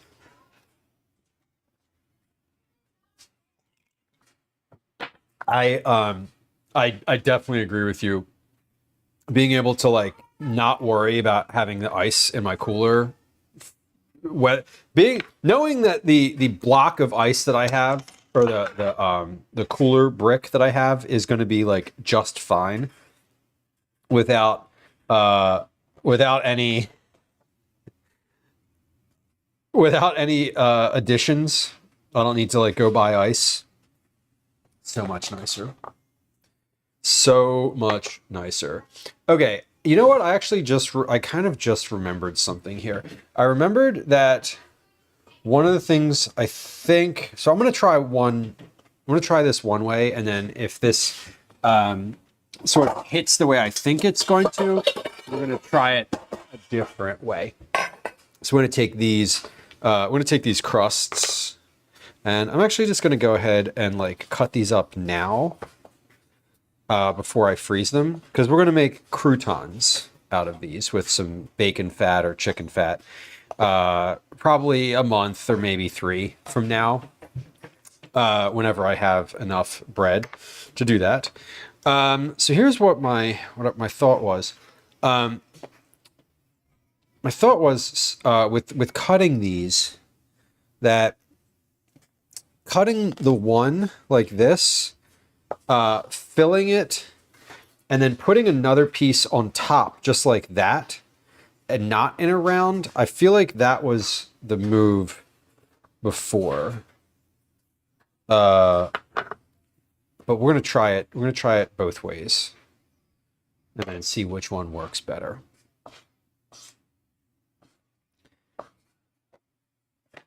Okay, so let's get a little bit of sun butter,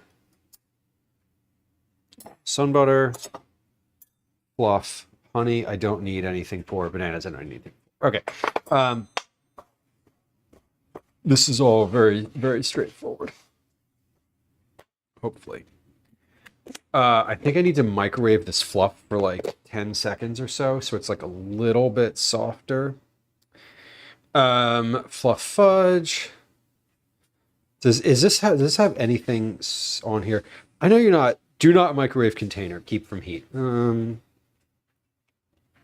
we sure about that? Are we sure about that? I feel like I could microwave this for like a few seconds and it would be fine. I also feel like I'm a rule follower and I'm not going to do that. I'm just going to use it like this. This makes me want to fluff or nutter. Yes. Yeah, one of the things that is nice, like, you know, I can't eat regular Uncrustables, so I don't. But one of the things that's nice about making your own is the, like, everything in it is something you want. It's like, you know, oh, I want something with all of these, like, all these specific ingredients in it. Perfect. I can make that. Like, I could put jelly in here. I could put chocolate in here if I wanted. No problem. Okay, so we're just gonna put a little bit in here. A little touch of honey. Now, I don't know if this is enough or too much or like what the right amount is. I'm gonna sort of figure it out with this one. But we're putting the banana in here. I'm gonna put a bunch of pieces of banana. And then we'll put this little top on here. And we'll give it a press. I'm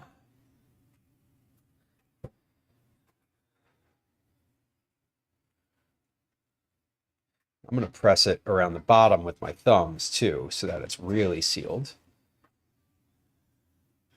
And then you kind of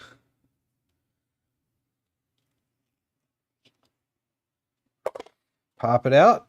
Look at that. Boom. That is a homemade Uncrustable. Got a little spillage out the side, but that looks nice. Yeah, I remember I remember watching Little Miss Nikki make these on stream with this exact Uncrustable maker and being like, and I remember just thinking like, oh, of course you can make those yourself. Like, obviously you could make these yourself. Why wouldn't you? Like, I'd never considered it. Do I have any pie irons? I do. In fact, they're in the hallway right now. Oh, good idea. I have more bread past this loaf. I have a whole other loaf of this same bread to make pie irons with at camp. Because I love me a pie iron. For those of y'all who are like, what are you talking about? A pie iron could also be known as a mountain pie. It is basically a grilled sandwich where you put it in the fire in a cast iron container, essentially, and the edges are sealed, and you heat it, and it's like toasted and grilled on the outside, and then the inside is hot. Mountain pie and pie iron are the two names that I'm most familiar with. I'm curious what other names there might be out there. I love those for dinner with like pepperoni and cheese and like a little bit of like pasta sauce or something like that in there, like some sort of tomato sauce. They're so good.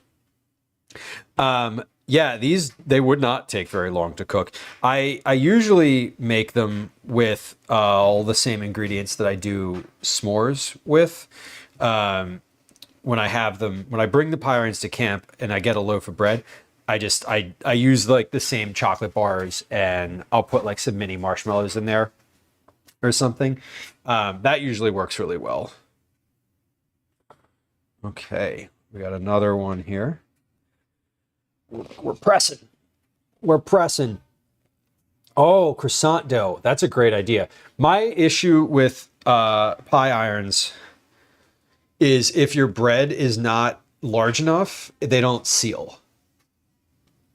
So the croissant dough is great because you can sort of stretch it all the way to the outside. Biscuit dough, I imagine, would also work. Any kind of like pre-made dough from a tube like that. Uncrustable.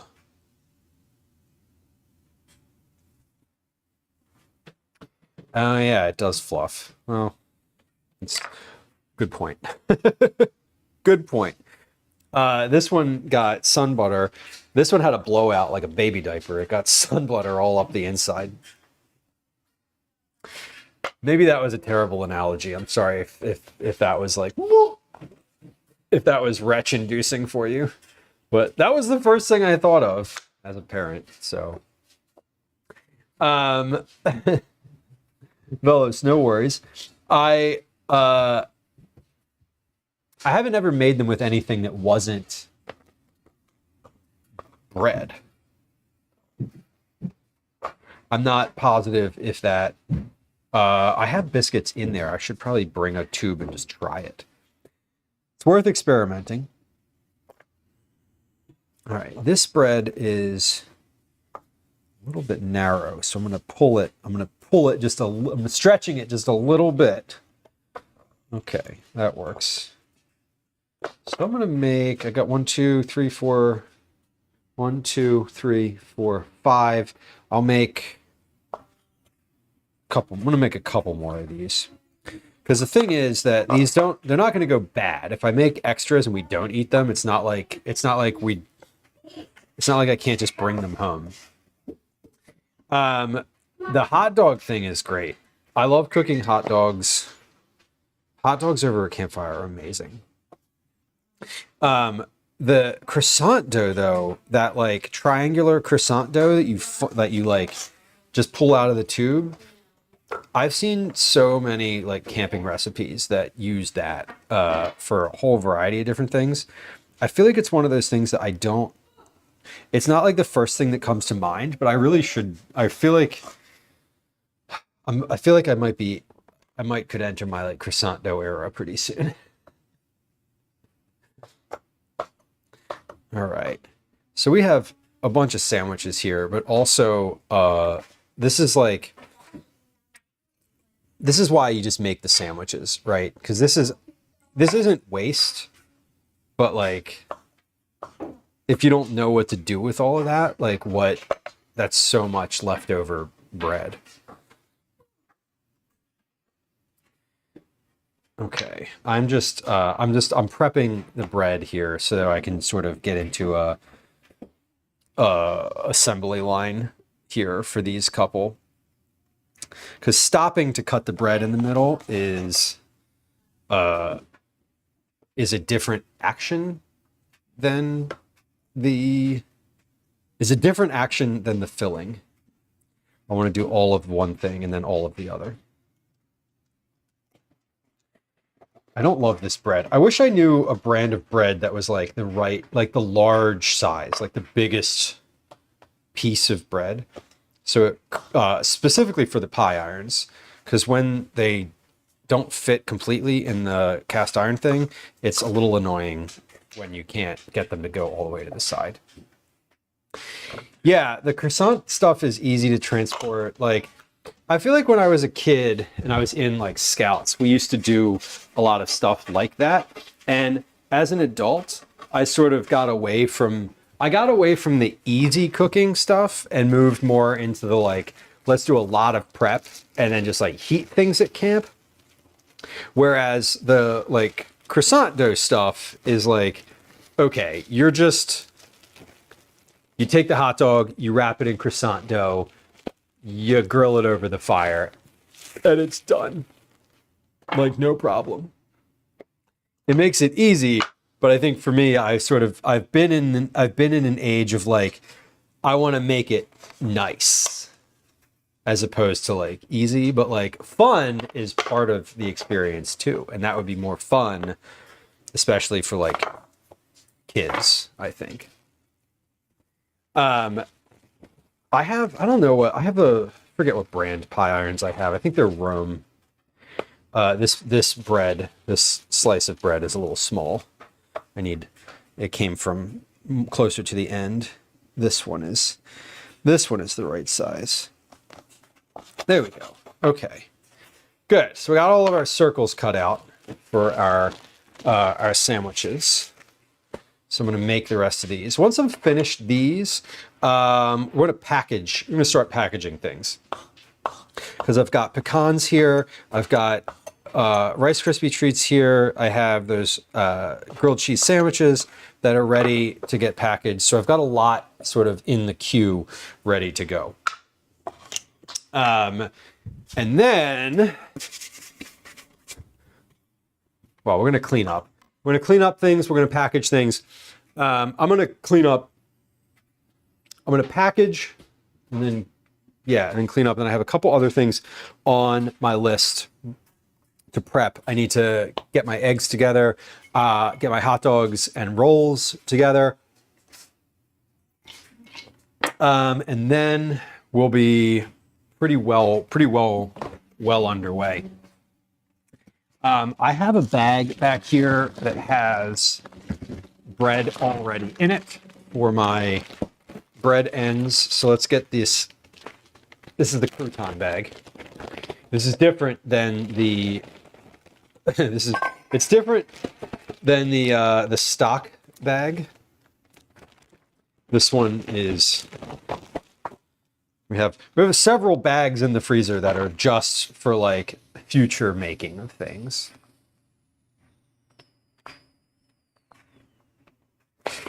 The pie irons that I got are I bought them at a camp store somewhere. It was like I didn't have options. There was just like we were at some camp store and I was like, oh, those look like so much fun. Like I've been wanting some of those, so I got them. I didn't do any research about it. I just kind of got the ones that were available.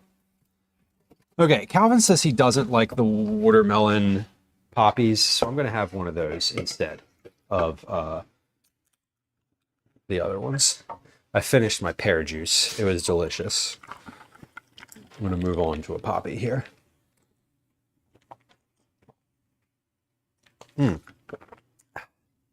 Tasty. Okay. Let's make some sandwiches. 1, 2, 3, 4 more of these. So we've got into the queue a size of a rye bread slice. I wish I knew a brand of bread that just had large slices. What's the largest slice of bread by brand you can think of? One time I bought this was silly. I wanted like large slices of bread, and one time without actually looking at it, I bought the like King brand bread thinking it was just large. And it's not. It's just there's just a lot of slices. It wasn't actually any larger. And I was like, damn it. That was stupid. Why didn't I look at this first? Potato bread. I love potato bread. Potato bread grills nicely too. it gets a nice like flavor to it. That's a good one. I should look. I don't actually don't. Whenever I look at bread, I don't look at the potato bread. Because I'm in a like mindset of toast, like white bread, simple white bread. I don't know. This is Mayer's Italian bread. The white bread, the like plain white bread, I usually find is a little flimsy. For the purposes of like grilling. Okay. So I'm just kind of doing each of these at once. Because now that I have all of them, I can sort of assembly line this process, which makes it a little easier. Preferable. The only thing I don't like about Uncrustables is how little ingredients are actually in these. Like, these 4 sandwiches have basically the same amount of sun butter that I would put in like one regular sandwich. So I do think like my hot take on Uncrustables overall is they're fun. They're kind of neat, but they're also just a big waste. Like even when you make them yourself, it's just like there's a lot of, I don't know. It's a lot of effort with a very small amount inside. Rip off. Yeah. There's not much in them. There's not any room. Save the crust, right? Like just make the whole sandwich. I'm making them this time because it's like a novelty. Because we haven't had them in a while. And I like mentioned them to Calvin and he was like, oh, we haven't had Uncrustables in a long time. And he got excited about it. So like, that's why I'm making them. But generally speaking, like this is what we have for lunch on almost every camping trip. This like sun butter, banana, honey sandwich is the most common lunch that we have. Because it's super easy. And I just make it at camp in the morning before we like head out for whatever it is that we're doing. Or I don't. That's the other thing. It's like, I don't usually make lunch ahead of time. Lunch is a like, what are we doing that day? And then like, let's make a decision about it. Do I get a reaction from roasting nuts? I do not. Well, okay, let me walk that one back. I have never roasted a nut that I am allergic to.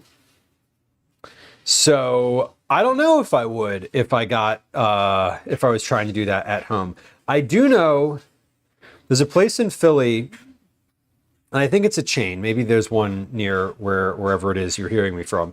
There's a place called Nuts to You that sometimes I can't go in there because they're roasting like 50 pounds of fucking peanuts right next to the door, you know? And it's not that it's like when I go in, I just feel sick to my stomach. Like I don't get when I walk out, I feel fine. But when I walk in and I'm in there, I'm just like, oh my God. I feel like immediate digestive issue. I'm not allergic to, there's a few that I'm not allergic to. I always sort of present it as the nuts that I can eat.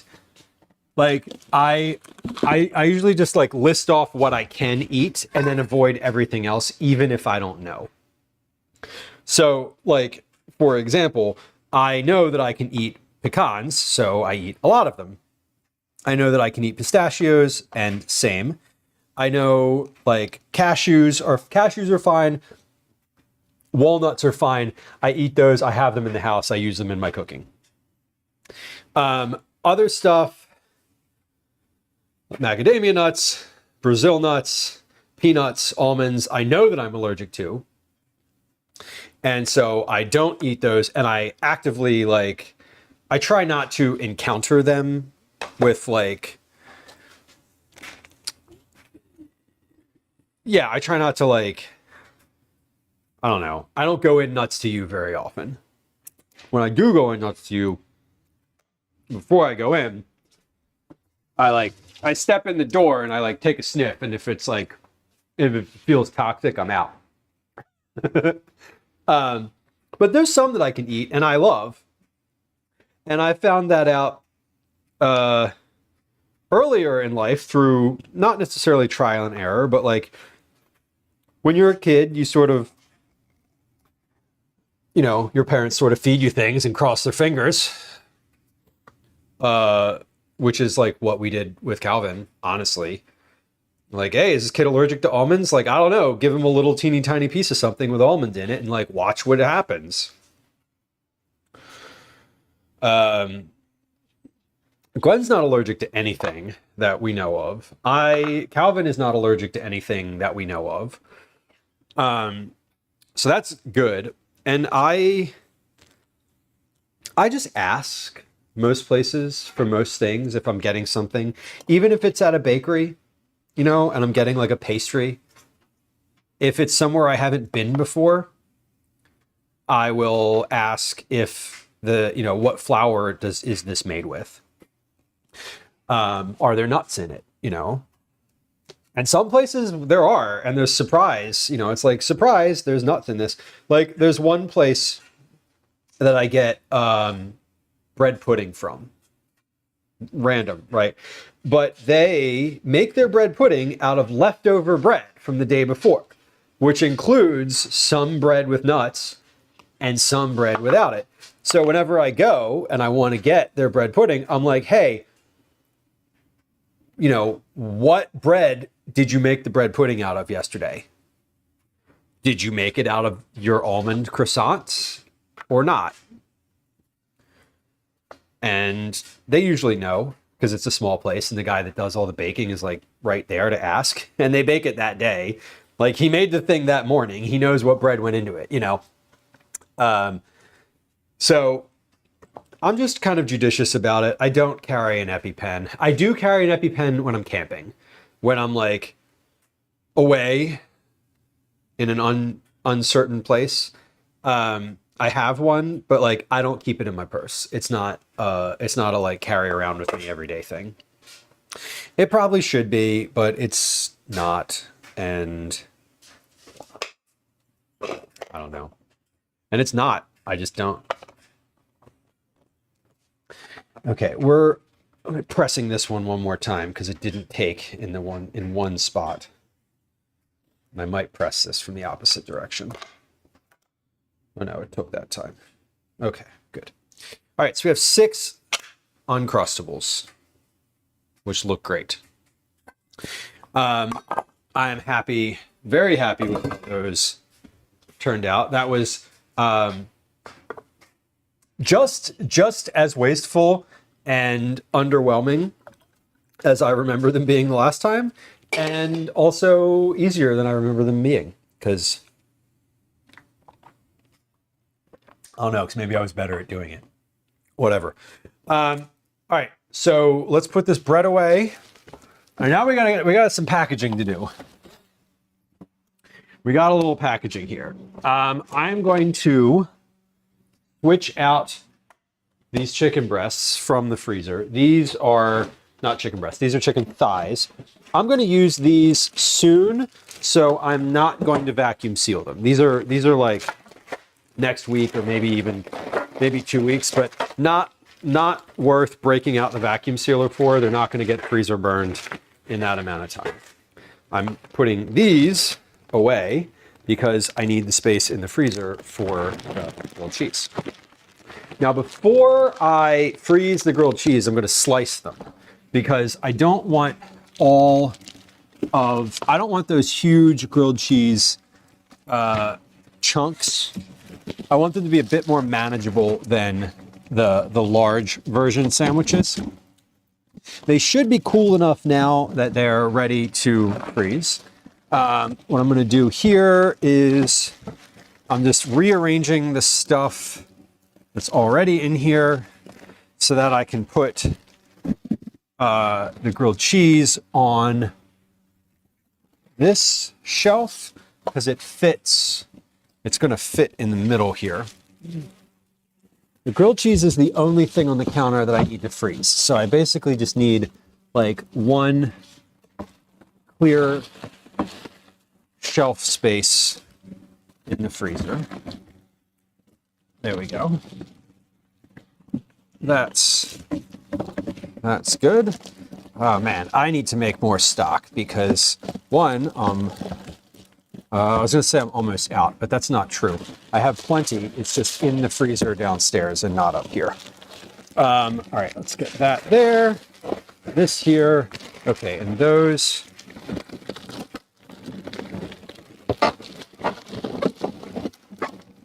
Cheeses can sit in the middle. Okay. This is trash. This is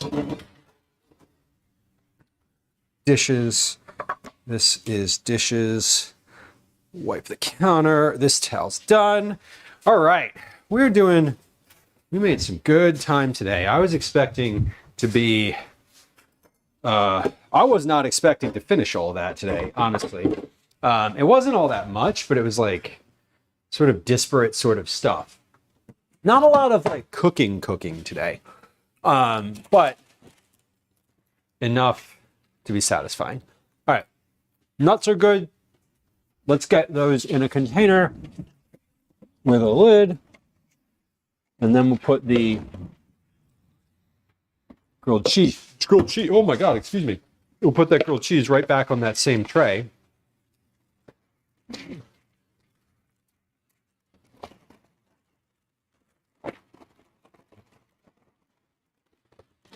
Candied pecan. Look at that. Perfect. Okay, let's slice these grilled cheeses.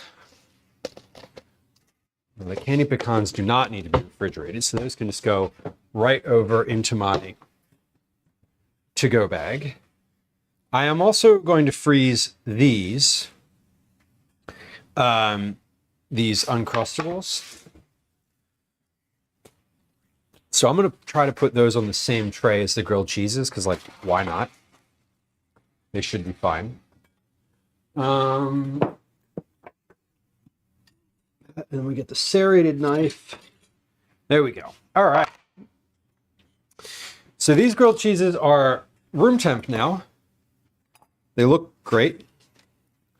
I'll give you a cross. Oh, yeah. Look at that. That's just like, that's ready to go. Got that cheese all down the outside of that.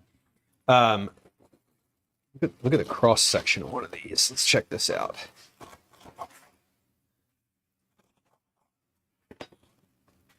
Yes, that is beautiful. There's a cross section of grilled cheese. Now, when I put this back on the grill, this is going to melt again real nice, and it's already grilled on the outside, so all I need to do is heat this up.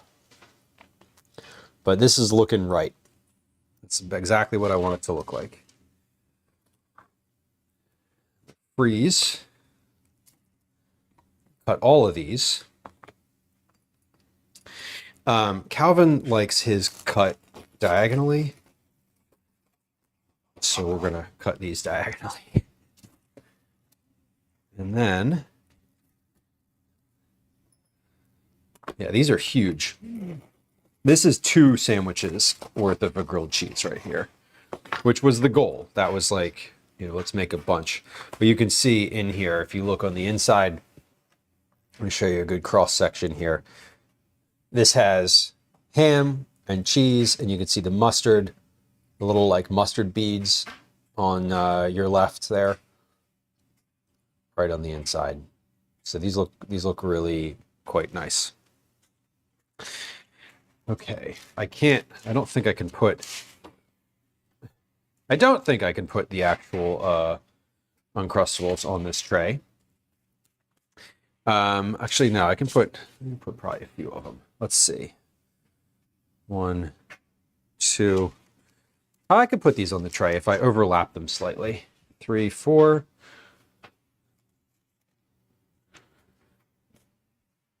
Maybe overlapping them is not the right idea, because then they will stick together and then rip. And we definitely don't want that. So let's put those there. And then I'm gonna get a little strip of parchment paper, put that on top, and then we'll put the other 3 on top of those. 1, 2, 3. All right.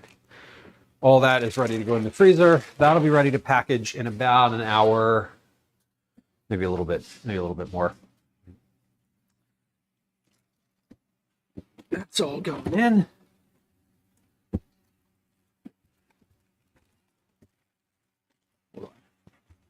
Let's go in the other way.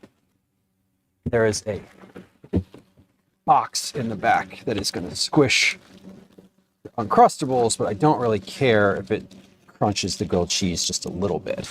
Okay, beautiful. We did it. Let's cut these Rice Krispie treats next. Get those in a package. And then that'll be it for the food. We did real well. All right, we got Rice Krispie treats here. They are dry, definitely cooled down. Let me wash my hands before I get into these. And other stuff that we need to do today, or other stuff that I need to do before going. I don't think I need to do that on stream, because it is like going through my camping boxes, going through and just like rearranging stuff in the camping or in the kitchen kits, getting some hot dogs together. I don't think it's we don't need I don't need to do that. So we're gonna finish up packaging these, and then I think we're gonna find somewhere to go this evening. So I'm taking these. I'm gonna butter my bench scraper, because I'm gonna cut them with a bench scraper. And let's see, what can I package these in? I'll package these in one of these boxes. Maybe 2 of these boxes. It looks so fun. They do look fun. They're definitely a nice like texture, color. The marshmallows are fun. I put the marshmallows in here as well as on top. So they have a layer on top, but they also have marshmallows like throughout. So let's see.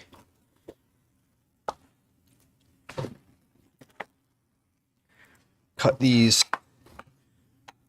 into a bunch of like little serving pieces.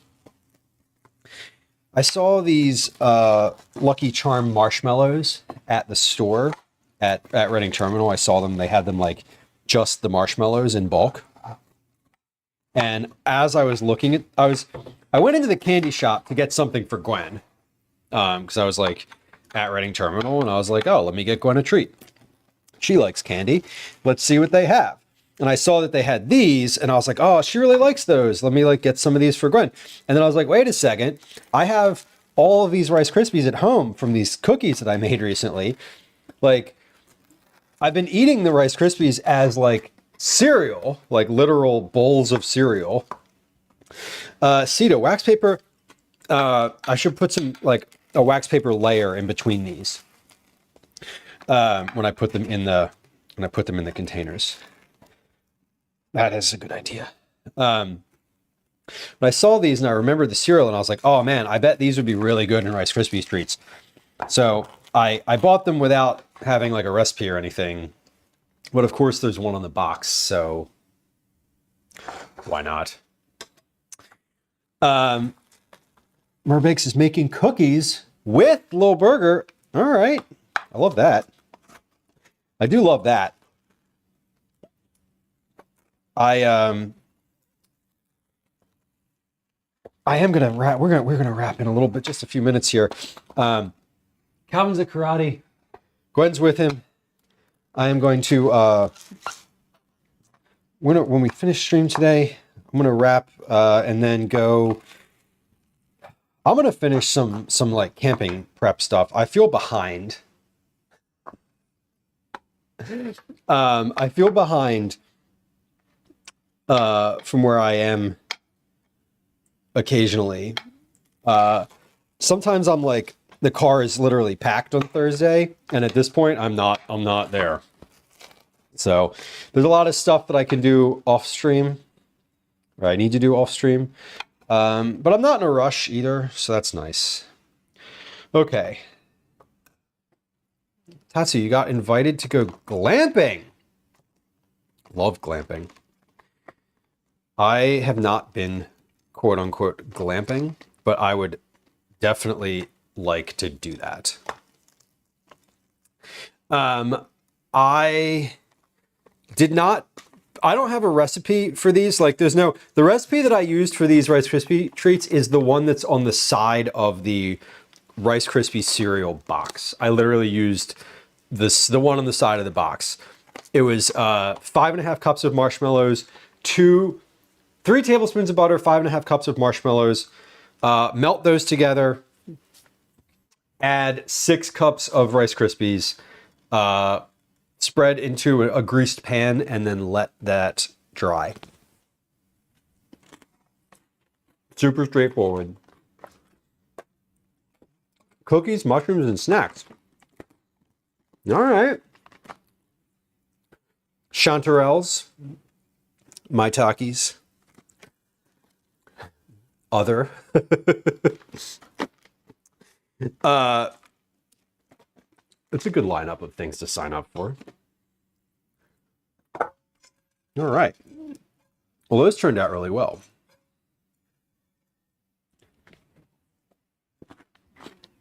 Happy. I say those turned out really well. I didn't try one. We should try one. We should try one.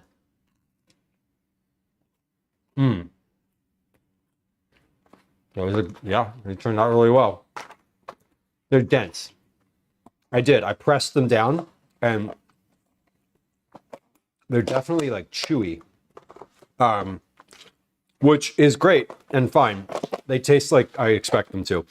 But the point about not pressing them, just like sort of a lighter touch as you put them in the pan and spread them out evenly. Point well taken.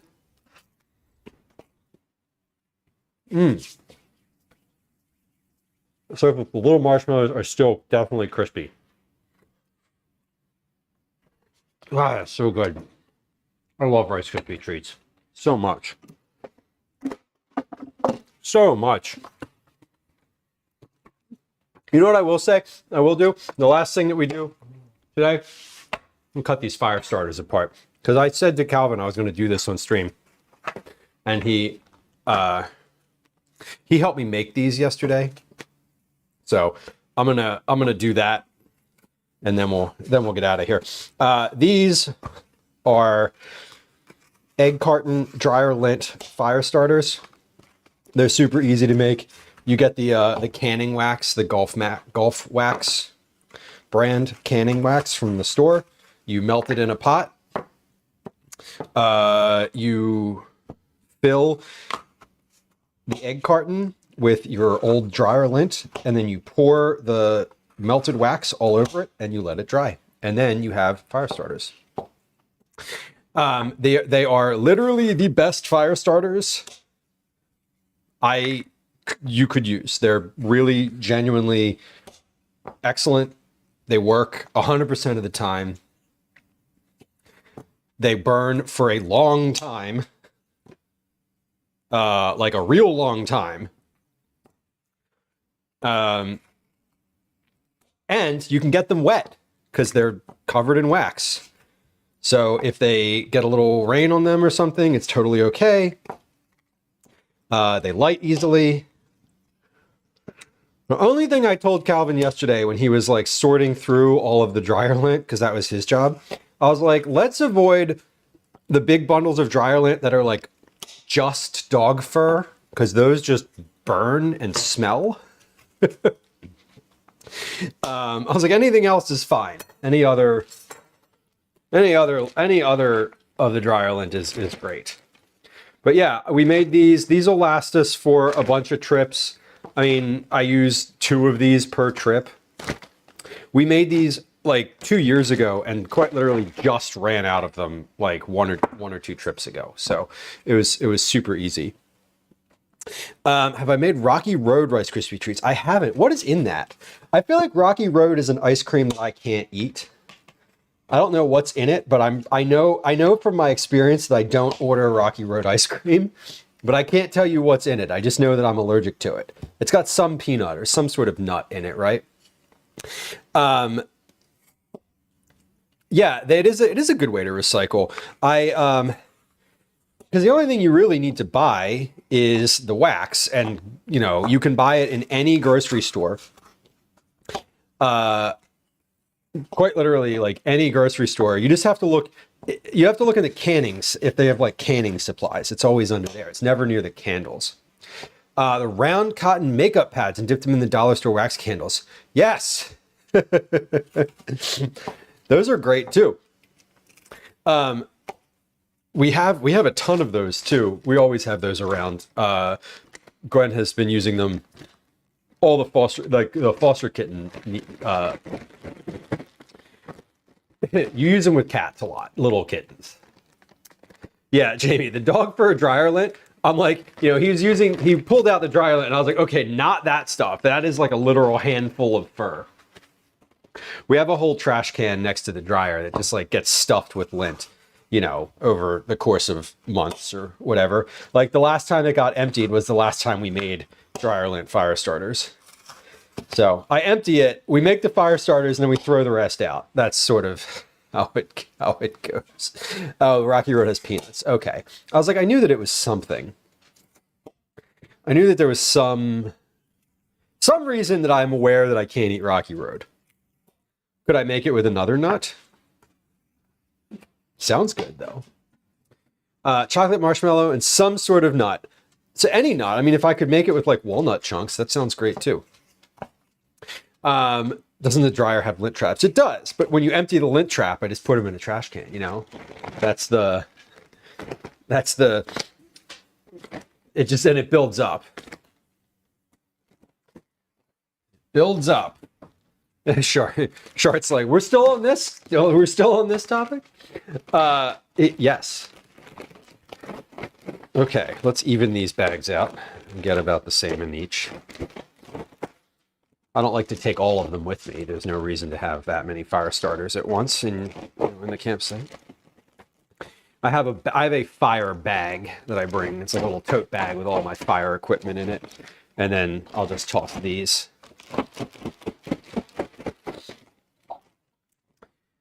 I left during nut talk and came back to nut talk. Well, our refractory period is wonderful.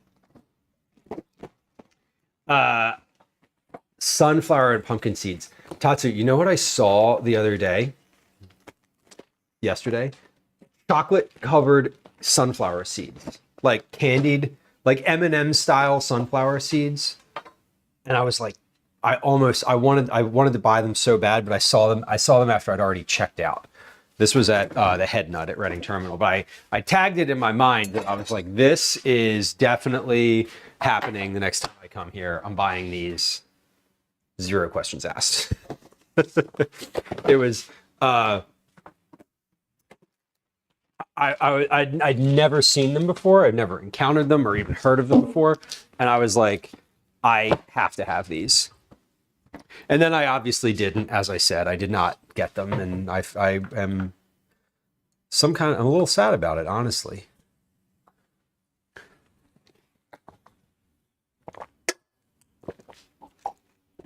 But I have a rule. No impulse purchases after I've already checked out.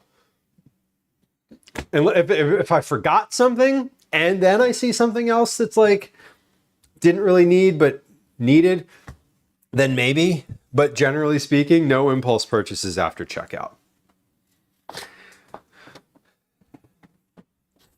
The opposite of buyer's remorse. I totally did.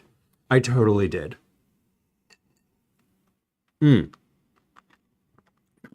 Pecans. I love like pecan turtles or whatever they are called. Gopi, welcome in. Costco size bag of chocolate covered pistachios. Hell yes. That's the type of thing that you open and you just like, you're taking like fucking bear paws off the counter and like gorging on them. And then like 5 minutes later, you're just like, mistakes were made. I know that feeling. Costco size bag of anything, you're just like, it's infinite availability. Like I can eat so many of these and there will still be more.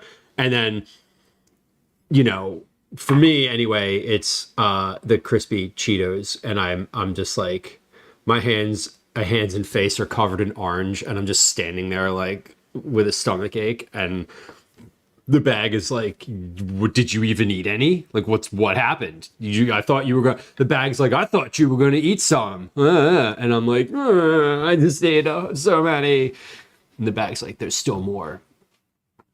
God, I fucking love Costco. I love Costco. I just ordered from Costco the other day and it was great. It's kind of amazing. Does your caving site have electrical? Yes. Will I have any Will I have any electric heat? This is beyond anything I've ever dreamed of. Will I have any electric heat? No. Shart, thank you. Thank you for the gifted subs. Appreciate you. I appreciate you. That is very generous. And I love the little sound that it makes. I always forget that I put that in there. It's great. And some folks that were in chat today. Bellis, I thought about bringing a heater and like putting it in the tent, but we have such a small tent. There's no room for it. I could bring the big tent, but I have a fear that I would just run the heater and like it would like catch on fire. Honestly, I'm a little afraid to run like a space heater inside of my large tent.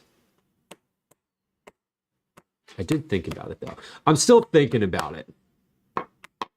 Heated blankets would be a great idea. No, what we do is a bunch of, I have a layered system. So there's this thing for camping, and I don't want to get too in the weeds, but there's this thing called the R value of something, which is basically like how much heat can you pull in or pull, how much heat does it block? What's the insulation value? Is the R value. And so like if you are touching, basically the idea is if you're touching the ground, if your body is touching the ground, you are in a heat sink and the ground is going to suck your heat in, trying to equalize. When two surfaces are touching, those two surfaces try to equalize the temperature between the two of them. Because the earth is so much larger than you and it's cold, you're never going to be warm sleeping directly on the ground. So the best thing you can do is have like a little cot or something and just get yourself just a little bit off the ground. Even this much is great. I don't do that. What I do is I have a pad, just like the foam pads, right? They have an R value, they have an insulation value against the ground. So I put the foam pad directly against the ground. Then I put another foam pad on top of that. So 2 foam pads. Total is about an inch thick at this point. Then I have a big wool blanket that I lay on top of those pads. And then I have a big sleeping bag, insulated sleeping bag, which like an old one, that I unzip and lay out flat, like completely flat. So in the tent that I have, it's a 4-man, it's a four-man. It's supposed to be a 2-person tent. It fits Calvin and I perfectly, like just laying sort of next to each other. It's an A-frame tent. If you use the tent it's the tent emoji, like the literal emoji in chat. That one, it looks like that. So from between the ground and my sleeping bag is like 2 to 3 inches worth of material, all of which is insulated. So the tent itself, the floor of the tent is like warm-ish. And then we're in the tent in our sleeping bags, and it's very small. Like I can't even kneel in the tent. When I kneel, I have to like duck my head down. So the amount of air that needs to be heated by your body is also very minimal. So the tent itself, in the morning, like we've been out, the coldest that we've been out, it has been negative 12, I think. And when I got up in the morning, I could not see my breath in the tent. Like it was warm enough inside that I couldn't see my breath with no heater or anything. So we just do that. I'm reluctant to put a space. Like I also have a 6-person tent, which it is very cold in there in the winter. So that's why I don't use it. But I'm reluctant I would love to use that with a space heater inside of it, but I also don't want to do that because it's like a heater, because it's an electrical thing. And I just worry about like a space heater in my tent while I'm sleeping. I don't know. Yeah, the heater's no problem, fellas. Totally. For a large tent like that. And if I had a large canvas tent, my next tent purchase is going to be a large canvas tent that has a chimney in it that I can run a small like cast iron or metal space heater in. Wood burning heater. That's my the next goal is that. Because I'm pretty sure I could set that up just as easily as my big tent. I'm pretty certain I could do that. That's right, Velas. You got like the good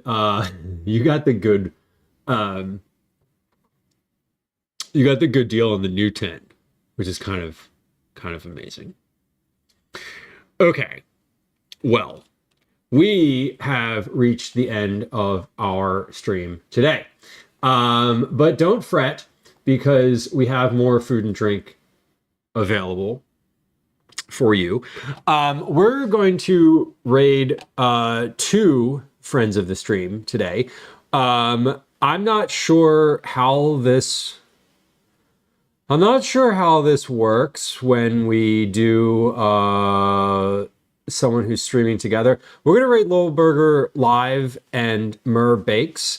They have they're doing cookies together right now, so they have a shared chat and shared stream. They have shared viewership as well. I don't really know how. Honestly, I don't know how it works because because I've never done it before. But I'm gonna raid Lowell Burger live because I've never rated Lowell Burger before. They're streaming together, so you're going to see both of them, and it's a shared chat. So I don't know if it makes a difference, honestly, who I'm rating.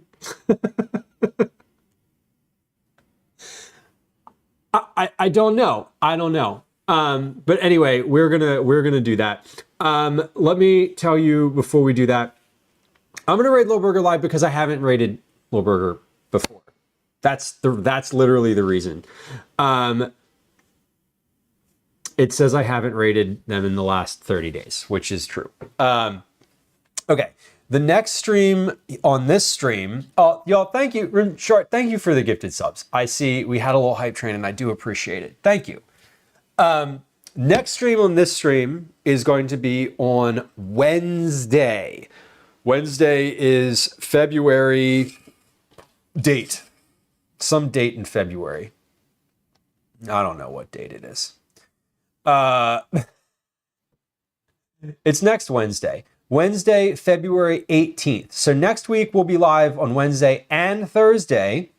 I don't know what we're doing on Wednesday. It's probably going to be in the kitchen. I'd like next week to do an IRL stream, and I don't know what that entails. But we'll be live next Wednesday and Thursday, same time, like normal time, noon. So we'll be live somewhere between 12 and 12:30, as per tradition, on both Wednesday and Thursday. If I stream before then, it's going to be on the other account. There is a link to that in chat right now. That is me, and it's not like a secret alt account. It's just the account that I stream on when I don't have a plan and just want to be like, hey, I'm live, like I'm doing something random, whatever. Or if I'm usually testing something on that account. So anyway, if you want to follow that, great. And if not, don't, and that's fine. But if I do stream before next Wednesday, it will be on that account. And that's it. That's all the admin notes I have. We're mid month, so Cookie Club entries are ongoing. We are into February. Okay, we're gonna start this raid. Let's hit start. We're gonna start raid. Okay, there we go. Raid has been started. Let's turn on the goodbye sounds. We have some raid messages in chat. Here they go. Here comes one. Here comes two. We also have some social media links in chat right now that are... That's all, folks. We have some social media links in chat. The best place to reach out to me if you want to get in touch for any reason is Discord. I would love you to drop a subscription on YouTube. There's a link to that in chat. Speaking of YouTube, we're going to end the YouTube stream here. If you're watching on YouTube, please subscribe. Thank you, and I appreciate you. I want you to know that we will have membership tiers coming for you shortly because we just got partnered earlier this week. Those are coming. There will be benefits to being a member on YouTube. Okay,